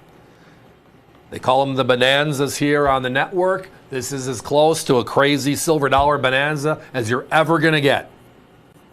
Value, outright value. Our middle name stands true on this one. Then it comes down to just choices. Now, the 2026 Silver Eagle, we're starting to move a little bit. So over the next 2 to 3 weeks, all these orders will be started to be fulfilled, whether you bought them with us or someone else. And that's great. But again, if you're buying it right now, those Silver Eagles are north of $100. That's just the nature of the beast with silver as hot as it is. We're always looking for alternatives or other ways of looking at it or options, etc. And right now, some of these vintage coins are, well, you got to shake, you got to look at it twice, verify. And again, this came in as a big deal. It was a mixture of circulated and uncirculated coins. About 6 weeks ago, we sorted them out, and the decision was made to not push them into year date specific. On the uncirculated side, hold it, we'll slot it in 2 or 3 weeks from now as our deal, our bonanza, our hoard that we've done before. And that's what this is. Now, if they would have brought this deal to me today, with silver at $85, no way we'd be at $79.95. But again, that's the nature of it. Our deal always has been here on America's Value Channel. We bring it in, turn it over, on to the next. That's why we have 55, 60, 65 items every night in our shows on Tuesday, Wednesday, Thursday. Love talking coins. And as new deals come in, new deals adjust, old deals fade away. The question is, are we on the right curve for value? Guys, give me a 30-second clock. So again, tonight, we have up to 4 different pretty easy, maybe 5 if we had some mint marks in there by just luck. But it's all about silver. If somebody was offering you silver eagles at under $80, would you jump on it? Who cares what the year was? Yeah. Why would there be any difference on the piece other than this deal is even better for us because we know we have some differences in here and we're willing to make sure it happens that way. We want to make you happy too. We'd love to have you as a customer. And in a crazy hot silver market, the best silver dollar out there is the craziest price. If anything is the AVC way, this one's all about it. $79.95 tonight while they last. So 1944 through 1946, the Mint made Lincoln cents out of shell casings in order to save on copper for the war effort. Prior to this, we had that 1 year only steel cent, if you recall, and then 3 years we had the shell case cents. This is the last year. They made them 1944 through 1946, and this one is the Denver. Now you'll notice it looks a little different in color because of the material they used to make these coins. The Denver is so rare. It's the rarest of all. They made over 315 million coins, folks, but in CAC 66 red, there's less than 5,000 known to exist. Less than 0.001%. Very difficult to find in 66 red or better. Competition is $55 through $60. Tonight with us here at AVC, just $39.95. While they last, there are not many out there, so this one is a must-have. 2025, end of an era for the cent. Time to pick up some pockets in the history of the Lincoln cent. Special shout out and thanks to one of our vendor partners, NGC. And this next item, which is the 2026 Silver Eagle, is being brought out at a crazy price with silver driving 90 because of them working with us, because they love seeing their holder on the air. But they also love seeing this holder on the air.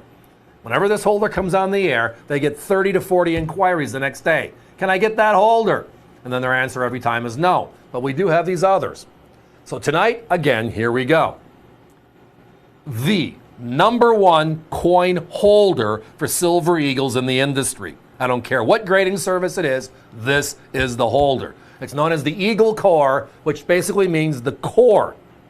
Like in this case, Lady Liberty, the coin wraps itself onto the actual core and label of the coin, just tying the whole thing together. This was brought out about 5 years ago with a special project between us and NGC, and it's been the #1 selling holder from that point forward. It is outright gorgeous. Now, understanding that my competition with silver moving to 90 raised the cost of all of their coins and capsules. Just the coin in a capsule to $109, $119, $129. The 3 networks, that's their prices. They raised their 69 prices from $119, $129, $139 to $149, $159 for a 69, near perfect. And they raised their 70s from $139 to $149, upwards of $179 to $200. Why? Because silver now is pushing 90. These are 1-ounce silver pieces, which means boom. So think about that. Look at how tight the spread is on this between the silver content and the great near perfect grade of 69. Oh, and by the way, throwing in the holder, which is the best holder there is. It's just crazyville. So right now we're walking into USA 250, our semi-quincentennial, easier said as USA 250. Most of us can remember the bicentennial, 75 and 76. All of us were 50 years younger, of course. And we also understand that this year is a double whammy on the positive side for coin collectors. It is our 40th anniversary of the Silver Eagle. Our first Silver Eagle was 1986, 40 years later, and then add the year of celebration.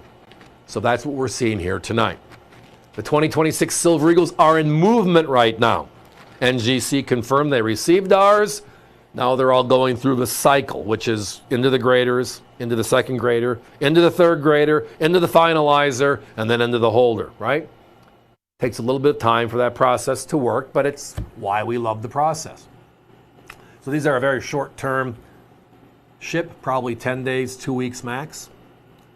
But with silver where it's at, we're holding the line. Look at the price, $119.95 for certified 69s. Just a special opportunity. Outright special opportunity.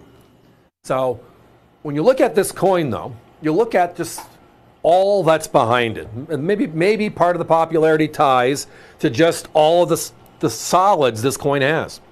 It is the largest silver dollar ever made, which is 40.6 millimeters. Remember, the Morgans in the piece were 38.1s, the Eisenhower 38.1, so a little bit bigger.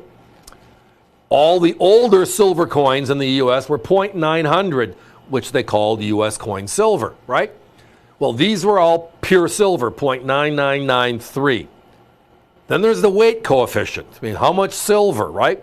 Well, the Morgans in the piece were .900 because of the alloy added, because they were meant for circulation.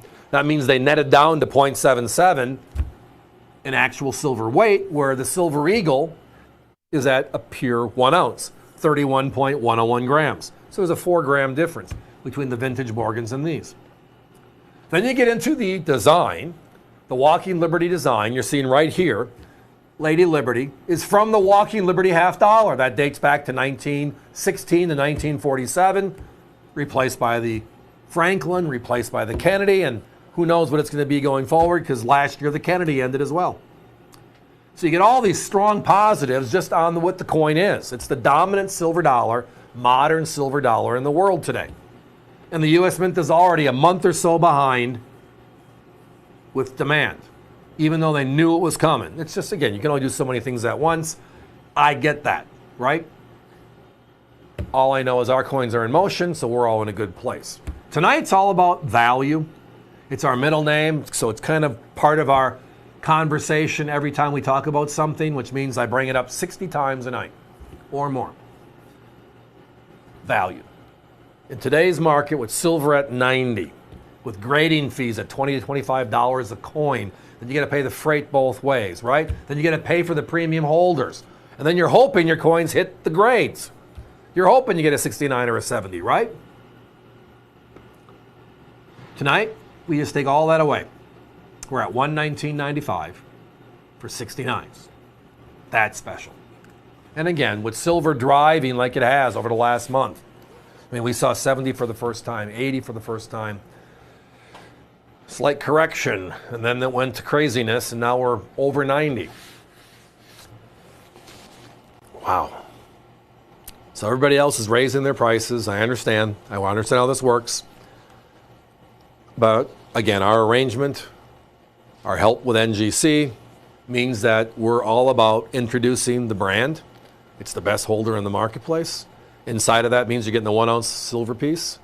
And inside of that, you also get the near perfect Mint State 69 grade. And all that comes down to basically, well, the cost everybody else is selling their coins and capsules for. Because if silver is 90, the U.S. Mints push at $4 or $5 a coin if you're lucky. Many of them are up to $9, $10, $11 right now because they're so far behind. Puts you over $100 for a coin. And that's before they even mark it up to cover their expenses to make it available in the first place. So that's why we're seeing 109, 119, 129 for coins and capsules. It's just part of the process. We saw 69s at 129, 139. Now we're seeing them higher. 70s were 139, 149. Now they're all north of 150. So it's value inside the holder. Guys, I'm not going to have time for a clock. So with that said, let's just stay here for a couple more seconds. Let's just absorb the beauty of this holder. Again, it's the #1 holder in the industry, and thank you all for that. But the artists on both sides, NGC and here, put that together, and that's, well, it's what I don't have. I can talk about coins. Don't ask me to design this coin, all right? I'll give you ideas. You got to do the work. Ha. Thank you, everybody, for joining us tonight. 119.95 while they last. The U.S. Mint made 26 different New Orleans mint coins out of New Orleans from 1879 through 1904.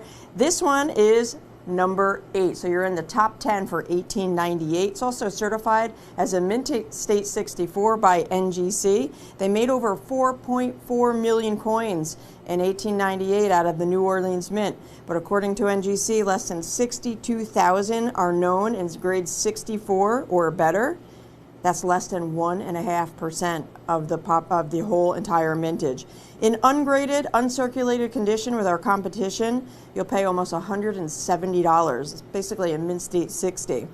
In Mint State 64 with our competition, you're almost $240. How about what a great savings? $129.95 with us here at AVC tonight while they last. There are not many out there, and we don't have them all. Of that population, we just have about a row box left of these. We're bringing it out for a short chat.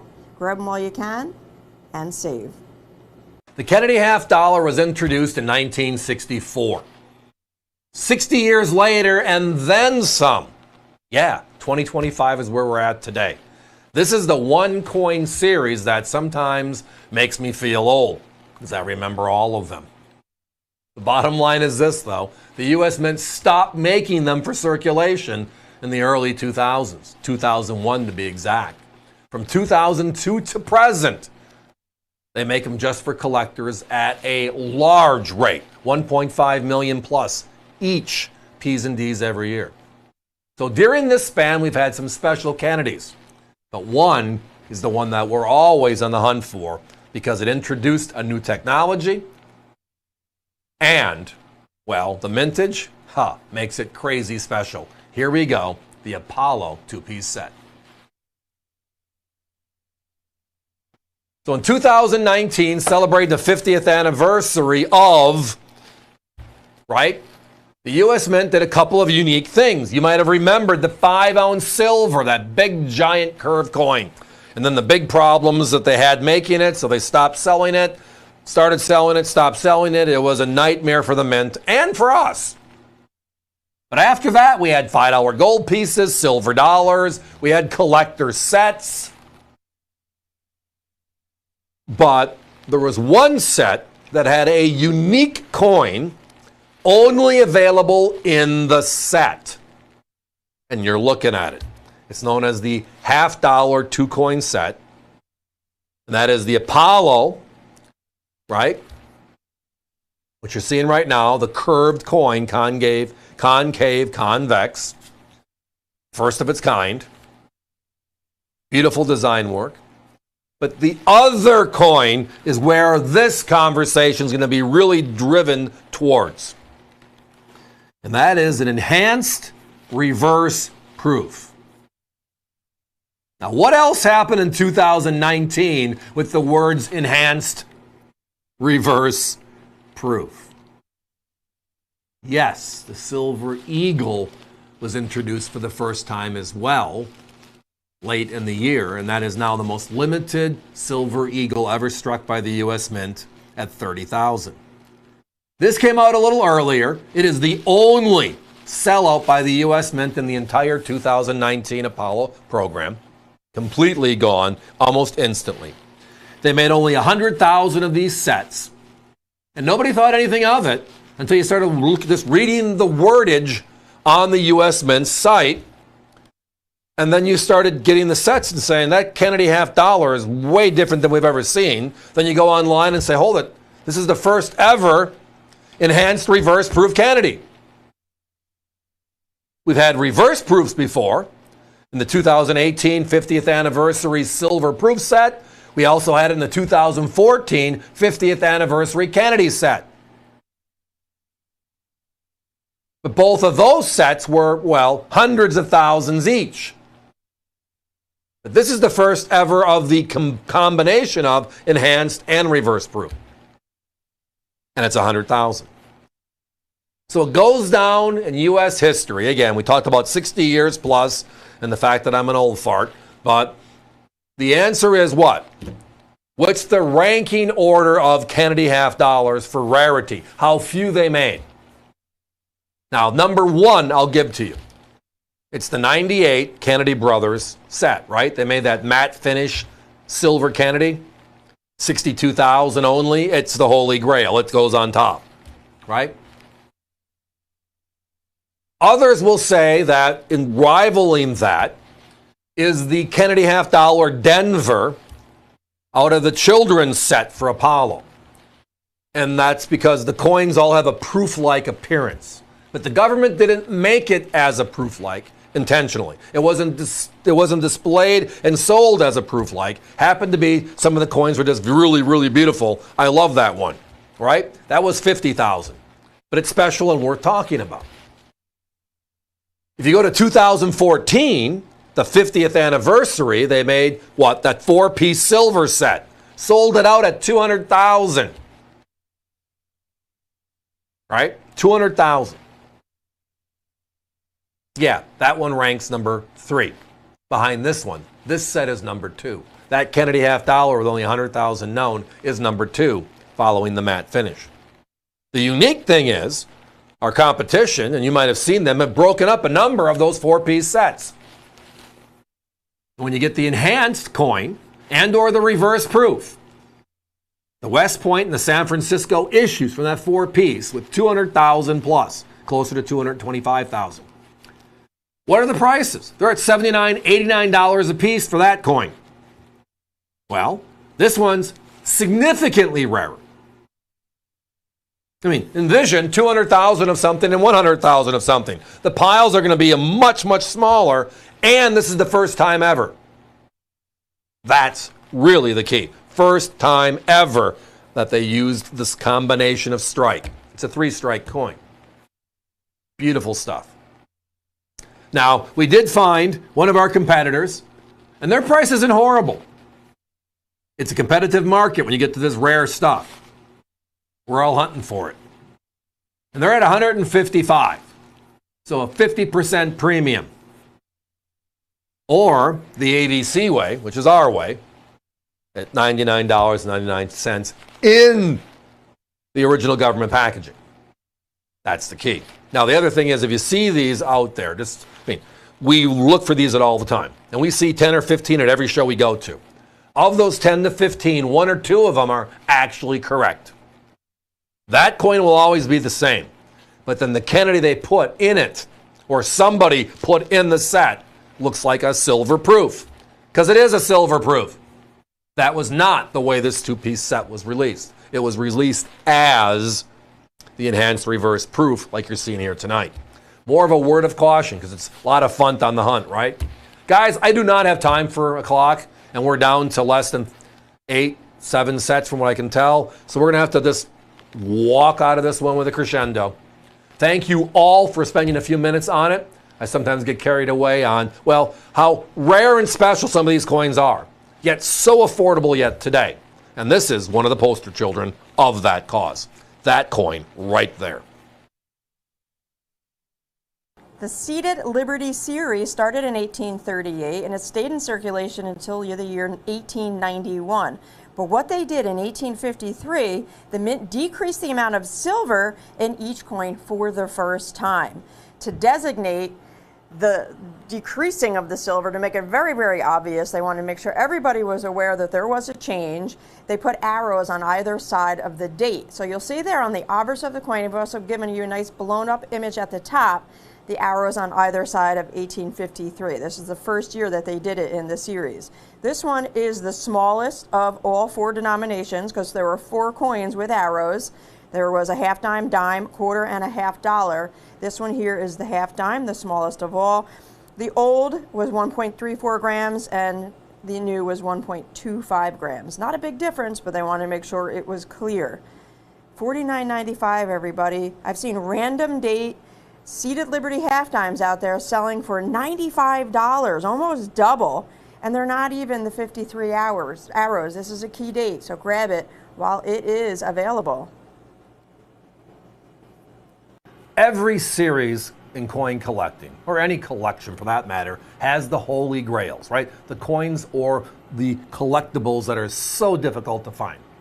And we collect them all and then get down to these couple of pieces. Can I find them, and can I find the right quality, etc.? The vintage Morgan dollar series, the 1878 to 1904, the original 27 years. We have that 93S, right? We have the 93O. We have the 89cc.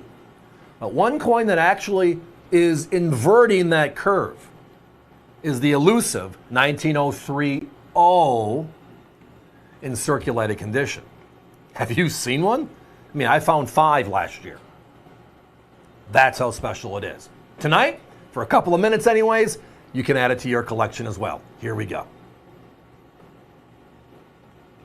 So as I referenced, there are certain coins that just are not found circulated. The 85cc is the first one you'll come to. It is the lowest minted Carson City. It is a gorgeous coin. The difference between a circulated and an uncirculated coin is $100. Why? Because if I have a collection of Carson Cities, because I can't afford the 79, the 89, the 93s in Unk, which is reasonable, then I got to find an 85cc in Circ to make them all look the same. I want a homogeneous looking collection. I pride myself on finding that, right? Well, in the New Orleans Mint, the 26 coins they made, we fall back on the 93, 95, 94 in that order. Very special coins, of which the 94 is the affordable one. The other two are just difficult in any condition, the rarer coins. But try finding an 030 circulated. Now, I was offered at the last show, my group was at, I was offered about 10 to 12 uncirculated 030s. So we bought them, and they disappeared at a snap of a finger.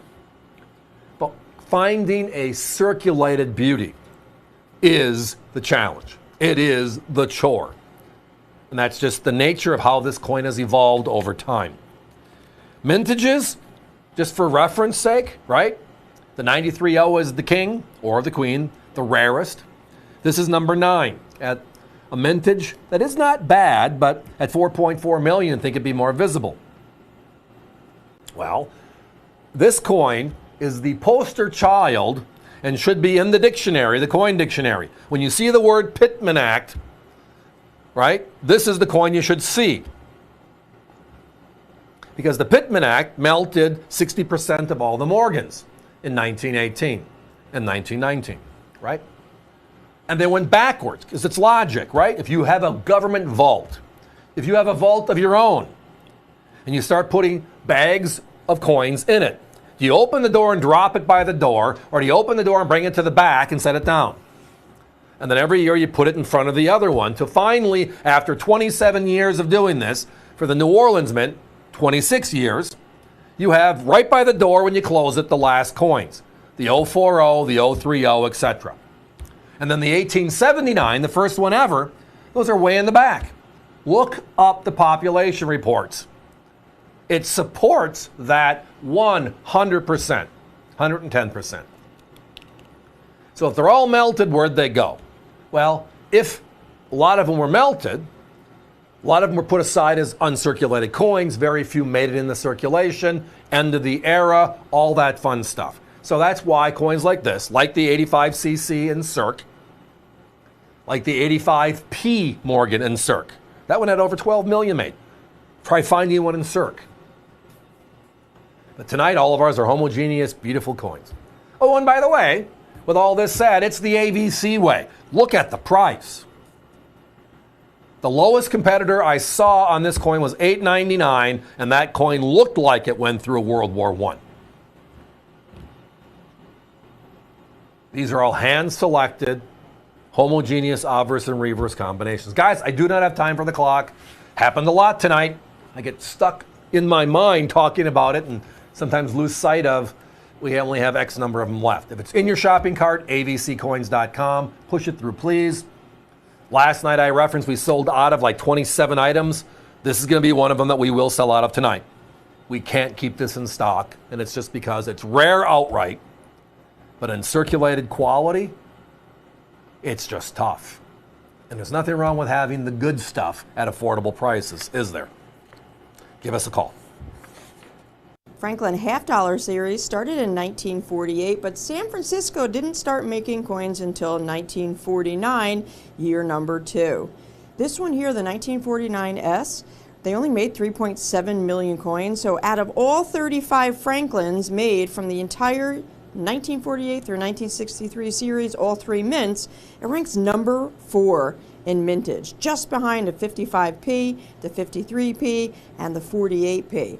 But if you rank all the San Francisco mints in line, this one is the rarest, the number 1, the lowest minted San Francisco mint in the entire Franklin series. This one's uncirculated and it's $89.95. Competition almost double our price. While they last, each coin will come encapsulated, as you see on your screen.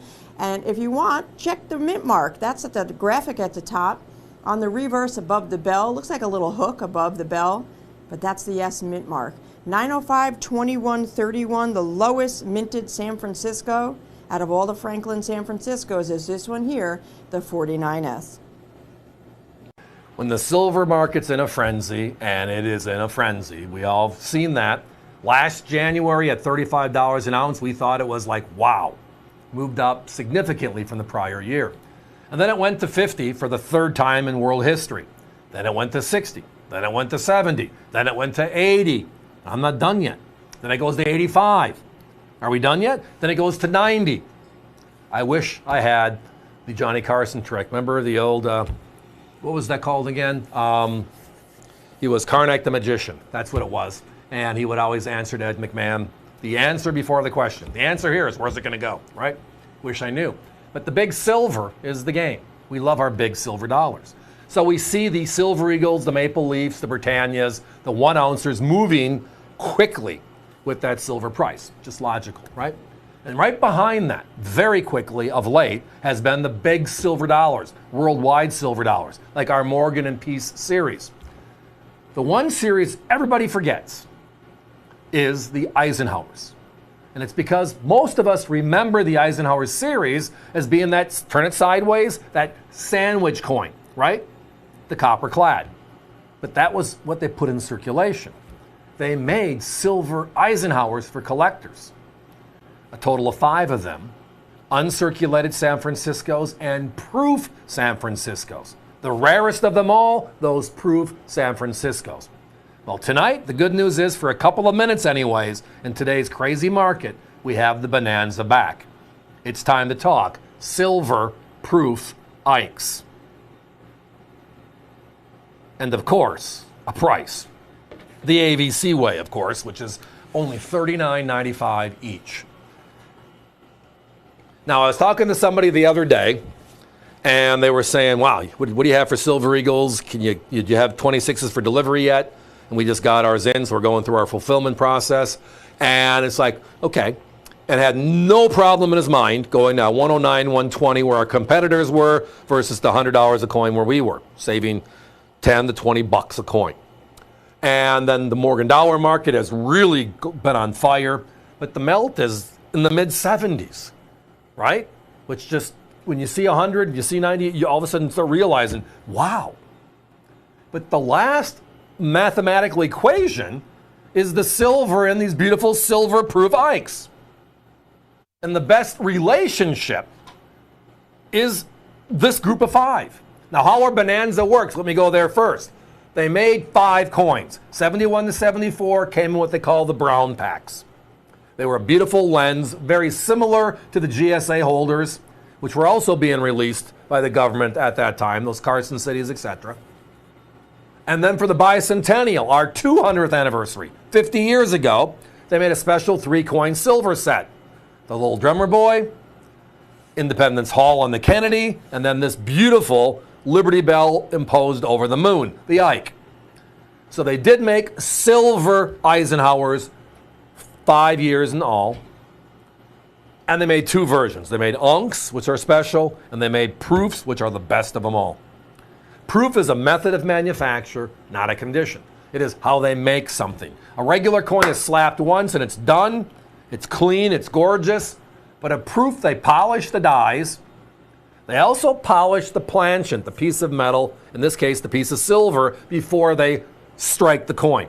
And they don't strike it once, they strike it twice. And with techniques over the years, you can see it kind of coming forward with the Eisenhowers and these bigger, beautiful proofs, the contrasting, the frosting, which just makes it look like, well, in this case, the bust of Eisenhower is floating on water, even though it's not.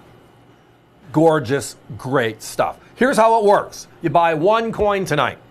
You will get one of these coins, one of the 5.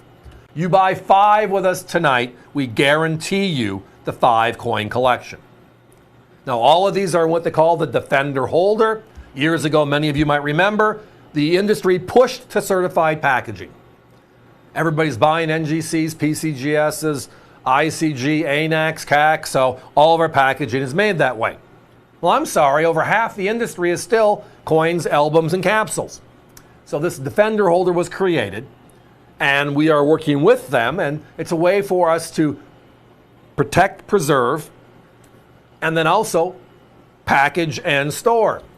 So our graphic artist team put together the labels that are in these, the ones you can buy in the marketplace for $3 to $4 each. You can write your own information on it if you want, but they are a way to preserve the coin.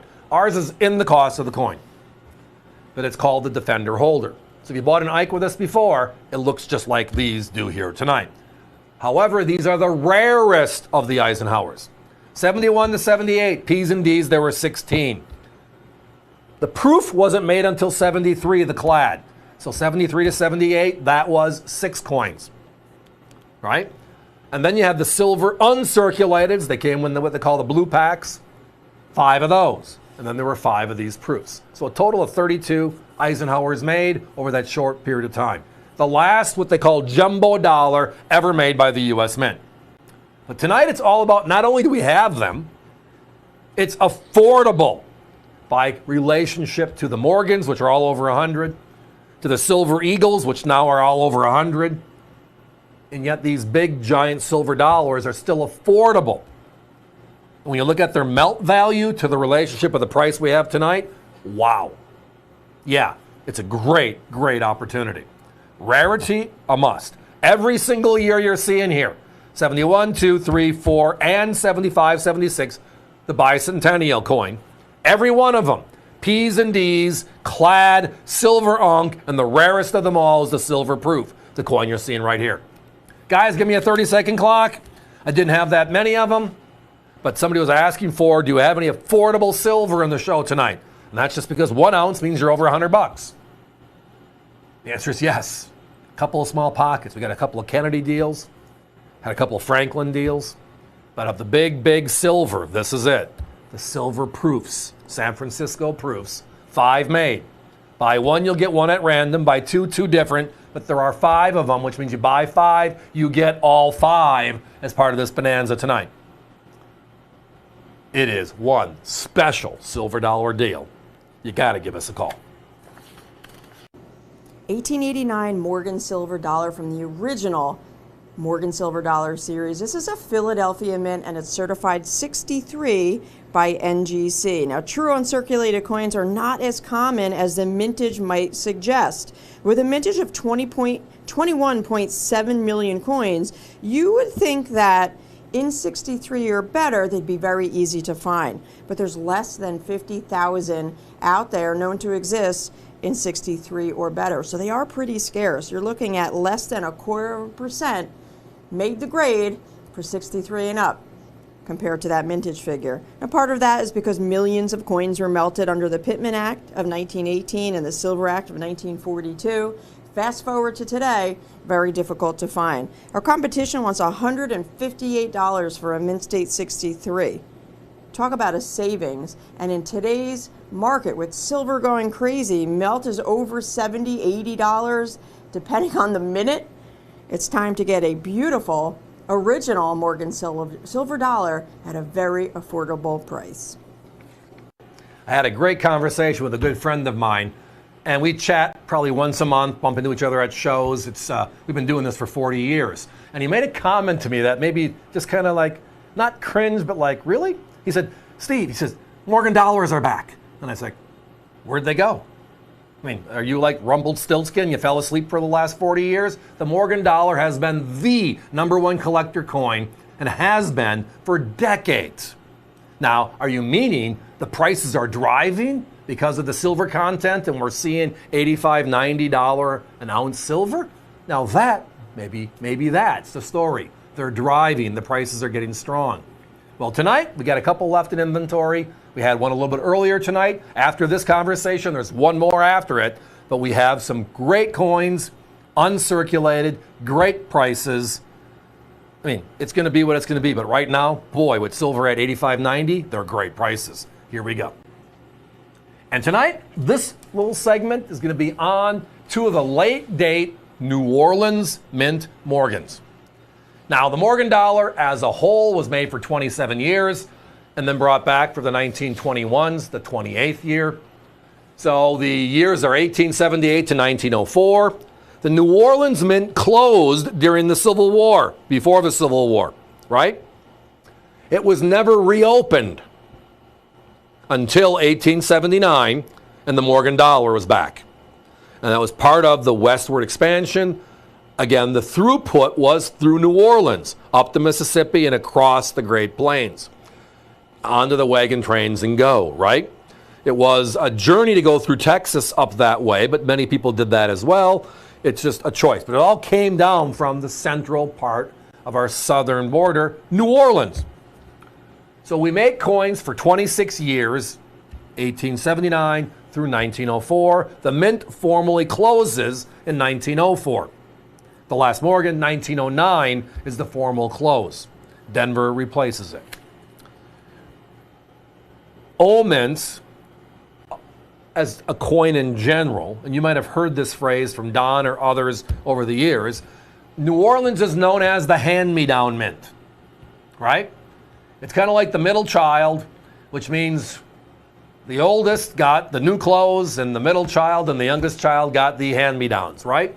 So you had San Francisco striking from day one, the West Coast Mint. You have Philadelphia striking on the East Coast, the main mint always. And then New Orleans now is needed because we got to get coins to the middle of the country. Well, we can either send new stuff or keep the new stuff and push the old stuff forward. So the machinery was always a step back. The die is always tight. A lot of the errors and varieties are all New Orleans Mint driven, right? 82 O over S, 88 hot lips, right? 99 micro O, 1900 O over CC. New Orleans is involved in some of the craziest stories in the Morgan dollar series because of the hand-me-down approach. But with that, it's also known for being weakly struck. Nothing wrong with that, just the characteristics of, right? Well, look at these coins. These are wow coins. These are 125-year-old vintage Morgan dollars from the New Orleans Mint, and they look better than the stuff the U.S. Mint made last year. Yep, pride and workmanship, I don't know. I've seen some great coins recently from the Mint, and I've seen some real turds. These are not the turds. These are the vintage, wonderful coins the folks in New Orleans were putting together 125 years ago. And they survived. Thank you to all of those that participated in that journey. That kept those coins safe for us to be able to enjoy here today. The number is $89.95. My competition just raised their prices to over $200. They were always in that $179, $189. You've heard me reference that many a times in the past. But with silver now pushing past 80, hitting 90, and who knows where it's going to go, all these are going north. Because the melt on this stuff is what? Mid-70s? Low 70s? Yeah, low 70s. When's the last time you've seen a vintage 100-year-old Morgan that's almost a bullion plus coin? Medallions. A 1-ounce Buffalo medallion costs more on my website than this coin does. It's a plus 15 right now for delivery. If silver's at 90, a 1-ounce medallion's 105. That's my cost. So when you look at some of these older vintage Morgans, it is like time to pray. Nothing wrong with that. Thank you for these great coins. Yes, absolutely. So tonight, again, the Pittman Act had a big part in this story. You might have heard me reference it before, but in 1918, to help the English out, help us out with the flow of silver not tied to us, even though it is, the Pittman Act melted over 60% of all of these vintage Morgans. But which ones did we melt? We have no idea. We kept no records. Now we kind of do have an idea, because NGC and PCGS publish everything they see, and we can kind of see the logic, which is if you have a vault, you open the door, and in 1879 you put a bag of Morgans down. You didn't put it by the door and trip over it every single year. You put it at the back for efficiency, and that way, as time goes on, the coins closest to the door are the more recent coins. Blah. Right? Well, that also means when you're melting them, it's the easiest to get at and melt. So the 04s, the 03s, can you find one of those? And you get into the others, just destroying what's available. So finding these late date O's are fun, but most of them are circulated coins. Tonight, these are gorgeous specimens. The best of the best specimens. So let's say hi to Allison, everybody. She's up here in a little bit. She's coming in here just to say hi. That's all right. She makes us all smile, right? Absolutely. So tonight, 2 more coins in the Morgan series. As I referenced, we have 3 in the show tonight.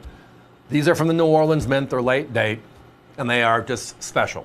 When you look at silver, where silver is today, then you go back 125 years, and these are better looking. They are gorgeous. They're significantly rarer, or you can go to the U.S. Mint's website and pay over $100 for the brand new 2025s. Guys, give me a 1-minute clock. Let's count this one down. Do I have other years available? I used to. I might. Check us out at avccoins.com.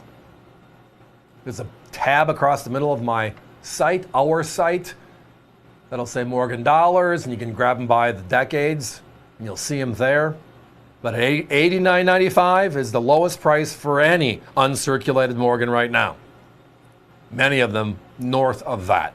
So a special tonight. Not only are they 125 years old, not only are they uncirculated, they're affordable. At least while we're here this evening. Good question. Yes, they're encapsulated as you see. They come in a presentation pouch as well. So everybody, 26 coins made from the New Orleans Mint, right? These are towards the end of that. They call them late dates. The Mint, the last Morgan was 1904 from New Orleans, so count backwards. Uncirculated, $89.95, definitely deserves an oh my. Thanks for listening. The U.S. Mint made special silver proof sets from 1992 through 1998. They were made out of San Francisco, and this is the last year of issue for that special 1998 silver proof set before they transitioned over to the state quarter program. So it's also the last of the Eagle reverse quarters, and we haven't seen an Eagle reverse since 1998. We had the state quarters, then the national parks, Women Making History, and we have an all-new series coming out this year. So this one is special, the last of the Eagle reverse and the last of those special silvers. 90% silver. We have a dime, a quarter, and a half in this set. Just $69.95 in original government packaging as well. They're otherwise known as the flat packs. They made premieres that year, and they made these as well. Plastic lens, 390% silvers, OGP, competition, more than double. They made a clad set that year, but they made over 2 million of them. This one, only 638,000. So it is about 3.5 times rarer than the regular clad set. Special price for a rare set and 3 coins in silver. Collectible Coins is now on YouTube. Watch Steve and Allison streaming live, and then after the show, check out videos of all of your favorite products. Whether you watch YouTube on your TV, phone, or computer, be sure to subscribe and click the bell icon to be notified when we go live so you never miss a show, no matter where you are. Just go to youtube.com/AVC Coins to see individual videos of all of our best products, including Morgan Dollars, World Silver, proof sets, and more. You can even click the link conveniently located in the description of every video to purchase any coin directly on avccoins.com. Be sure to hit the like button on your favorites so that we can keep bringing you more of the coins that you love. The coin show you know and love is now just a click away on youtube.com/avccoins. Over the years, the last 232 years, the U.S. Mint has been striking coins for distribution in this beautiful country of ours. They've had a number of oops, right? Remember the 1883 no cent, right? Remember the VDB, the initials on the first Lincoln. Oops. And then there's been those years where, well, we're making two different coin designs the same year. That goes into like the Mercury dime and the Barber dime and things like that. One of the great stories, and the only time in U.S. history it actually happened, was year 2 of the Walking Liberty half dollar, 1917. The mint director looks at the coin and says, "Why are the mint marks on the front?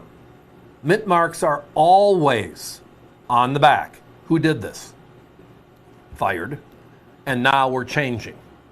So the middle of 2017, we changed the design, take the mint mark from the front of the coin, we put it on the back of the coin, but we create a dual mint mark, two different coins the same year. Now obviously Philadelphia, you can't tell, there's no mint mark.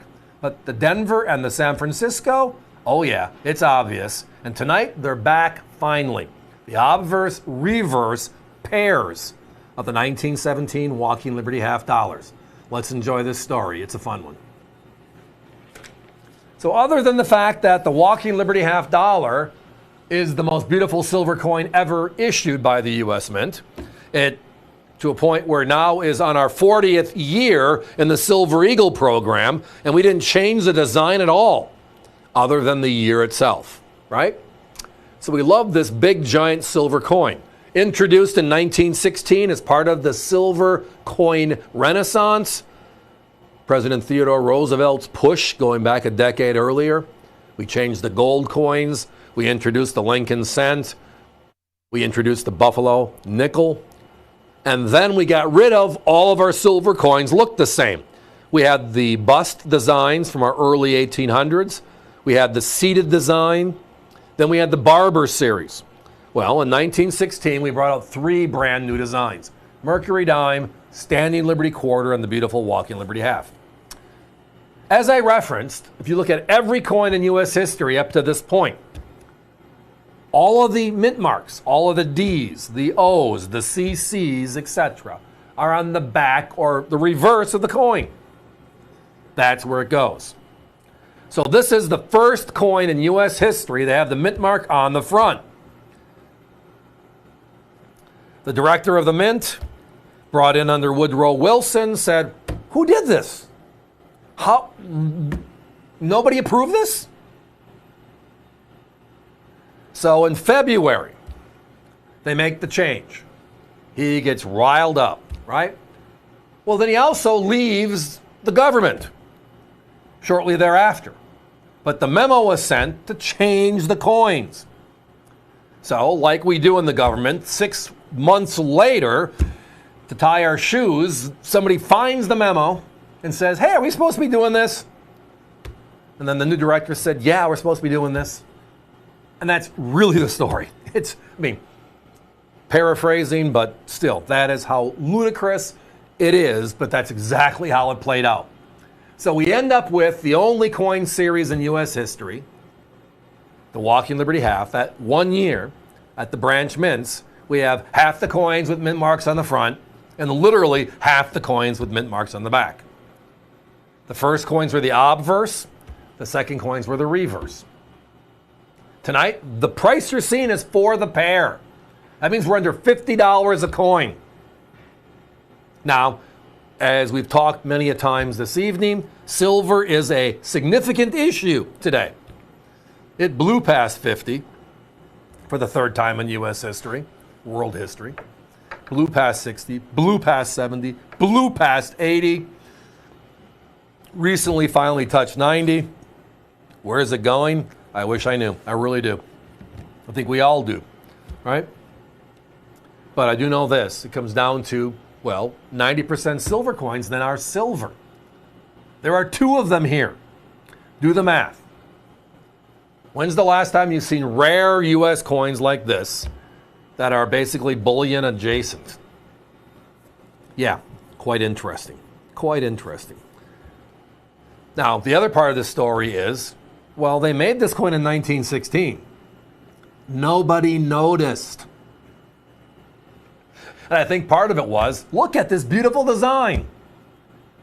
All these coins look different. The Mercury dime doesn't look anything like the Walking Liberty half dollar. But a year earlier, all of our silver coins had the same exact look, small and large, right? So I think it kind of just disappeared. Then the other story, if you read further into the original mint director in early 1917, saying the complaints were there's a speck or a die flaw on the front of the coin. Right below the motto, "In God We Trust," there's this speck of something. Can you remove it from the coin? And there was correspondence going back and forth on that. Finally, somebody told the director, it's not a speck, it's not a flaw, it's not a damaged die, it's the mint mark. We just put it there. Most likely said, you approved it, and he's going to say, no, I didn't. And you get this Potomac two-step on what's the real story, right? But tonight we have them. My competition found them. The obverse is $1.37. The reverse is $1.39 each. Now, the Denver version is about $10 less per coin. Ours, well, half the price. All the quality, all the value. But that's the nature of the beast here. We always love it that way. We find the good stuff, love talking about the good stuff. Collector quality, eye appeal, get rid of all the crap.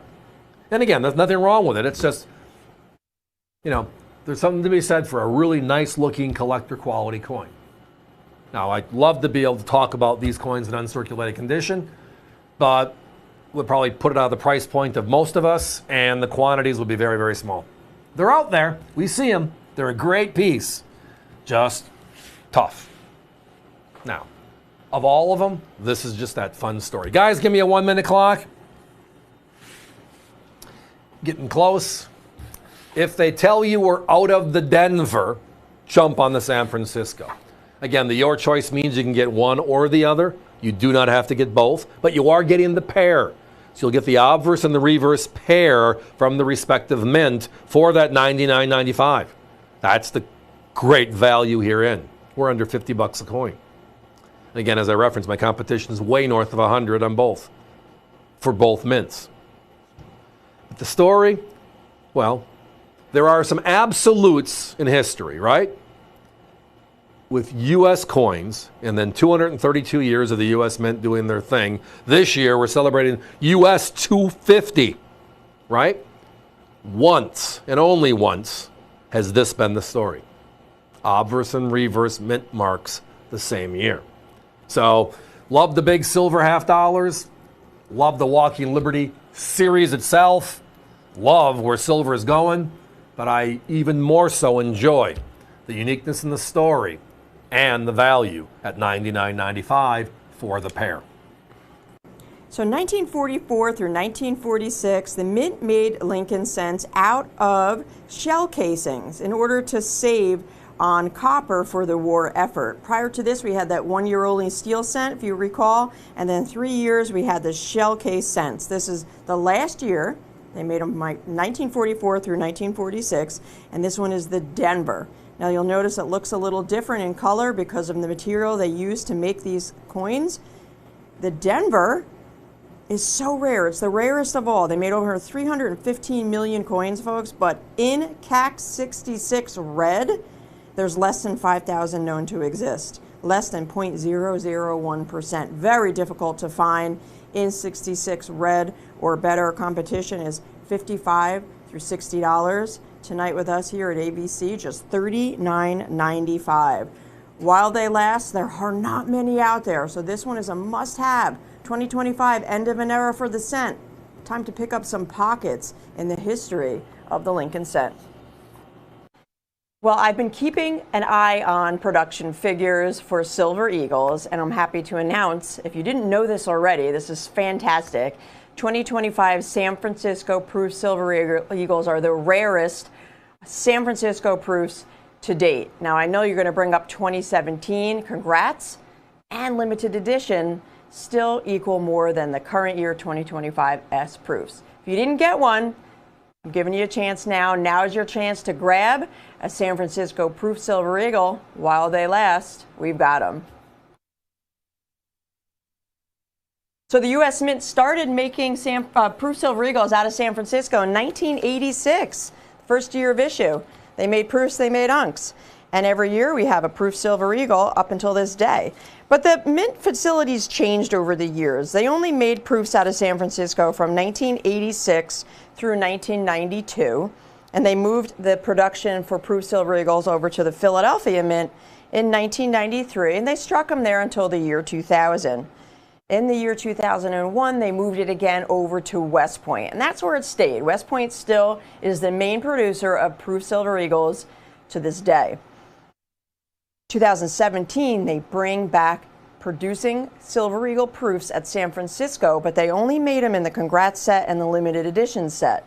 They made 50,000 limited edition sets and a 75,000 Congrats. Well, that equals 125,000, folks. So whereas we were saying 2017S are the rarest of ever, rarest of all, well, now we're beating it in 2025 with 110,000. This one is the rarest San Francisco Proof Silver Eagle to date.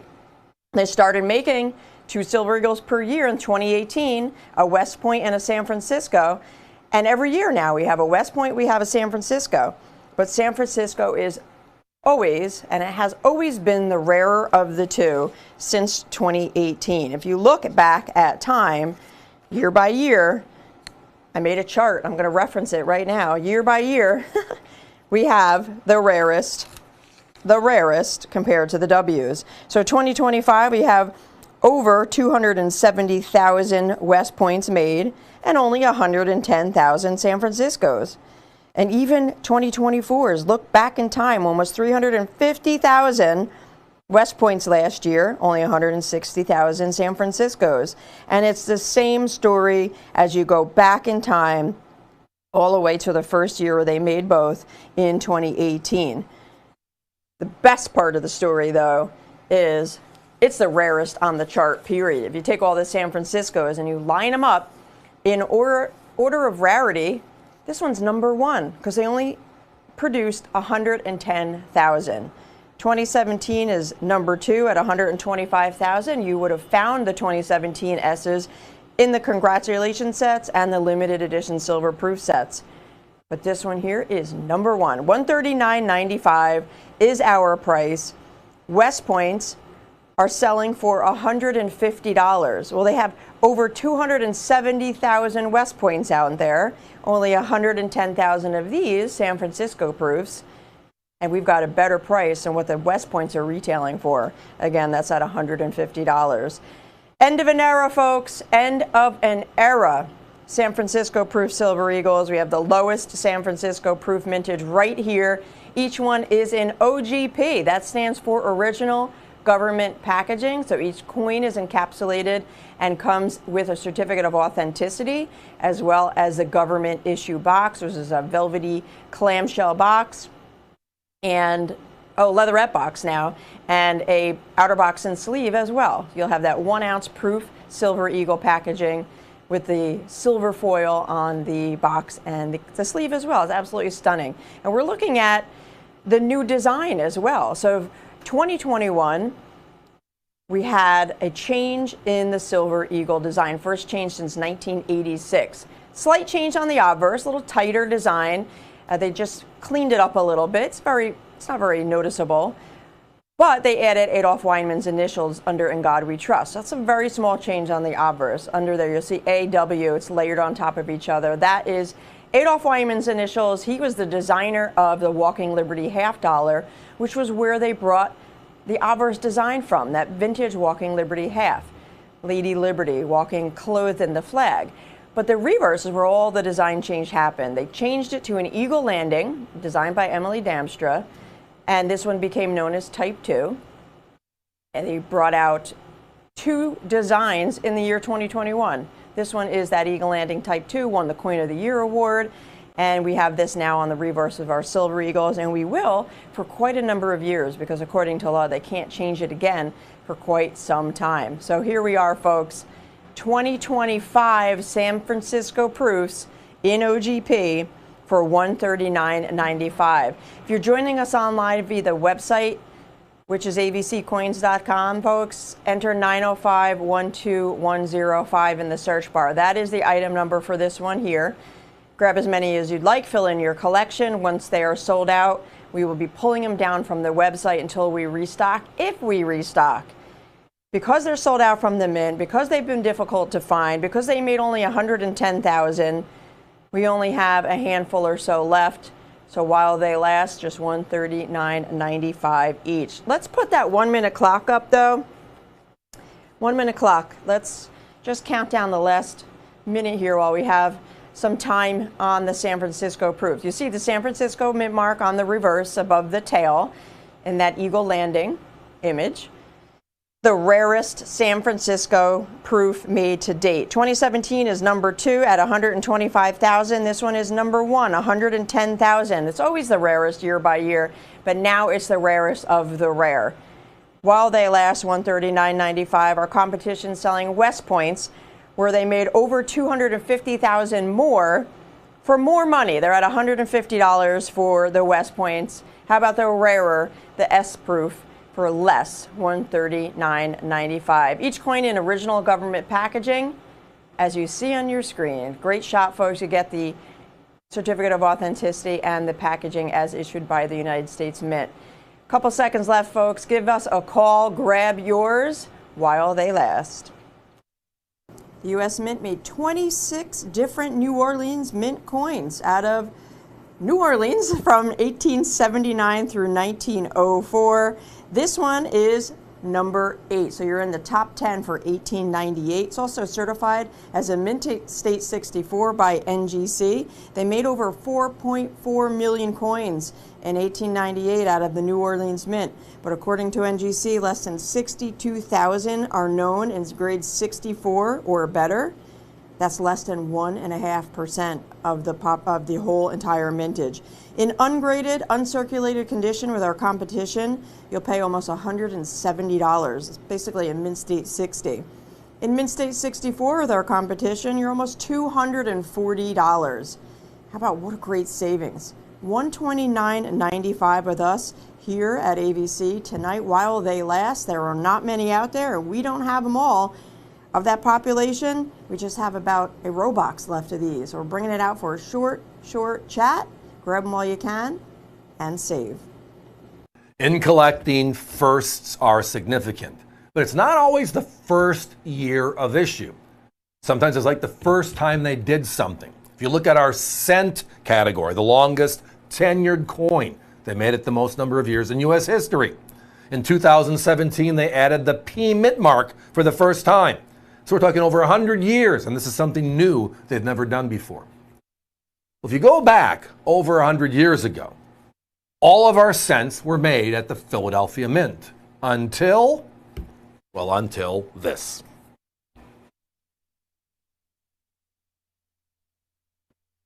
So the Indian head cent was introduced in 1859. It replaced the large cent that started in 1793. The same size as our Lincoln cent today, the 19 millimeters. Makes it easy for commerce, etc. But as I referenced, all of the cents in the 1800s, all of them were struck at the Philadelphia Mint. Even though we had San Francisco, even though we had New Orleans, even though we had Carson City, none of those mints ever struck a cent, ever. And then that all changed towards the end of the Indian head cent era. In 1908, it all changed. San Francisco came to the rescue and helped Philadelphia. Our westward expansion and our industrial age was beginning, right? And as a result, we just needed more coins in circulation. So the U.S. Mint in 1908, Philadelphia strikes 32.3 million Indian head cents. And they make just 1.1 million in San Francisco.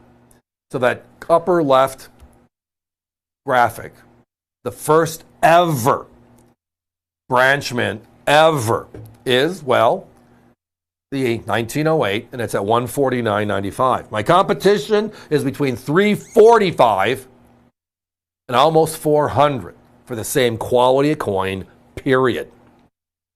We are significantly under that. But then there's the Holy Grail in the entire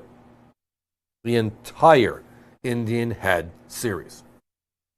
In 1909, which we transitioned to the new Lincoln Cent early in the year, right? And then we had the VDB version, and then we had the San Francisco and Philadelphia Mint pumping out coins. And the rarest coin everybody says is the SVDB Lincoln Cent. You are wrong. Not even close. The rarest cent made in 1909 was the San Francisco Indian head cent. And right there at the bottom, below the wreath, you see the S mint mark. A gorgeous coin.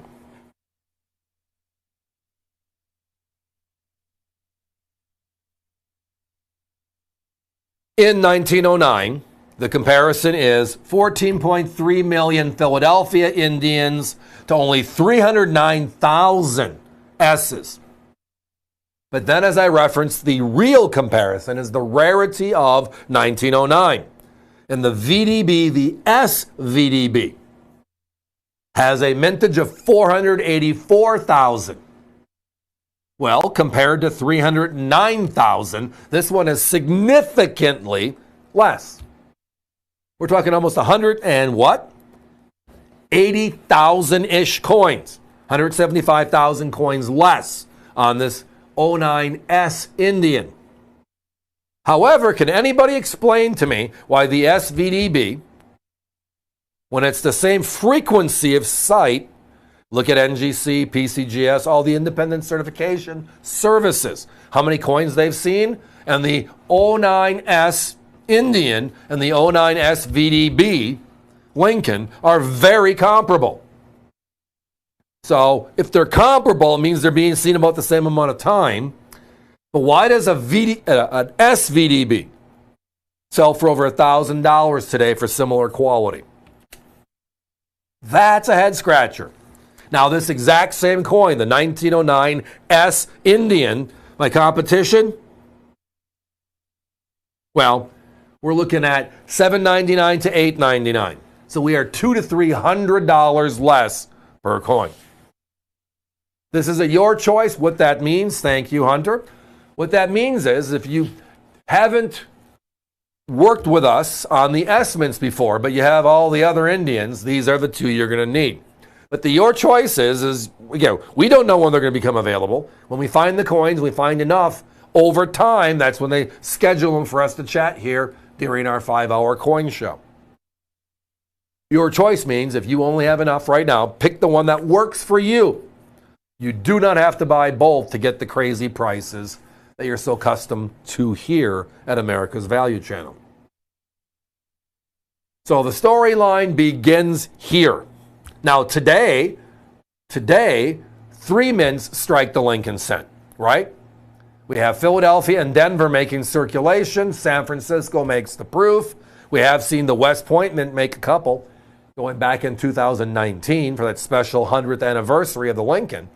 But this is where all that other non-Philadelphia stuff started. Guys, give me a 1-minute clock, please. Thank you. So in 1908, we decided to ask for help. San Francisco comes to the aid, and the first ever branch mint cent in U.S. history is born. We didn't stop there. We just continued it into 1909, and we just had a ball because we made it the most limited of all. I guess that rhymed, and I wasn't even trying. 309,000 coins is this 09S. Special. And as I referenced earlier, we're talking, everybody says the SVDB is the coin from 1909. This one is the coin from 1909. It is the lowest minted cent of 1909. 484,000 on the SVDB Lincoln, only 309,000 of this one. Competition, $200 more to $300 more on the 09. Hundreds more on the 08. When you look at the VDB as a reference on that 09, it's like, wow. Just, well, enjoy. This one's special, everybody, but I have to be moving on. The Seated Liberty series started in 1838 and it stayed in circulation until the year 1891. But what they did in 1853, the mint decreased the amount of silver in each coin for the first time. To designate the decreasing of the silver, to make it very, very obvious, they wanted to make sure everybody was aware that there was a change. They put arrows on either side of the date. So you'll see there on the obverse of the coin, they've also given you a nice blown up image at the top, the arrows on either side of 1853. This is the first year that they did it in the series. This one is the smallest of all four denominations because there were 4 coins with arrows. There was a half dime, dime, quarter, and a half dollar. This one here is the half dime, the smallest of all. The old was 1.34 grams and the new was 1.25 grams. Not a big difference, but they wanted to make sure it was clear.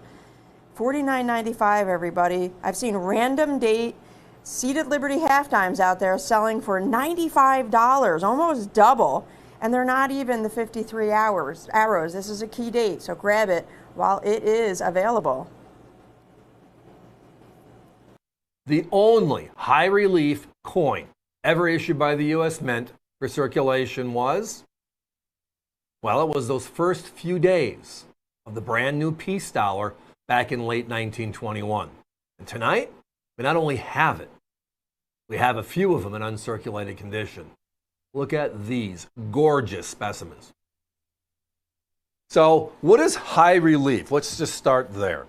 It means that the device, the main theme here, which is Lady Liberty, the Statue of Liberty look, our brand new look and feel, is above the edge of the coin. It means on the reverse, the eagle that you're going to see here in a minute is higher than the edge of the coin. So the relief is high, which means it's not a functional coin for circulation. We, at the end of World War I, wanted to create a new silver dollar. Because again, at that time, the Morgan dollar was over in 1904. And while they were making the peace dollar design, they made more Morgans. And the battle actually was basically over the eagle having arrows, which is traditional through most of our coins through the 1800s, to olive branches, because again, this is supposed to symbolize what? V for victory, the end of World War I, and peace, the end of the war of all wars at that time in world history. So we make it in December for only a couple of weeks, this coin. And then they flatten it out and put it into regular circulation mode in 1922. In 1922, Denver and San Francisco struck the coin as well. So we had all 3 U.S. mints, functional mints, making the coin in 1922. But only one of them made the coin in 1921. That is Philadelphia. Now, if you're familiar with the peace dollar, you'll know that the softening means you can sometimes barely read United States of America on the reverse. Very soft, because they flattened it out. The detail in the hair above the ear. Look at the word "In God We Trust," TRVSTV for victory. Look at how strong it is, because it's being pulled from the cup or the dish, basically, that they created with the high relief. Just a fun coin. Now, how popular is it? In 2021, we celebrated the 100th anniversary of the first peace dollar, the last Morgan. It was a crazy time. They made 175,000 of all of the Morgans. And they only made 200,000 of the piece. All of them sold out instantly. All right? 200,000 of the brand new 2021 peace dollar. We sold out at $3.99. $3.99. Think about that. This is the original uncirculated specimen for $4.99.95. Now, if you look at the mintages in this coin, they wanted to get it out there quickly. They made give or take 1 million. 1,006,000 and change was the actual numbers. But again, I always make reference to population reports just so we can get an idea of what the services are seeing. How many coins versus how few. And we're always looking for the how fews, right? If you add up NGC and PCGS, all grades, just to give you an idea how many coins they've seen or how few they have seen, you're looking at 43,000 and change out of 1 million coins that were struck. Now, because of the quick changeover as well, a lot of the coins were kept as a tribute or a symbol to peace. Yet it was a regular circulation strike coin. It wasn't made specially for collectors, etc. Crazy stuff. Now, if you look at my competition, they have middle grade circulated coins at $629. We're talking about $130 more than we have beautiful unks, as you can see on your screen. We did find one of our competitors with a beautiful unk, and they're at $899. We are $400 less. It's just a special deal. Now, there have been other high relief coins and medallions made. I mean, the brand new 2021 was made in high relief as well, and respect tribute to the original in 1921. The difference is the fact that this coin was struck for circulation. All the other high relief coins they made were made for us, the collector. Never intended to circulate. That's why they can put them in a capsule and make them look so beautiful, because we're not going to use them out there.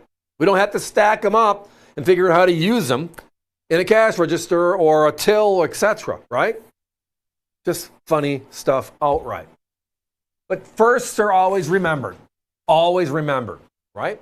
We remember that Lindbergh flew across the Atlantic first. Number 2 is tough. We remember number 1. If you're a sports fan, the Super Bowl, the first Super Bowl, right? You have what? Whether you're a fan of the team or not, you know that it was the Green Bay Packers that won. And over the last 60-odd years, you're praying your team won once or twice, a couple of them winning, many of them. And many of them not winning at all. But we remember the first, because firsts are significant. Whether it's sports cards, rookie cards as they call them there, comic books, right? Issue number 1, always significant. Stamps, the first time a design comes out. It's always significant. So it's no different in coins that the first year is going to be special.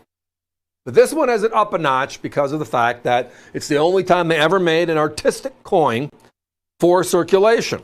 And they made it in high relief.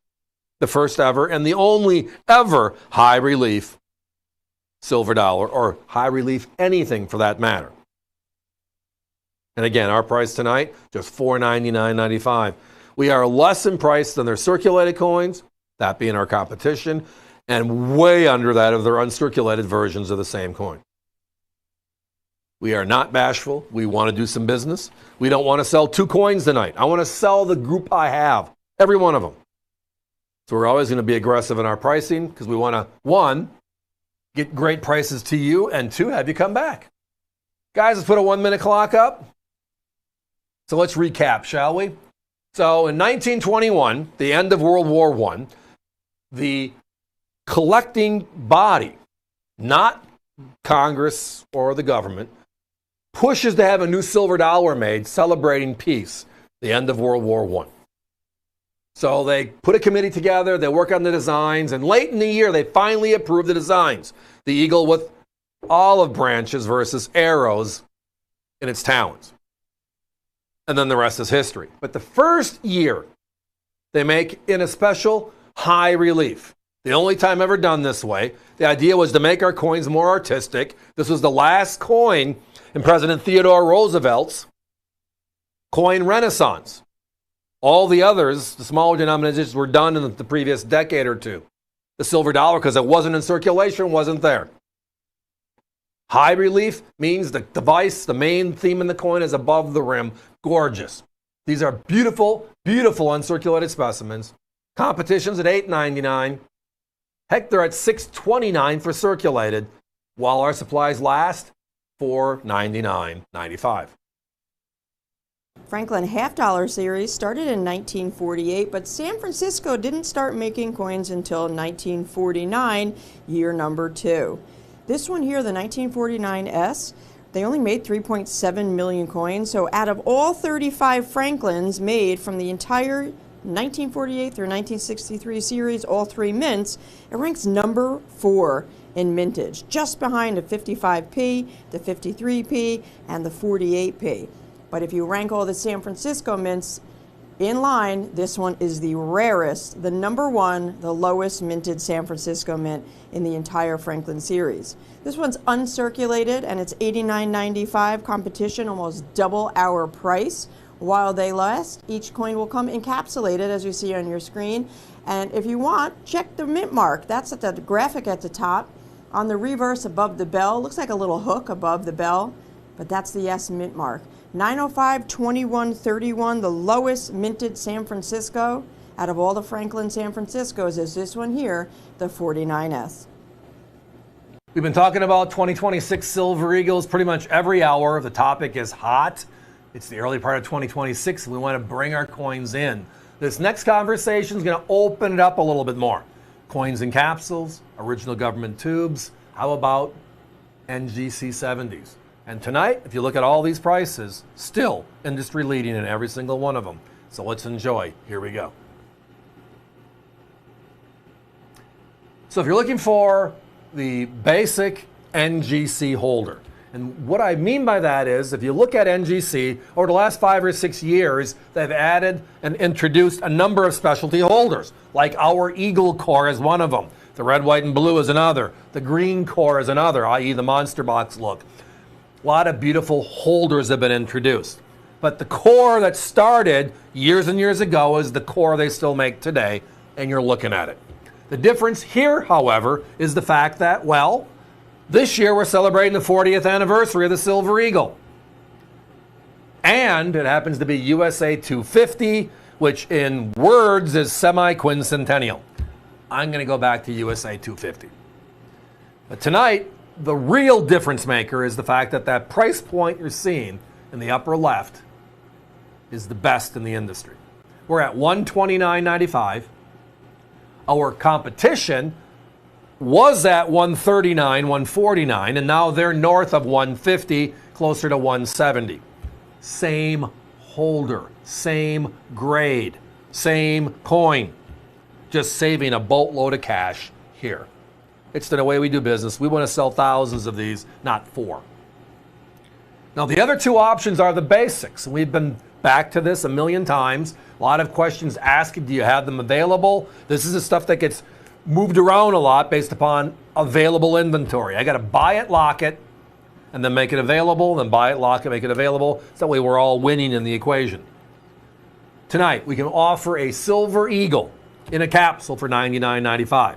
Everybody else is $119 to $129. We're holding that line.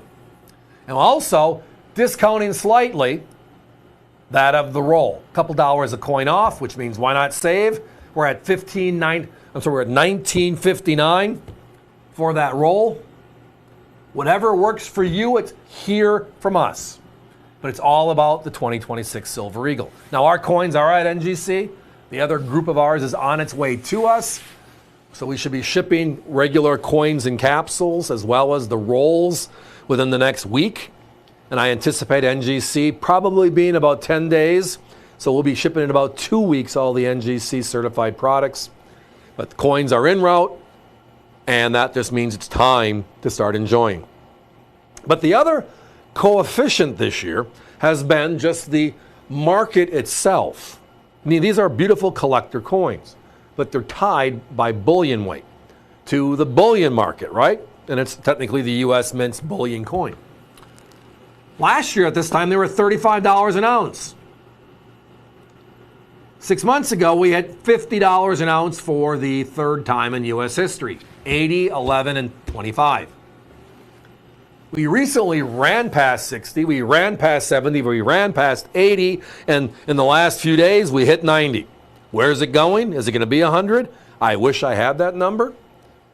with a lot of the uses in the world today for silver with the car batteries, the longer lasting this and that. I've read some great articles, but what the impact is, it's above my pay grade.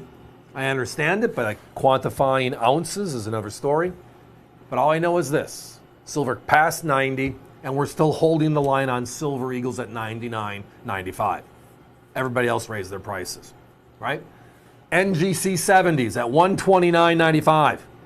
Our closest competitor is $30 to $40 higher. Closest competitor. Our largest competitor, they're almost $70 more a coin. Just the nature of what it is, and that's just part of the process. But we love our silver eagles, so we're going to talk about them. And in this short conversation, we're going to hit 3 topics. 2 basically: raw, which is the capsules or the tube, government tube, and or certified 70s. Do I have earlier years? I've been picked over rather strongly the last couple of weeks with silver on its drive, so I might have a couple here and there in 70. You got to check. I do know I have all of the other uncirculated silver eagles. Over the last 10 days, they've restocked every year. So I have all 40 years, 40 coins, because again, remember, they had 2 different coins in 2021. The old heraldic design, the first 36 designs, and then the brand new Eagle Landing, which is Emily Domstra's. The 26s will be here shortly, the 41st coin. Just the great stuff. Yes. Yeah. If you buy today, you can cancel in the future if you want, but you're locking your price today.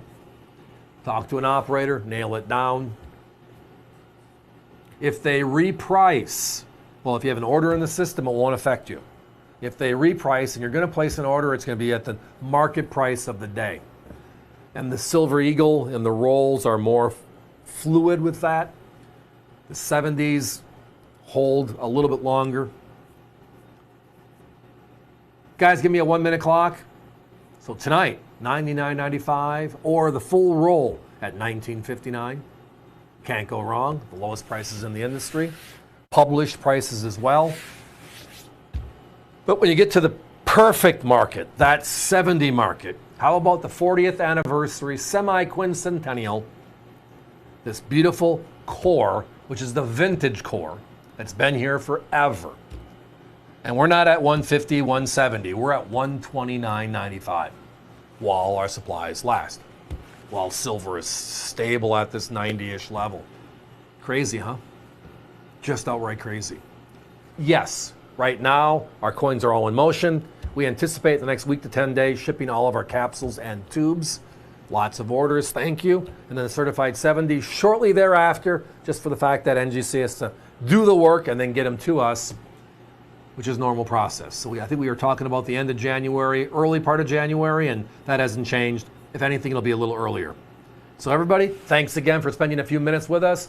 How about a great conversation on Silver Eagles? Yes, that's what it is right here. But it's time to be moving on.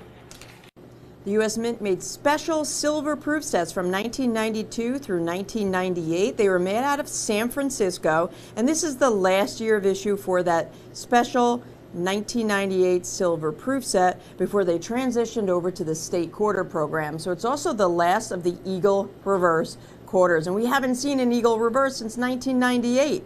We had the state quarters, then the national parks, Women Making History, and we have an all new series coming out this year. So this one is special, the last of the Eagle reverse and the last of those special silvers. 90% silver. We have a dime, a quarter, and a half in this set. Just $69.95 in original government packaging as well. They're otherwise known as the flat packs. They made premieres that year, and they made these as well. Plastic lens, 390% silvers. OGP, competition, more than double. They made a clad set that year, but they made over 2 million of them. This one, only 638,000. So it is about 3.5 times rarer than the regular clad set. Special price for a rare set and 3 coins in silver. Vintage Morgan dollars? Well, there's a few of them. Philadelphia, San Francisco, New Orleans, right? Some Carson cities. But the needle in the haystack, the sleepers, Well, there's 2 or 3 of them per mint. And tonight, we're going to spend a few minutes on one of my favorites. It's the elusive 1888. Oh, here we go. And I mean it, elusive. Outright elusive. We've talked over the years how the more information we get about our coinage, about our history of our coinage, about what we see and we don't see, the better decisions we can make. And there are a couple poster child coins per series. In the Morgan Dollar series, the 1888, the Lucky Eights, is that coin. So let's talk mintage figures, right?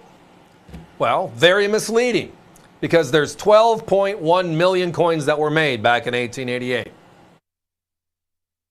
Now, how many of them survive the Pittman Act of 1918? How many of them survive the 1980 $50 an ounce scenario? How many of them survived the $50 an ounce in the last decade? We don't know that. But in a way, we actually do. Because if you look at NGC and PCGS, ANAX, the big grading services, they publish everything they see. And there's some statistics, they're numbers, they're real numbers. It's what they have seen. And when you look at this coin versus everything else around it, nobody can find this coin. Nobody has submitted this coin. And there's not a conspiracy. We're all holding on to 88Os. We don't want to certify them. That's not the issue. So this one, beyond special. Now, we found a couple of rolls that were put together. They weren't original rolls. It took time for one of our friends to do this, a little over 6 months. And tonight, we're talking about them for a very short period of time because the Lucky Eights just don't last. And that's whether it's Philadelphia, New Orleans, or San Francisco. There were no Carson Cities in '88. They call them the Lucky Eights, the triple dates, or the triple digits, I should say. Only one in the entire series. Yeah, pretty cool. If you look at the early 1880s, 83, 84, 85, right? We're looking at 400, 500, 600,000 coins that have been seen over the last 40 years by the grading services each year. This one, 66,399, all of them combined. A fraction. So I always call it the Great American Coin Hunt. And I've been doing this for 40 years, hitting shows every month, multiple coin shows, local and national. And we're always hunting, trying to find. Because when you walk into a show, you really don't know what you're going to find. And when you look at the mintage figures, you say, well, it should be here, right? Well, when we started, and when I started 40 plus years ago, that was a thought. Many of you might experience the same thing, but years of experience tell you something different. I can't find certain coins. I can't find certain coins in what they call condition rarity. I can't find certain coins in a certain quality. Some of them might be you can't find them circulated. In this case, you can't find them uncirculated. And then it comes down to the other side of it. For a beautiful uncirculated coin, what do I got to pay? My competition, they have this coin exactly as you've seen it. Now, I'm going to be biased. I don't think theirs is as beautiful as this grouping we have. But they're uncirculated, so unk is an unk, right? And they're at $189. So we're $90 less per coin for a key date Morgan. Now, here's something else to remember or consider, or both. New Orleans was known as the hand-me-down mint, right? They received all the leftover equipment from San Francisco and from Philadelphia. They also weren't operational for a good number of years in the middle of the 1800s. When the Civil War started, New Orleans as a mint closed. The U.S. government closed it. It was now part of the Confederacy territory, right? So it was closed. It didn't reopen until the Morgan dollar was released in 1879 for New Orleans. They are not known for their quality. which is just the depth of strike and the firm detail. Well, look at this. This is the reverse. You can see every feather on that eagle. On the obverse, the high point is right above the earlobe. You can actually see the definition in the hair. You can read the word liberty across her brow and the tiara. It is outright special. The open fields are clean, i.e., like they were made 130 plus years ago, which they were. So the hunt is always trying to find the ones you can't. And then sometimes you employ others to help you on this journey, and a good friend of mine did that for us. We are on the air 3 days a week, Tuesday, Wednesdays, and Thursdays. We're on for 5 hours a night. And we cover about 50 products every evening. Shorter conversations so we can get all the price points out there. We can also cover lots of territory. We can talk about wheat cent rolls and gold pieces because we're talking about it all. It's not just the Silver Eagle Network or the Morgan Dollar Network, etc. I looked up this coin, 1888.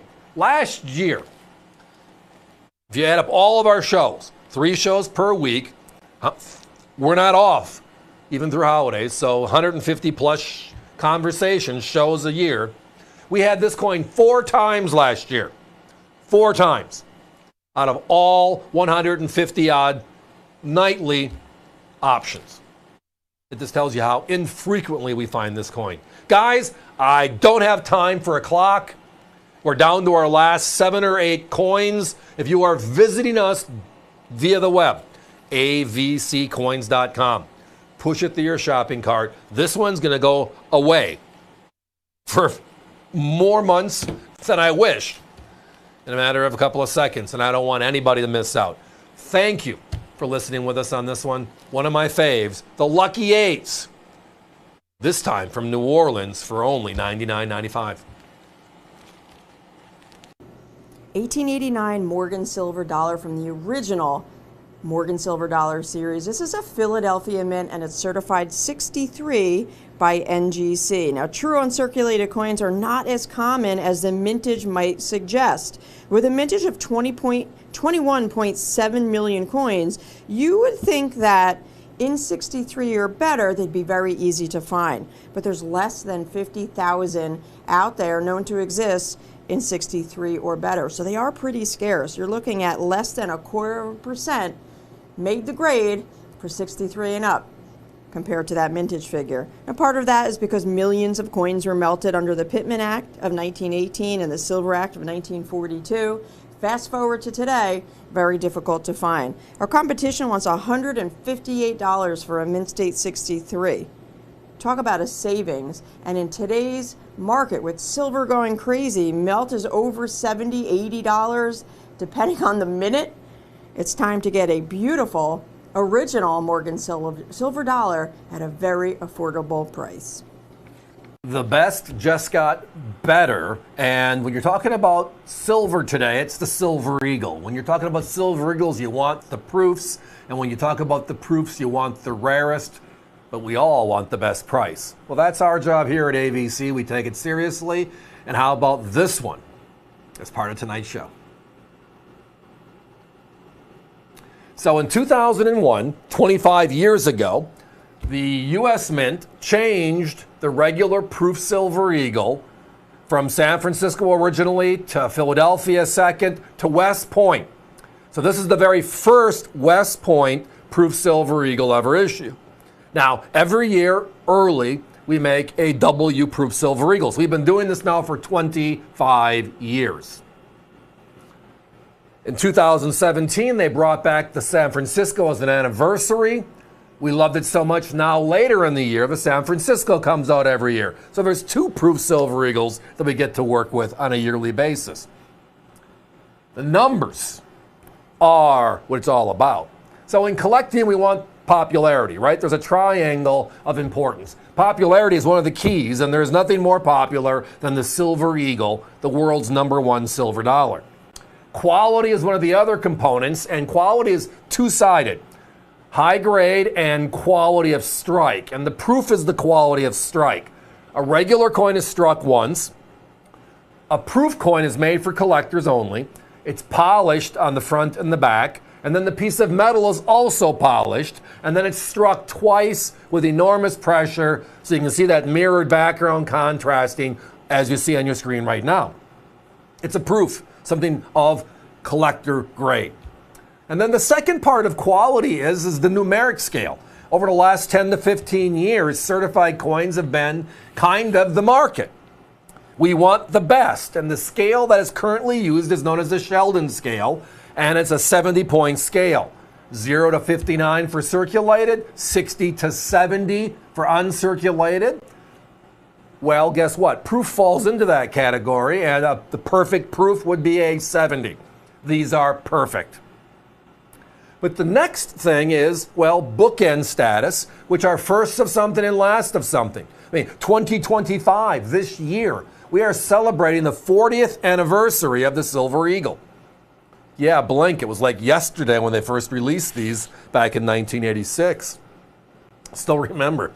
Just tells you I'm getting old, I guess, right? So you got a first year of issue bookend with West Point coming online in 2001. The unique thing is, over the last 25 years, the last quarter century, the number of coins that made it in 70, since it's more and more popular today, is surprising. Because how about this? This coin is number 2 on the depth chart for the rarest in the last 25 years. Guys, let's bring the graphic up real quick. So West Point Proof Silver Eagles, again, started in 2001. That's the red you're seeing, number 2. The only coin that has fewer coins known in 70, is the 2002, which is 8,066, that top row. The 2001, the first year of issue for West Point. Now, why? They made a good number of them that year, right? But which is 746,000, which is average at this time. So all of those have similar mintages. The difference is in 2001 versus today, certification was becoming more and more and more part of collecting. It's not just good enough to own the best, a proof being the quality of strike best. I want the best quality numerically graded, certified as well. And that's where this kicks in.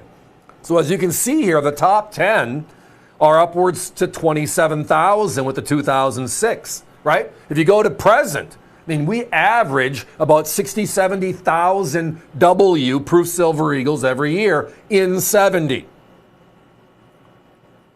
Guys, let's go back to the coin if we can. So here's the question. The 2025s are out, right? The San Franciscos we just had out in the last week. Here, the U.S. Mint later part of this month. What are the prices? What are the numbers on the brand new 2025s? And I'm talking about our own prices here. Yeah, the price we have tonight on the 2001 is the same price we have right now for the 2025s. Think about that. The brand new one where there's going to be 60, 70,000 known, or I can get the first year of issue and the number 2 rarest, the second rarest of all proof Silver Eagles. And at my price tonight, our price, the AVC price of $179.95. Here's something else, just for kicks and giggles out there. Our competition has this coin in the original government packaging at $165.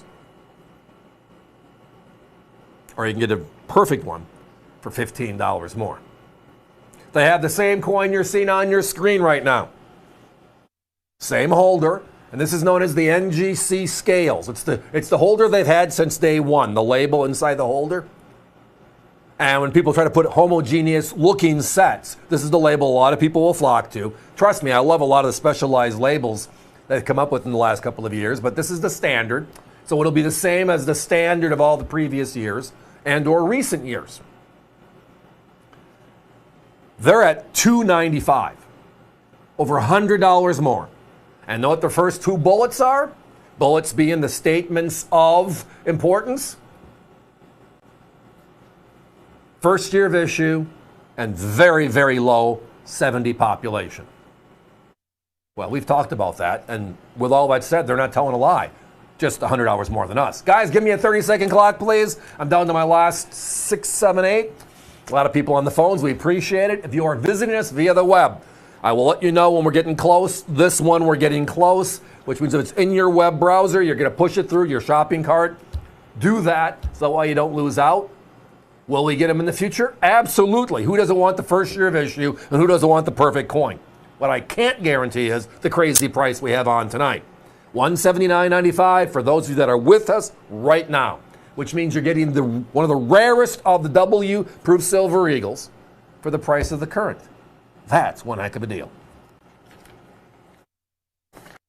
And that's a wrap. And it's a new year. Happy New Year's, everybody. We are now in 2026, at least on the East Coast we are. I know a few of you that are watching will get to experience that shortly yourselves. But when you're all done, remember, Thursday night, New Year's Day night. At 9 o'clock, we have our 4-hour segmented show.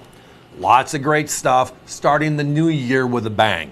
So until then, again, Happy New Year's, everybody, and we'll see you later tonight. Collectible Coins is now on YouTube. Watch Steve and Allison streaming live, and then after the show, check out videos of all of your favorite products. Whether you watch YouTube on your TV, phone, or computer, be sure to subscribe and click the bell icon to be notified when we go live so you never miss a show, no matter where you are. Just go to youtube.com/AVC Coins to see individual videos of all of our best products, including Morgan Dollars, World Silver, proof sets, and more. You can even click the link conveniently located in the description of every video to purchase any coin directly on avccoins.com. Be sure to hit the like button on your favorites so that we can keep bringing you more of the coins that you love. The coin show you know and love is now just a click away on youtube.com/AVC Coins.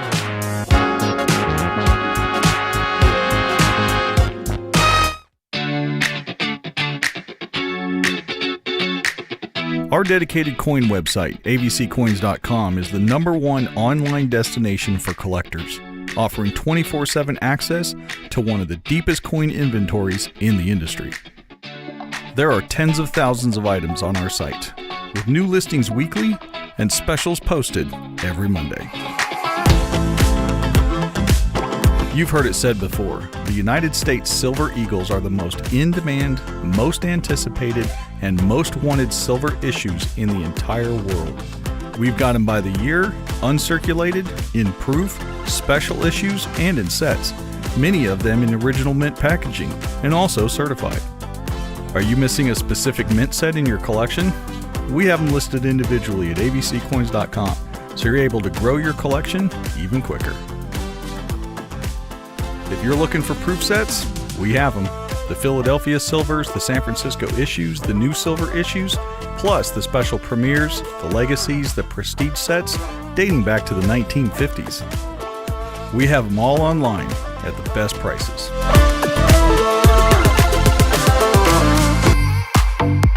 Now let's have some fun with dollars, a very special category. Morgan dollars from all 5 mints: Philadelphia, San Francisco, New Orleans, Denver, and yes, Carson City. We've got all the peace dollars: Eisenhower, Susan B. Anthony's, even the Sacagawea and Presidential Golden Dollars, plus the new Innovation Series. Literally hundreds to choose from.